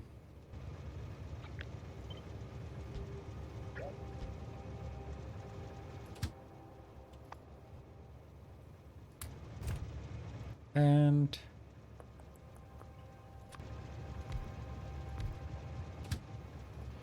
we'll go to oil station until full, and then you'll go to another station that doesn't really exist right now. So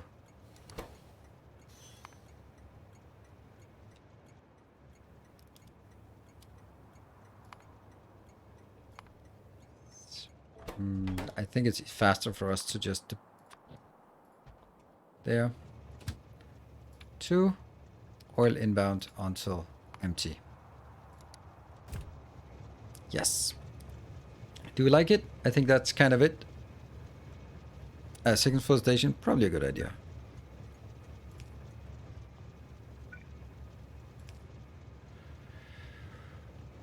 It's an awful, awful hack.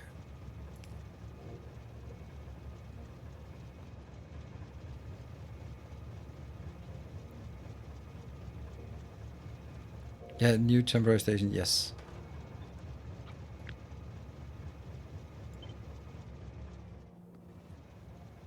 Yeah.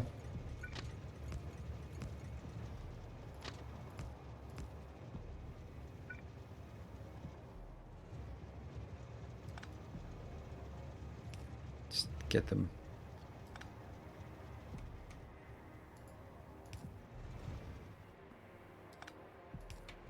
There, that looks better.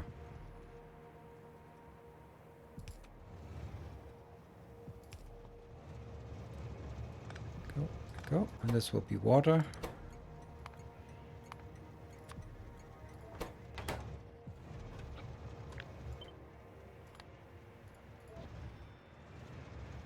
Oh.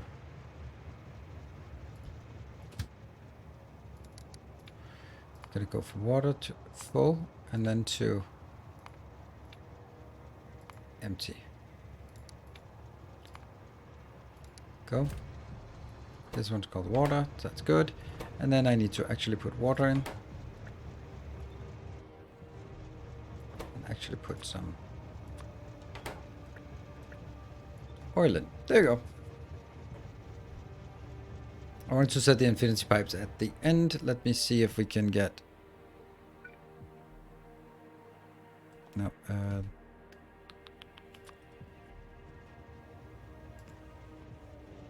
does it work? And you are set to automatic. And you're set... There. Good.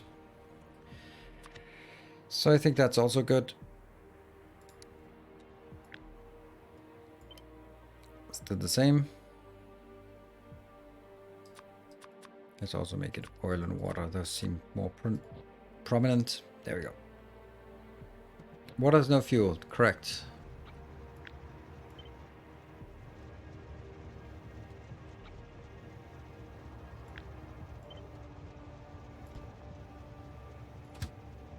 Except for the one that is in here.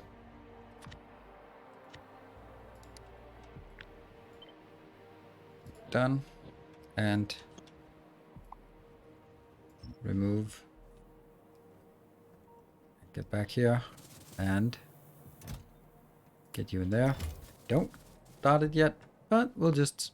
Maybe we should stop those calling it ready because it wasn't ready anyway. Good, that was the one from Paranoid Snow. Let's see if it works. Alright, here we go. Was there a vote on whether it works or not? Need red science block updated. Red science block updated. What do you mean by red science block updated?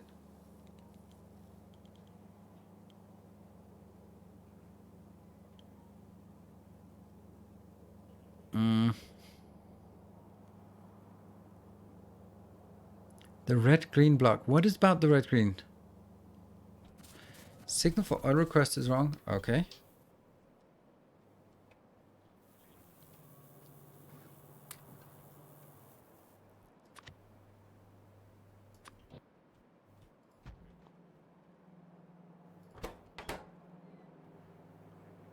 Have to go. All right. Thank you, Jeff. What do you mean oil requests?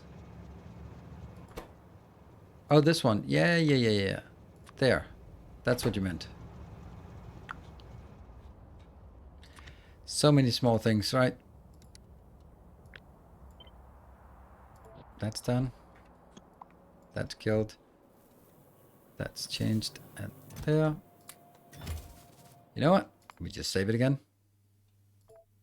This time, everything works.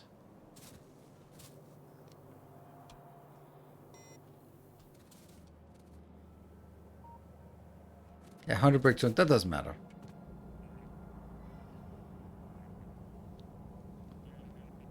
That one got built. Now we wait for robots to be slow and active.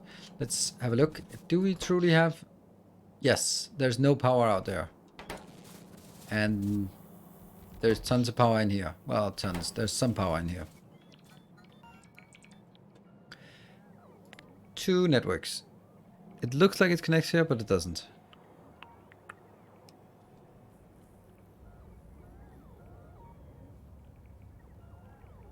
It won't be built without power. What won't be built without power? This one is getting the power. It's just not super satisfied. But that's okay, because that just means it identifies building more. This is perfect. Nobody wants to listen to Whitesnake with me, so here I go again on my own. What? Okay. How's science being handled? That's the next part. Once it is satisfied with the power out here. This is good. This is actually already working way better. Because it now identifies correctly that it needs power enough to fuel all the robots as well. Maybe we want some... Oh no. Oh no.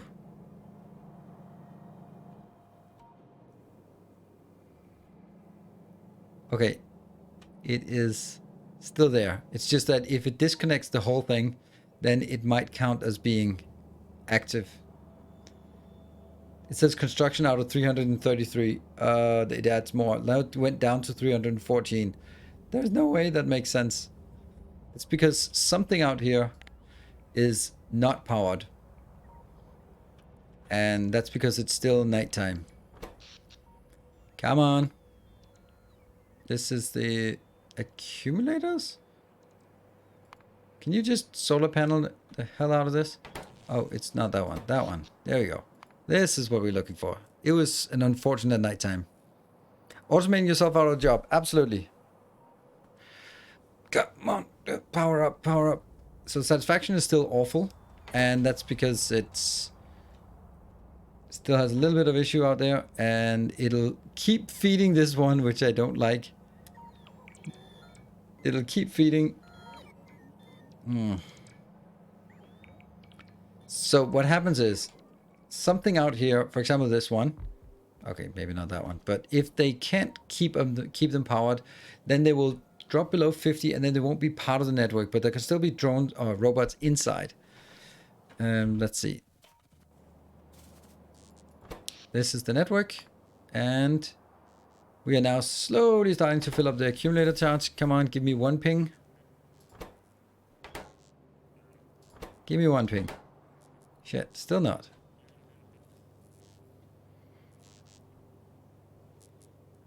%. Woohoo! 10%.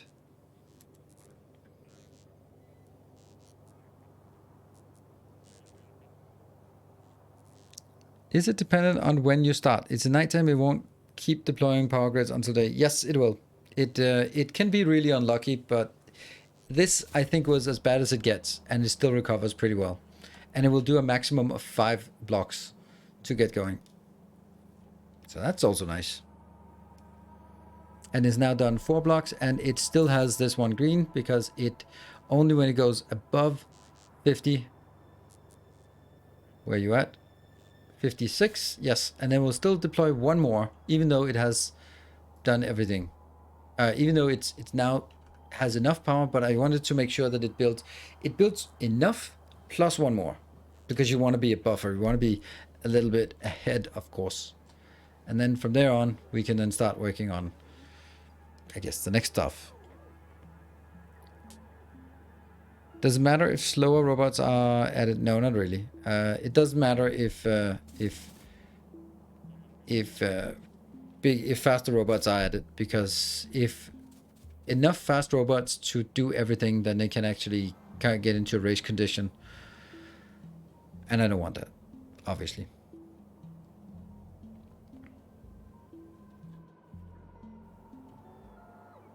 Interesting how they were still going in and it said beep. So fully charged, and now it's going all the way down here to do the actual build. The first thing it will build is a science lab,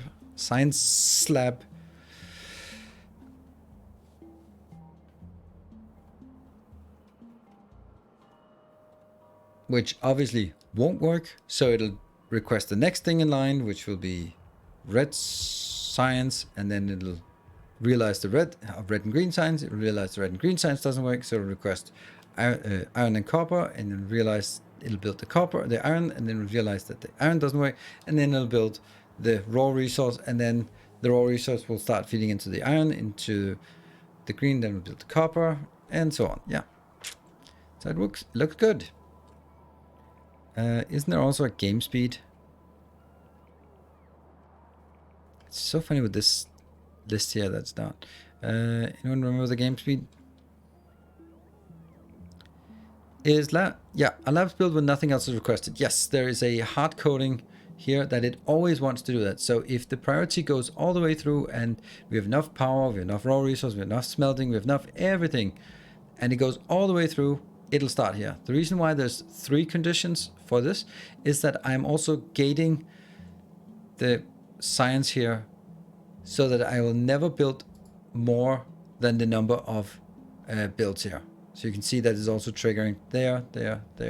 So I'm not allowed to build more than more green circuit builds or more science builds than I have science consumers, because they're built at a 1-to-1 ratio. And now I built the red and green science. The red and green science will identify that it needs iron and copper. So this is the list of things that are currently being requested.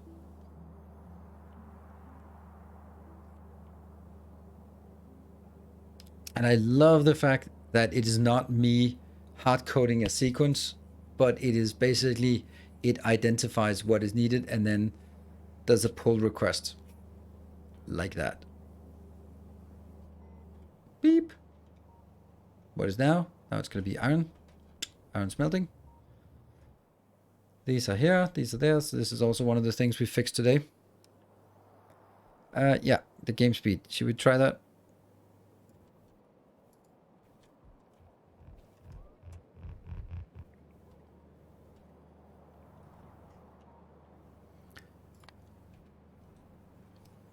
It's keeping up at 120 FPS. No refinery light. That's true. That's true. We'll fix that. Yeah. Hold on. It didn't build the refinery light. No! No, that's true. Okay, I can't see a damn thing here. Okay, this is a little bit stressful when... Where's the refinery? There's the refinery. Yes. I don't know if I shouldn't do this. It will be...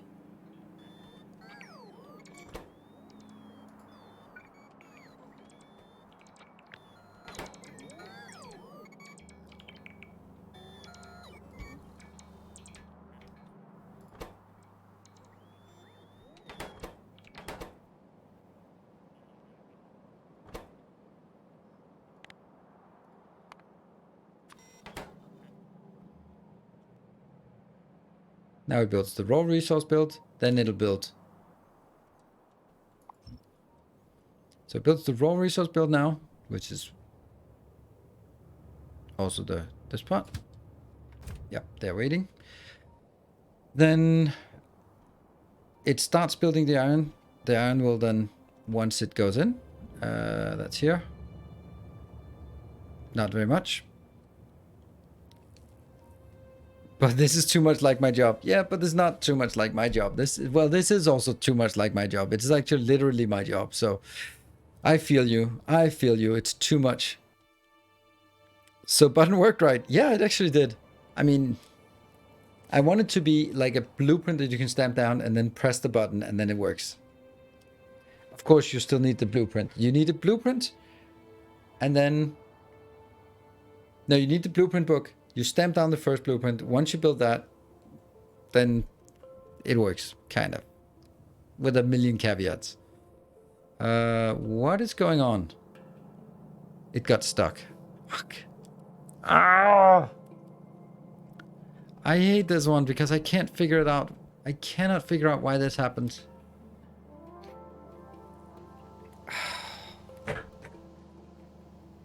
This is so annoying because there's no way to reverse.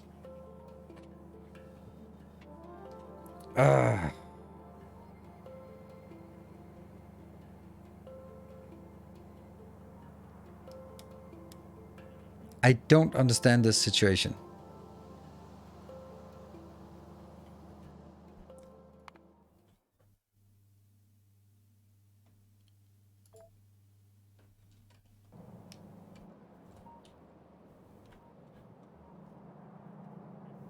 No, it's already stuck there. Damn it.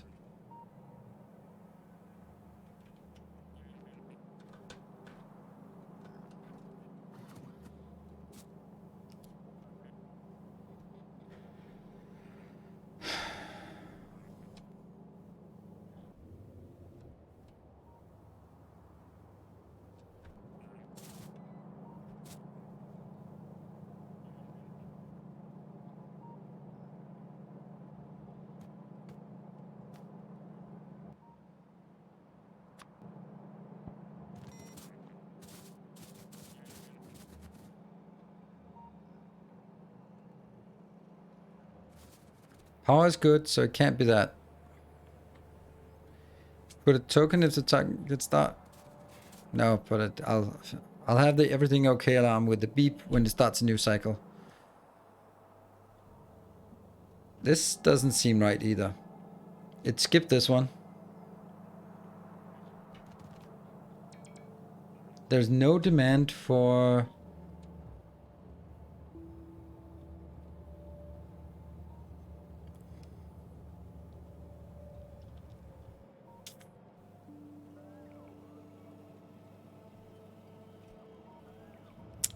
this one should actually not be there. I should take this out.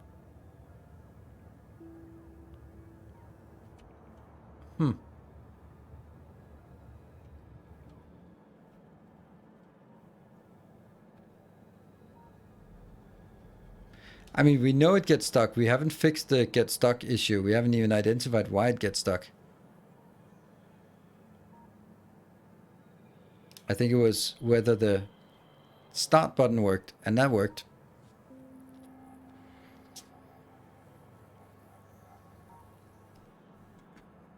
Okay, so in order for this to work, that means we need to go back to the actual previous save here, that one. All right, so what do we need to fix here? We need to, first of all, add here. And then we need from the free resource build.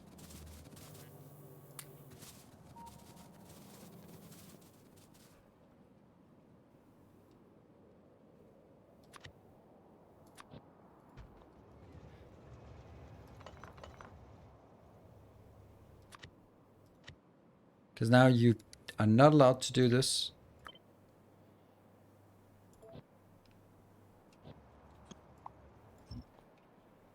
And we still don't know why it got stuck before.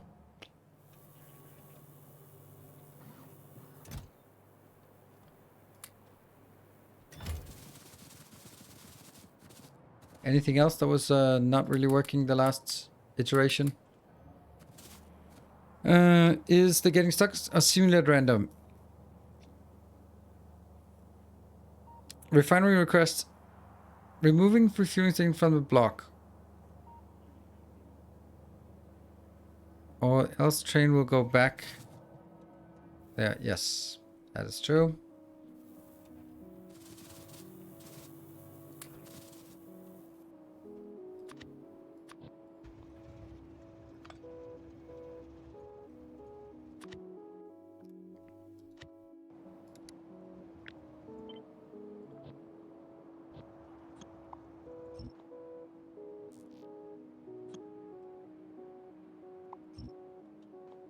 That's important.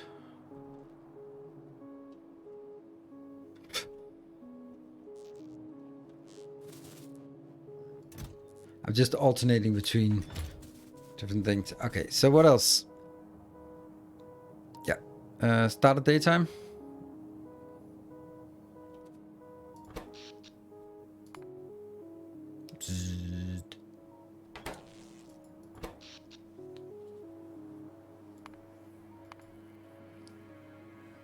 That's the accumulator part. So once it dips down.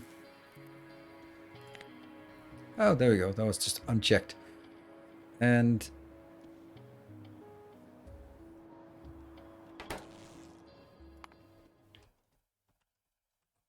okay. Could a problem be resource block being built too fast? Yes, that is also, that's the working theory.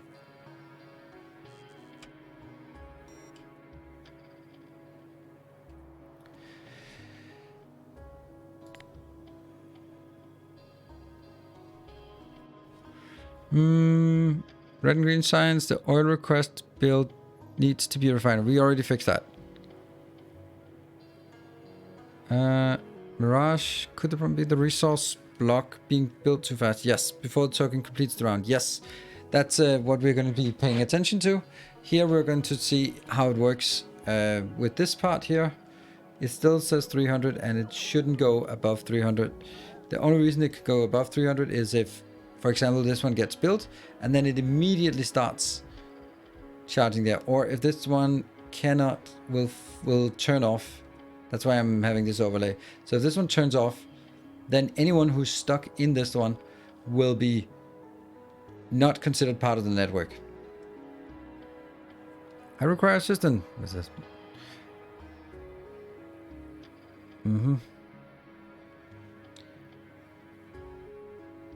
Good for you. I would recommend playing some Factorio. Could have sworn the rollback under that. Ooh, maybe. I guess we'll find out. Boop. See? So these are just waiting to get in, and that means they're still classified as idle. So this one, that's now not working. There we go. Now it's going to be adding more. Yes, 2 more. Because it went in, and then because my electric power pole is not built, then it lost the power. It discharged, and therefore it fell out of the network. As long as it has the power here, then it's good. This one has the power now, so now it goes slowly up. This one is also potentially going to be a problem, so they will come here and try to charge. And it has added a few more. 26, yes.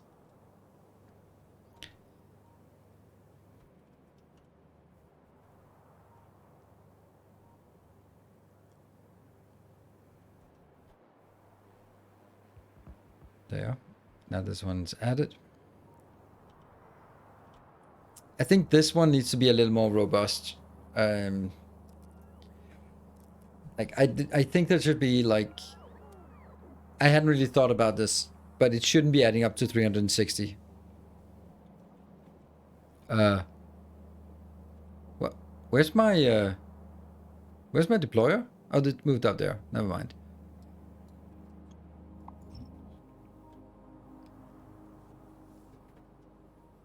Only add robots before the start? Yeah.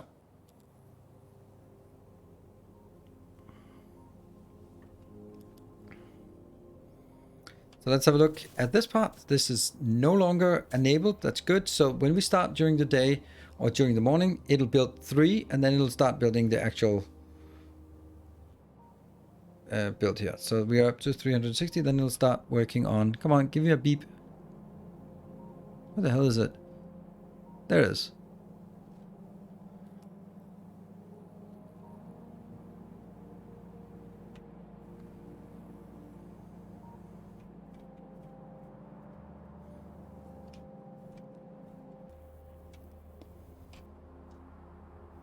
Probably should change these to yellow belts. The red one to yellow and the blue one to red.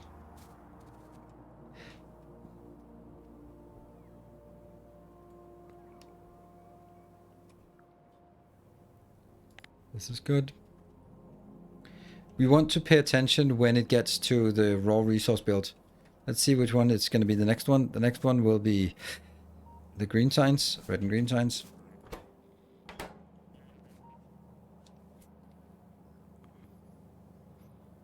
Do I get a cookie in right? Yes.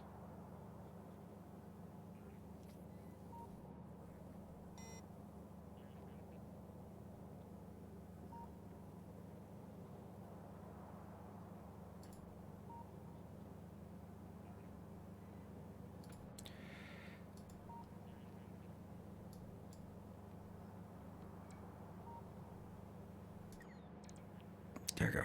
I don't know. Either it's a troll or it's someone who's trying to be funny. Either way, it didn't work.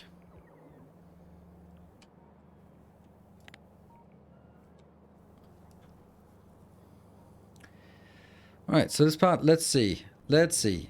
This one. It's not sending a signal because it's not powered. Why the hell are you not powered?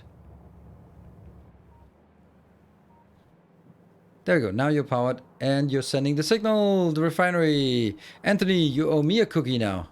Aha. There. That should be the next one being built. Indeed I do. Yellow belt race condition even worse. I think it'll actually make it better. Because the point is that the blue one will be twice as fast and I need this one to go in here quicker. comparatively.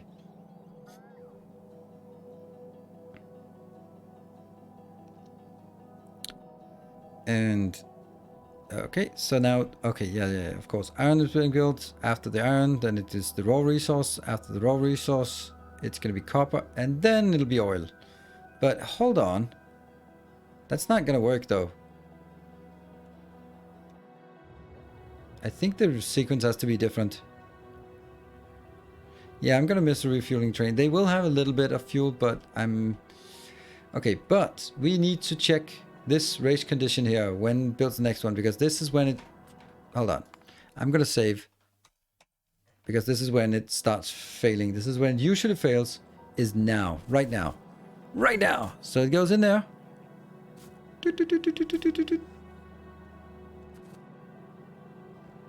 This is green. This is green. This is green. This is green. I don't see how this one could fail.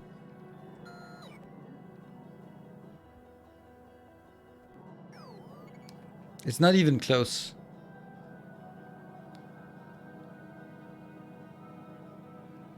If token is not then place at the stopping point before it's blocked. Yeah, but I could move this stopping point to somewhere else.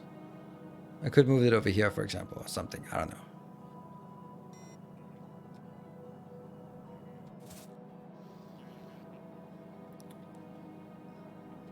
Short trip for bots. Resource block closer.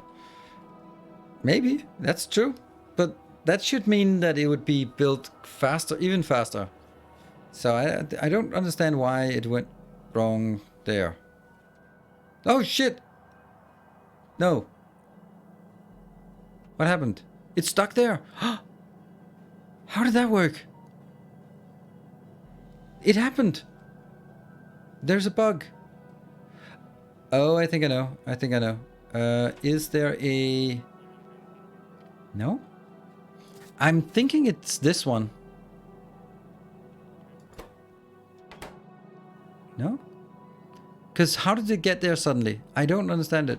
Cool, we can reload.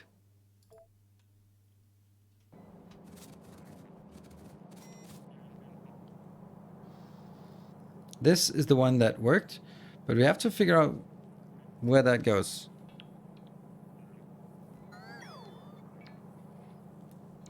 It goes in correctly.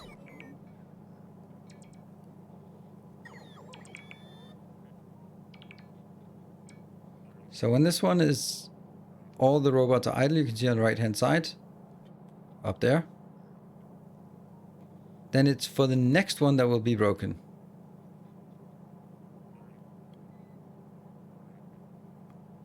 Come on, you can do it. Where is it going? It just let go now.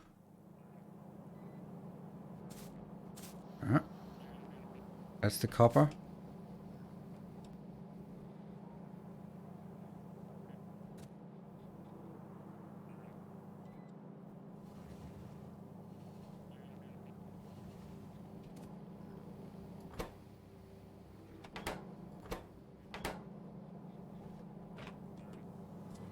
It didn't deploy the blueprint. You're right.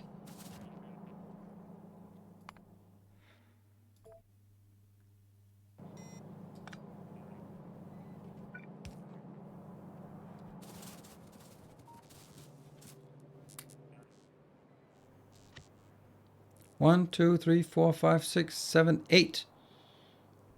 It looks correct, right?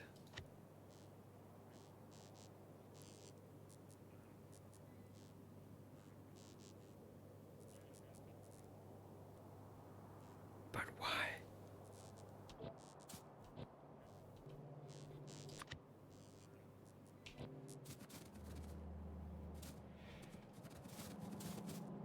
Now I want to know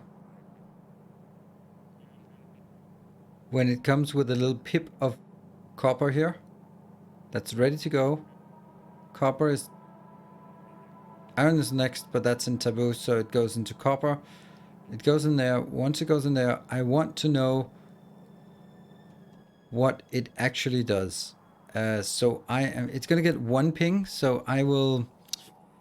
I will absorb the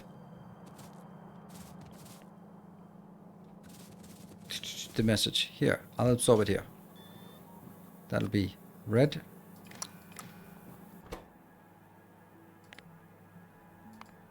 Each. Isn't that how you do a 1?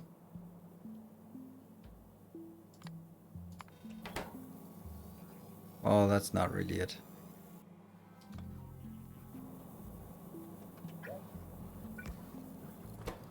Let's not do that. Then let's do it for robots. Because that won't be there.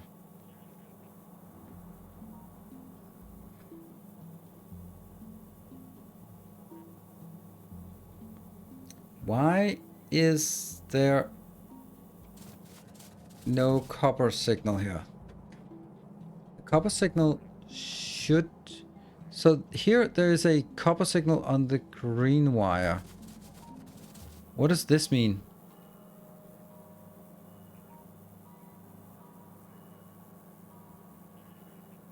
What does this mean? Is a copper combiner connected to the red wire? I mean, I'm thinking it is, but I'm just figuring out what the hell does that mean? That I have a green signal that's... Why is there a green signal online? There really shouldn't be. Why? On the red wire, what does the green signal mean? Oh, that's... Oh, right. The red one is just that it indicates to myself that this one has been built, so that I'm comparing the number of science versus the number of... or the number of individual science versus the number of science labs. And that's what the condition here says. You'll only build it when the number of science city blocks, blue science city blocks, is less than the number of science lab blocks. That's why we have these two indicators on the red. Yes. So on the green wire, we have a copper. That's correct. Now the question is, if we look at the copper, there we go. There's a red wire missing from there to there.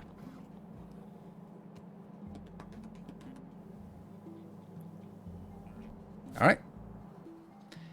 Let's see.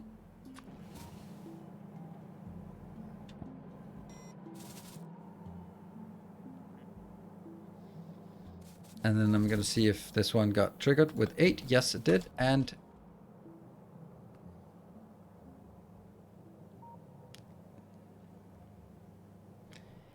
I know why it didn't work. Damn it.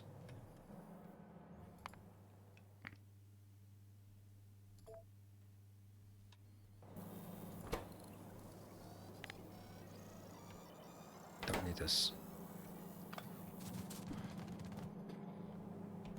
It didn't work because I still have the blueprint in hand. So that of course has to go back. But where does it go back? Ooh, I don't remember. -1. This indicator light means that it's a -1. -1 and 1. -1 and 1. Okay, so it needs to go into this box, I think. Took it to a chest, yes. And then I built this.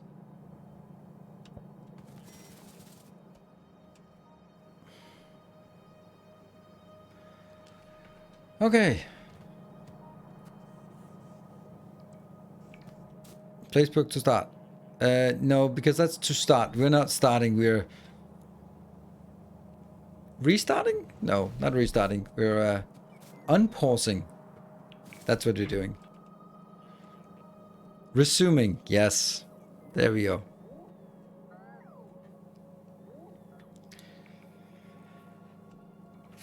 Okay, so that was not like a weird condition. That was just as usual.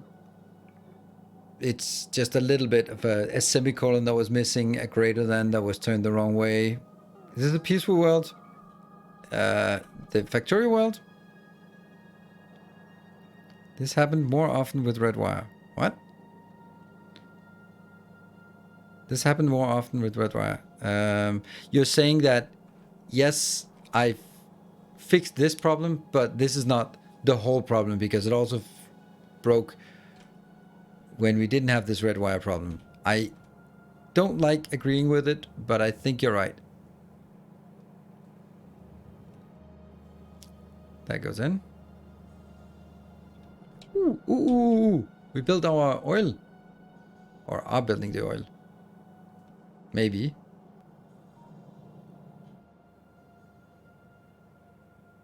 Why not? Are the robots just lazy? Oh, they're just lazy. Go, go, go.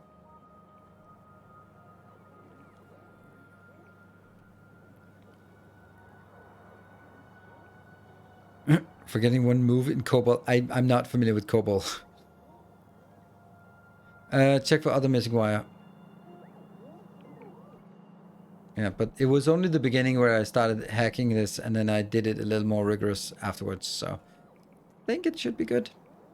So, how... Okay, all the raw material trains are fine. These ones just had a little bit of startup fuel, but not much. This one is responsible for requesting oil. That's why it's on the green wire. This one will now. Let's see if it works. No path. Why no path? Because it has to go around. Okay, so it needs to build a path. Let's see. Still no path. There's a path. There's a path. Yay! Here it comes. That's the oil. Looping around. Oh, it's going to be exciting to see if that works. Of course it's going to work. Yep, that's quick.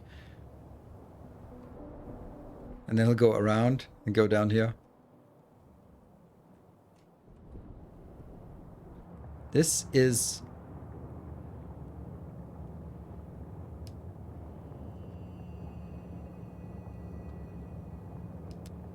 That's a problem.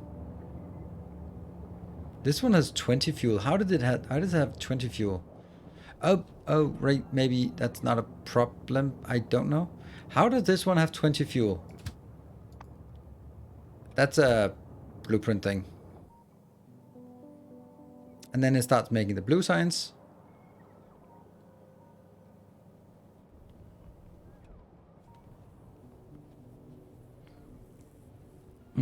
What's today's goal?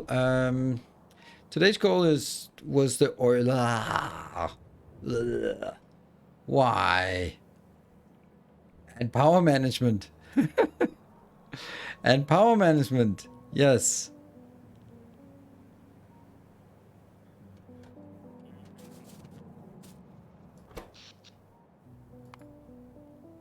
Crash. Massive crash here.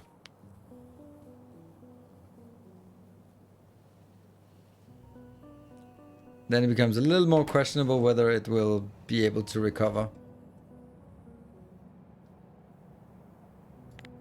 Because these are not part of the network because they are waiting for power. Now they're part of the power network. So now they can go in and definitely have triggered something here. Yeah. Smelters are power hungry. Yeah. And there's really a lot of latency. Waiting for the day, yeah. Now, I don't mind too much waiting for the day. If, like, I think this one didn't break because we have now an isolated network here. That was one of the big random edge case scenarios of brokenness previously. There we go. That's another loop. And give us a power plant. Yes, more. And we'll probably build like 4 of these, I would guess, before we're happy. I can estimate it, but it's not going. That's not how I want to do it. I could build everything at ratio, and then I could just stamp down one blueprint, and that would be it. But that's not what I want. I want everything to be working on pull commands, because as I redesign something, I would have to redesign everything else along the way. Let's say I decided that this one should come in first, then suddenly the sequence of when and where I want to build stuff would have to change. It'll break with active robot detection. No network equal no active all robot. Yes. Except if there is no robot network, if the ones that are in flight, and once the robots shut down, the power shuts down in the outside network, the only things that are active will be this one. And you know, if a robot network falls away, the ones that are in the flight will revert and start flying to whatever network is still available. And when they do that, that means they'll actually start flying back to the home base. And as long as they fly back, then they're still not idle. When they come back and they can't get out because the roboports covering the ghosts are disabled because of power, then that could be a case where they would register as idle because the ghosts are outside of their area.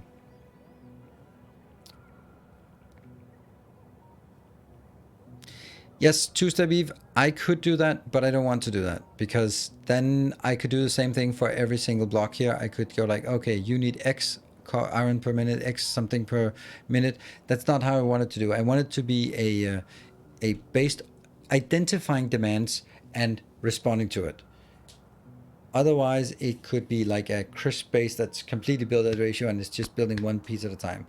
I much rather want the variation between night and day and identifying it. And if it's not robust enough as it is now, we'll just have to add something. For example, we can't turn off smelters, but we can turn off oil refinery, and we can definitely turn off all the science builds and the labs, but they're not really doing anything. So that would be my next step, was if we register that power is low, like now, then I switch off this block and this block.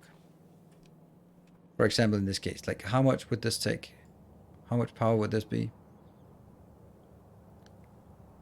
82. And then I would also switch off this one because I want to switch off all the science. So basically, when low power, turn off science. That's a pretty chunky part here.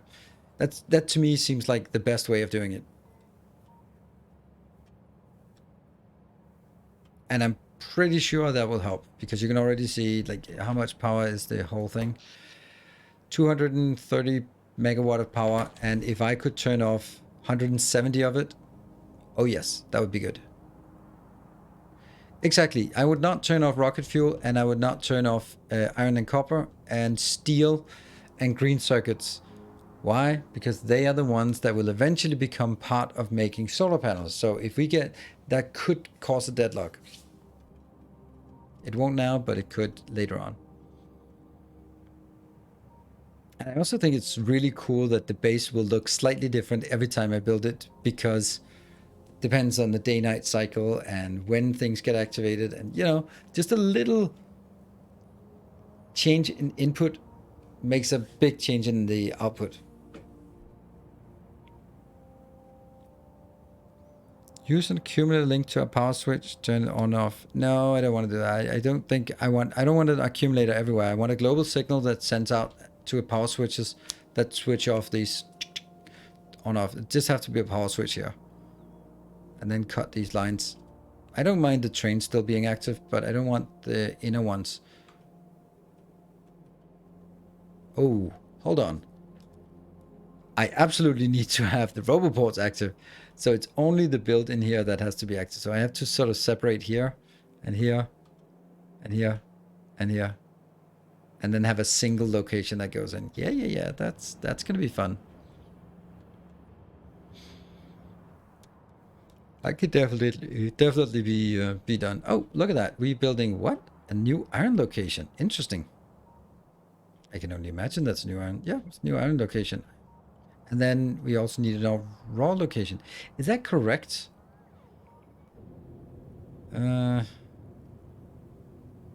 Yes. I don't mind it, at least, because only having one, as soon as we get green circuits, it's going to be a problem anyway. This one, though, not great. What about the oil? How's that working? Idle. 18,000 and 39,000. What about over here? Nothing. It's still filling up the train. Okay, but that's okay. How's this one? We need steel. Do we have steel? We don't. We haven't designed steel yet. Well, have we? Yeah, we did design steel. So let's see the priority list. More power, more raw resource. Then it's steel is the next. Ooh. Why is green circuit? Oh, green circuit is not requested because red circuit will request green circuit. Sulfur, don't have that. Oil? Who's requesting oil?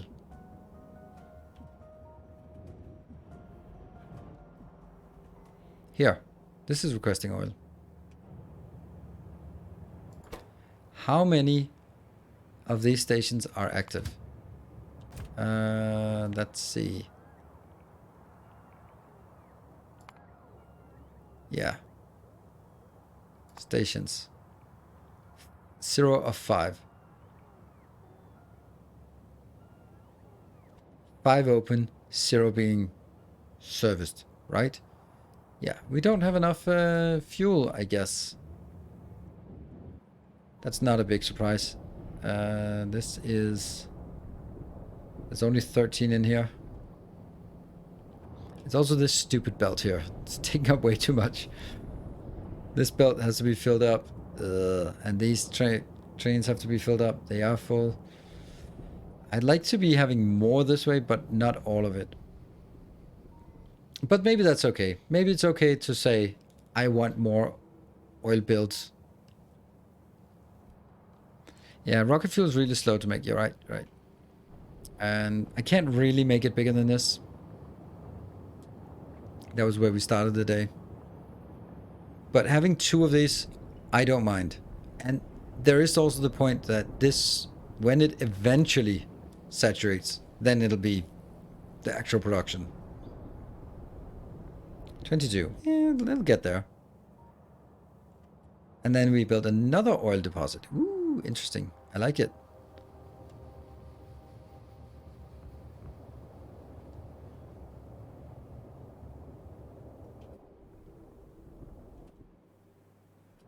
Yeah, and this one has 20 and this one has 0.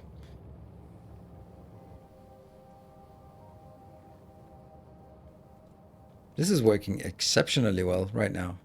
Ah, jinx it. What about our power? Power is hovering, which is good. It's still flagged as build 1 more. So it'll build the one that is building now and then 1 more as well.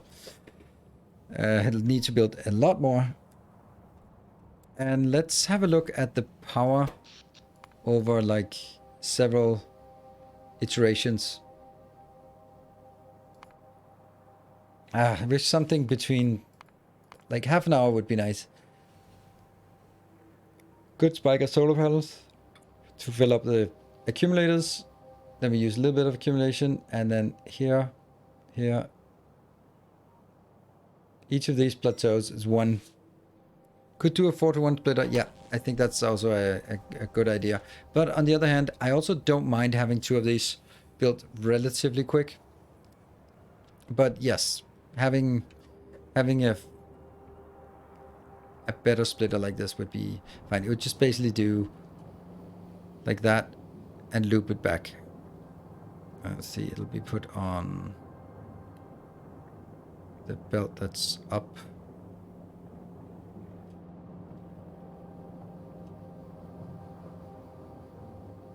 Just loop it back in.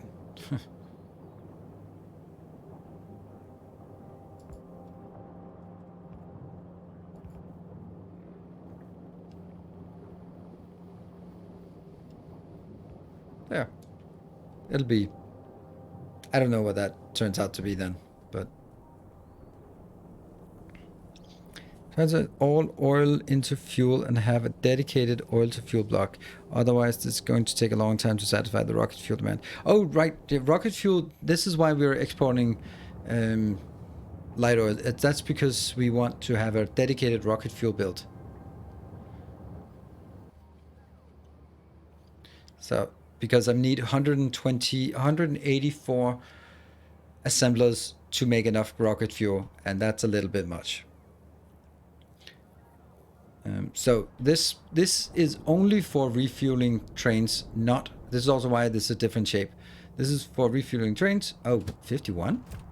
What? Oh, shit. I thought it was like, oh, it's 400 it can do? Oh, yeah, it's going to take a while.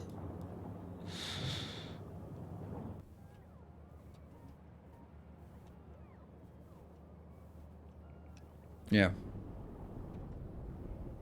And you have 0. Oh, it prioritizes that one first. Yeah, okay, that makes sense. But it doesn't actually need to.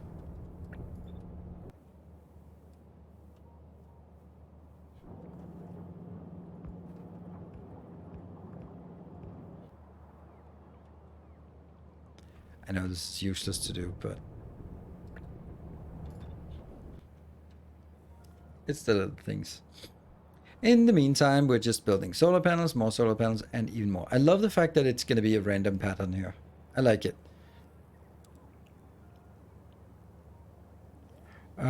No, I did that at some point, and then I didn't do it anymore. Hmm?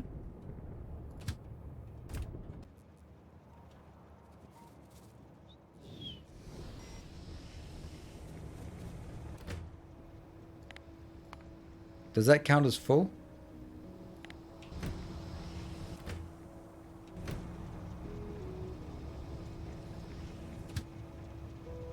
Maybe instead of that, I would do like item count is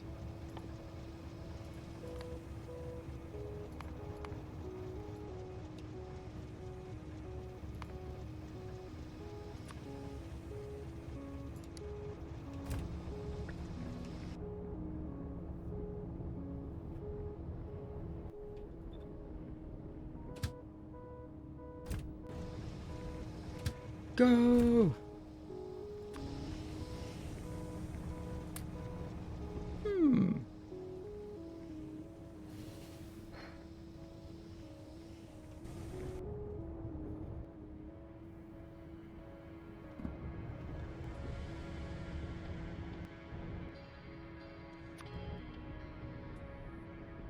92. Come on, let's see. 93. I'm just gonna jump in the train and see where it goes. So this train will have 5 different stations, 5 locations that are open for business. Like that one is open for business. Probably that's gonna be the one because it's the closest one. Come on, 93. What happened? Go, go, go. Alright, there comes a little batch.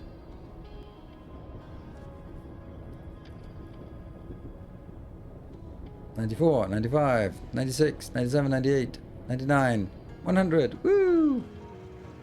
Yeah. Where are we going?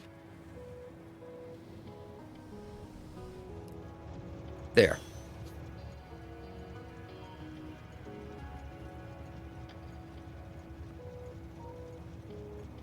Oh, they're already happy. Whoop, and we're done. Is 0 of 0. So this one is still good. Yay! Let's see. 0 of 4. Woohoo! What are we doing now? What is the next one? Let's have a look at. Damn, this is the best iteration. Ooh, are we getting to the steel now? No, not yet. Still more. Still more. I want to see the steel. Shit, I went over time. Damn it. I want to see the steel. I want to see a steel being... Oh.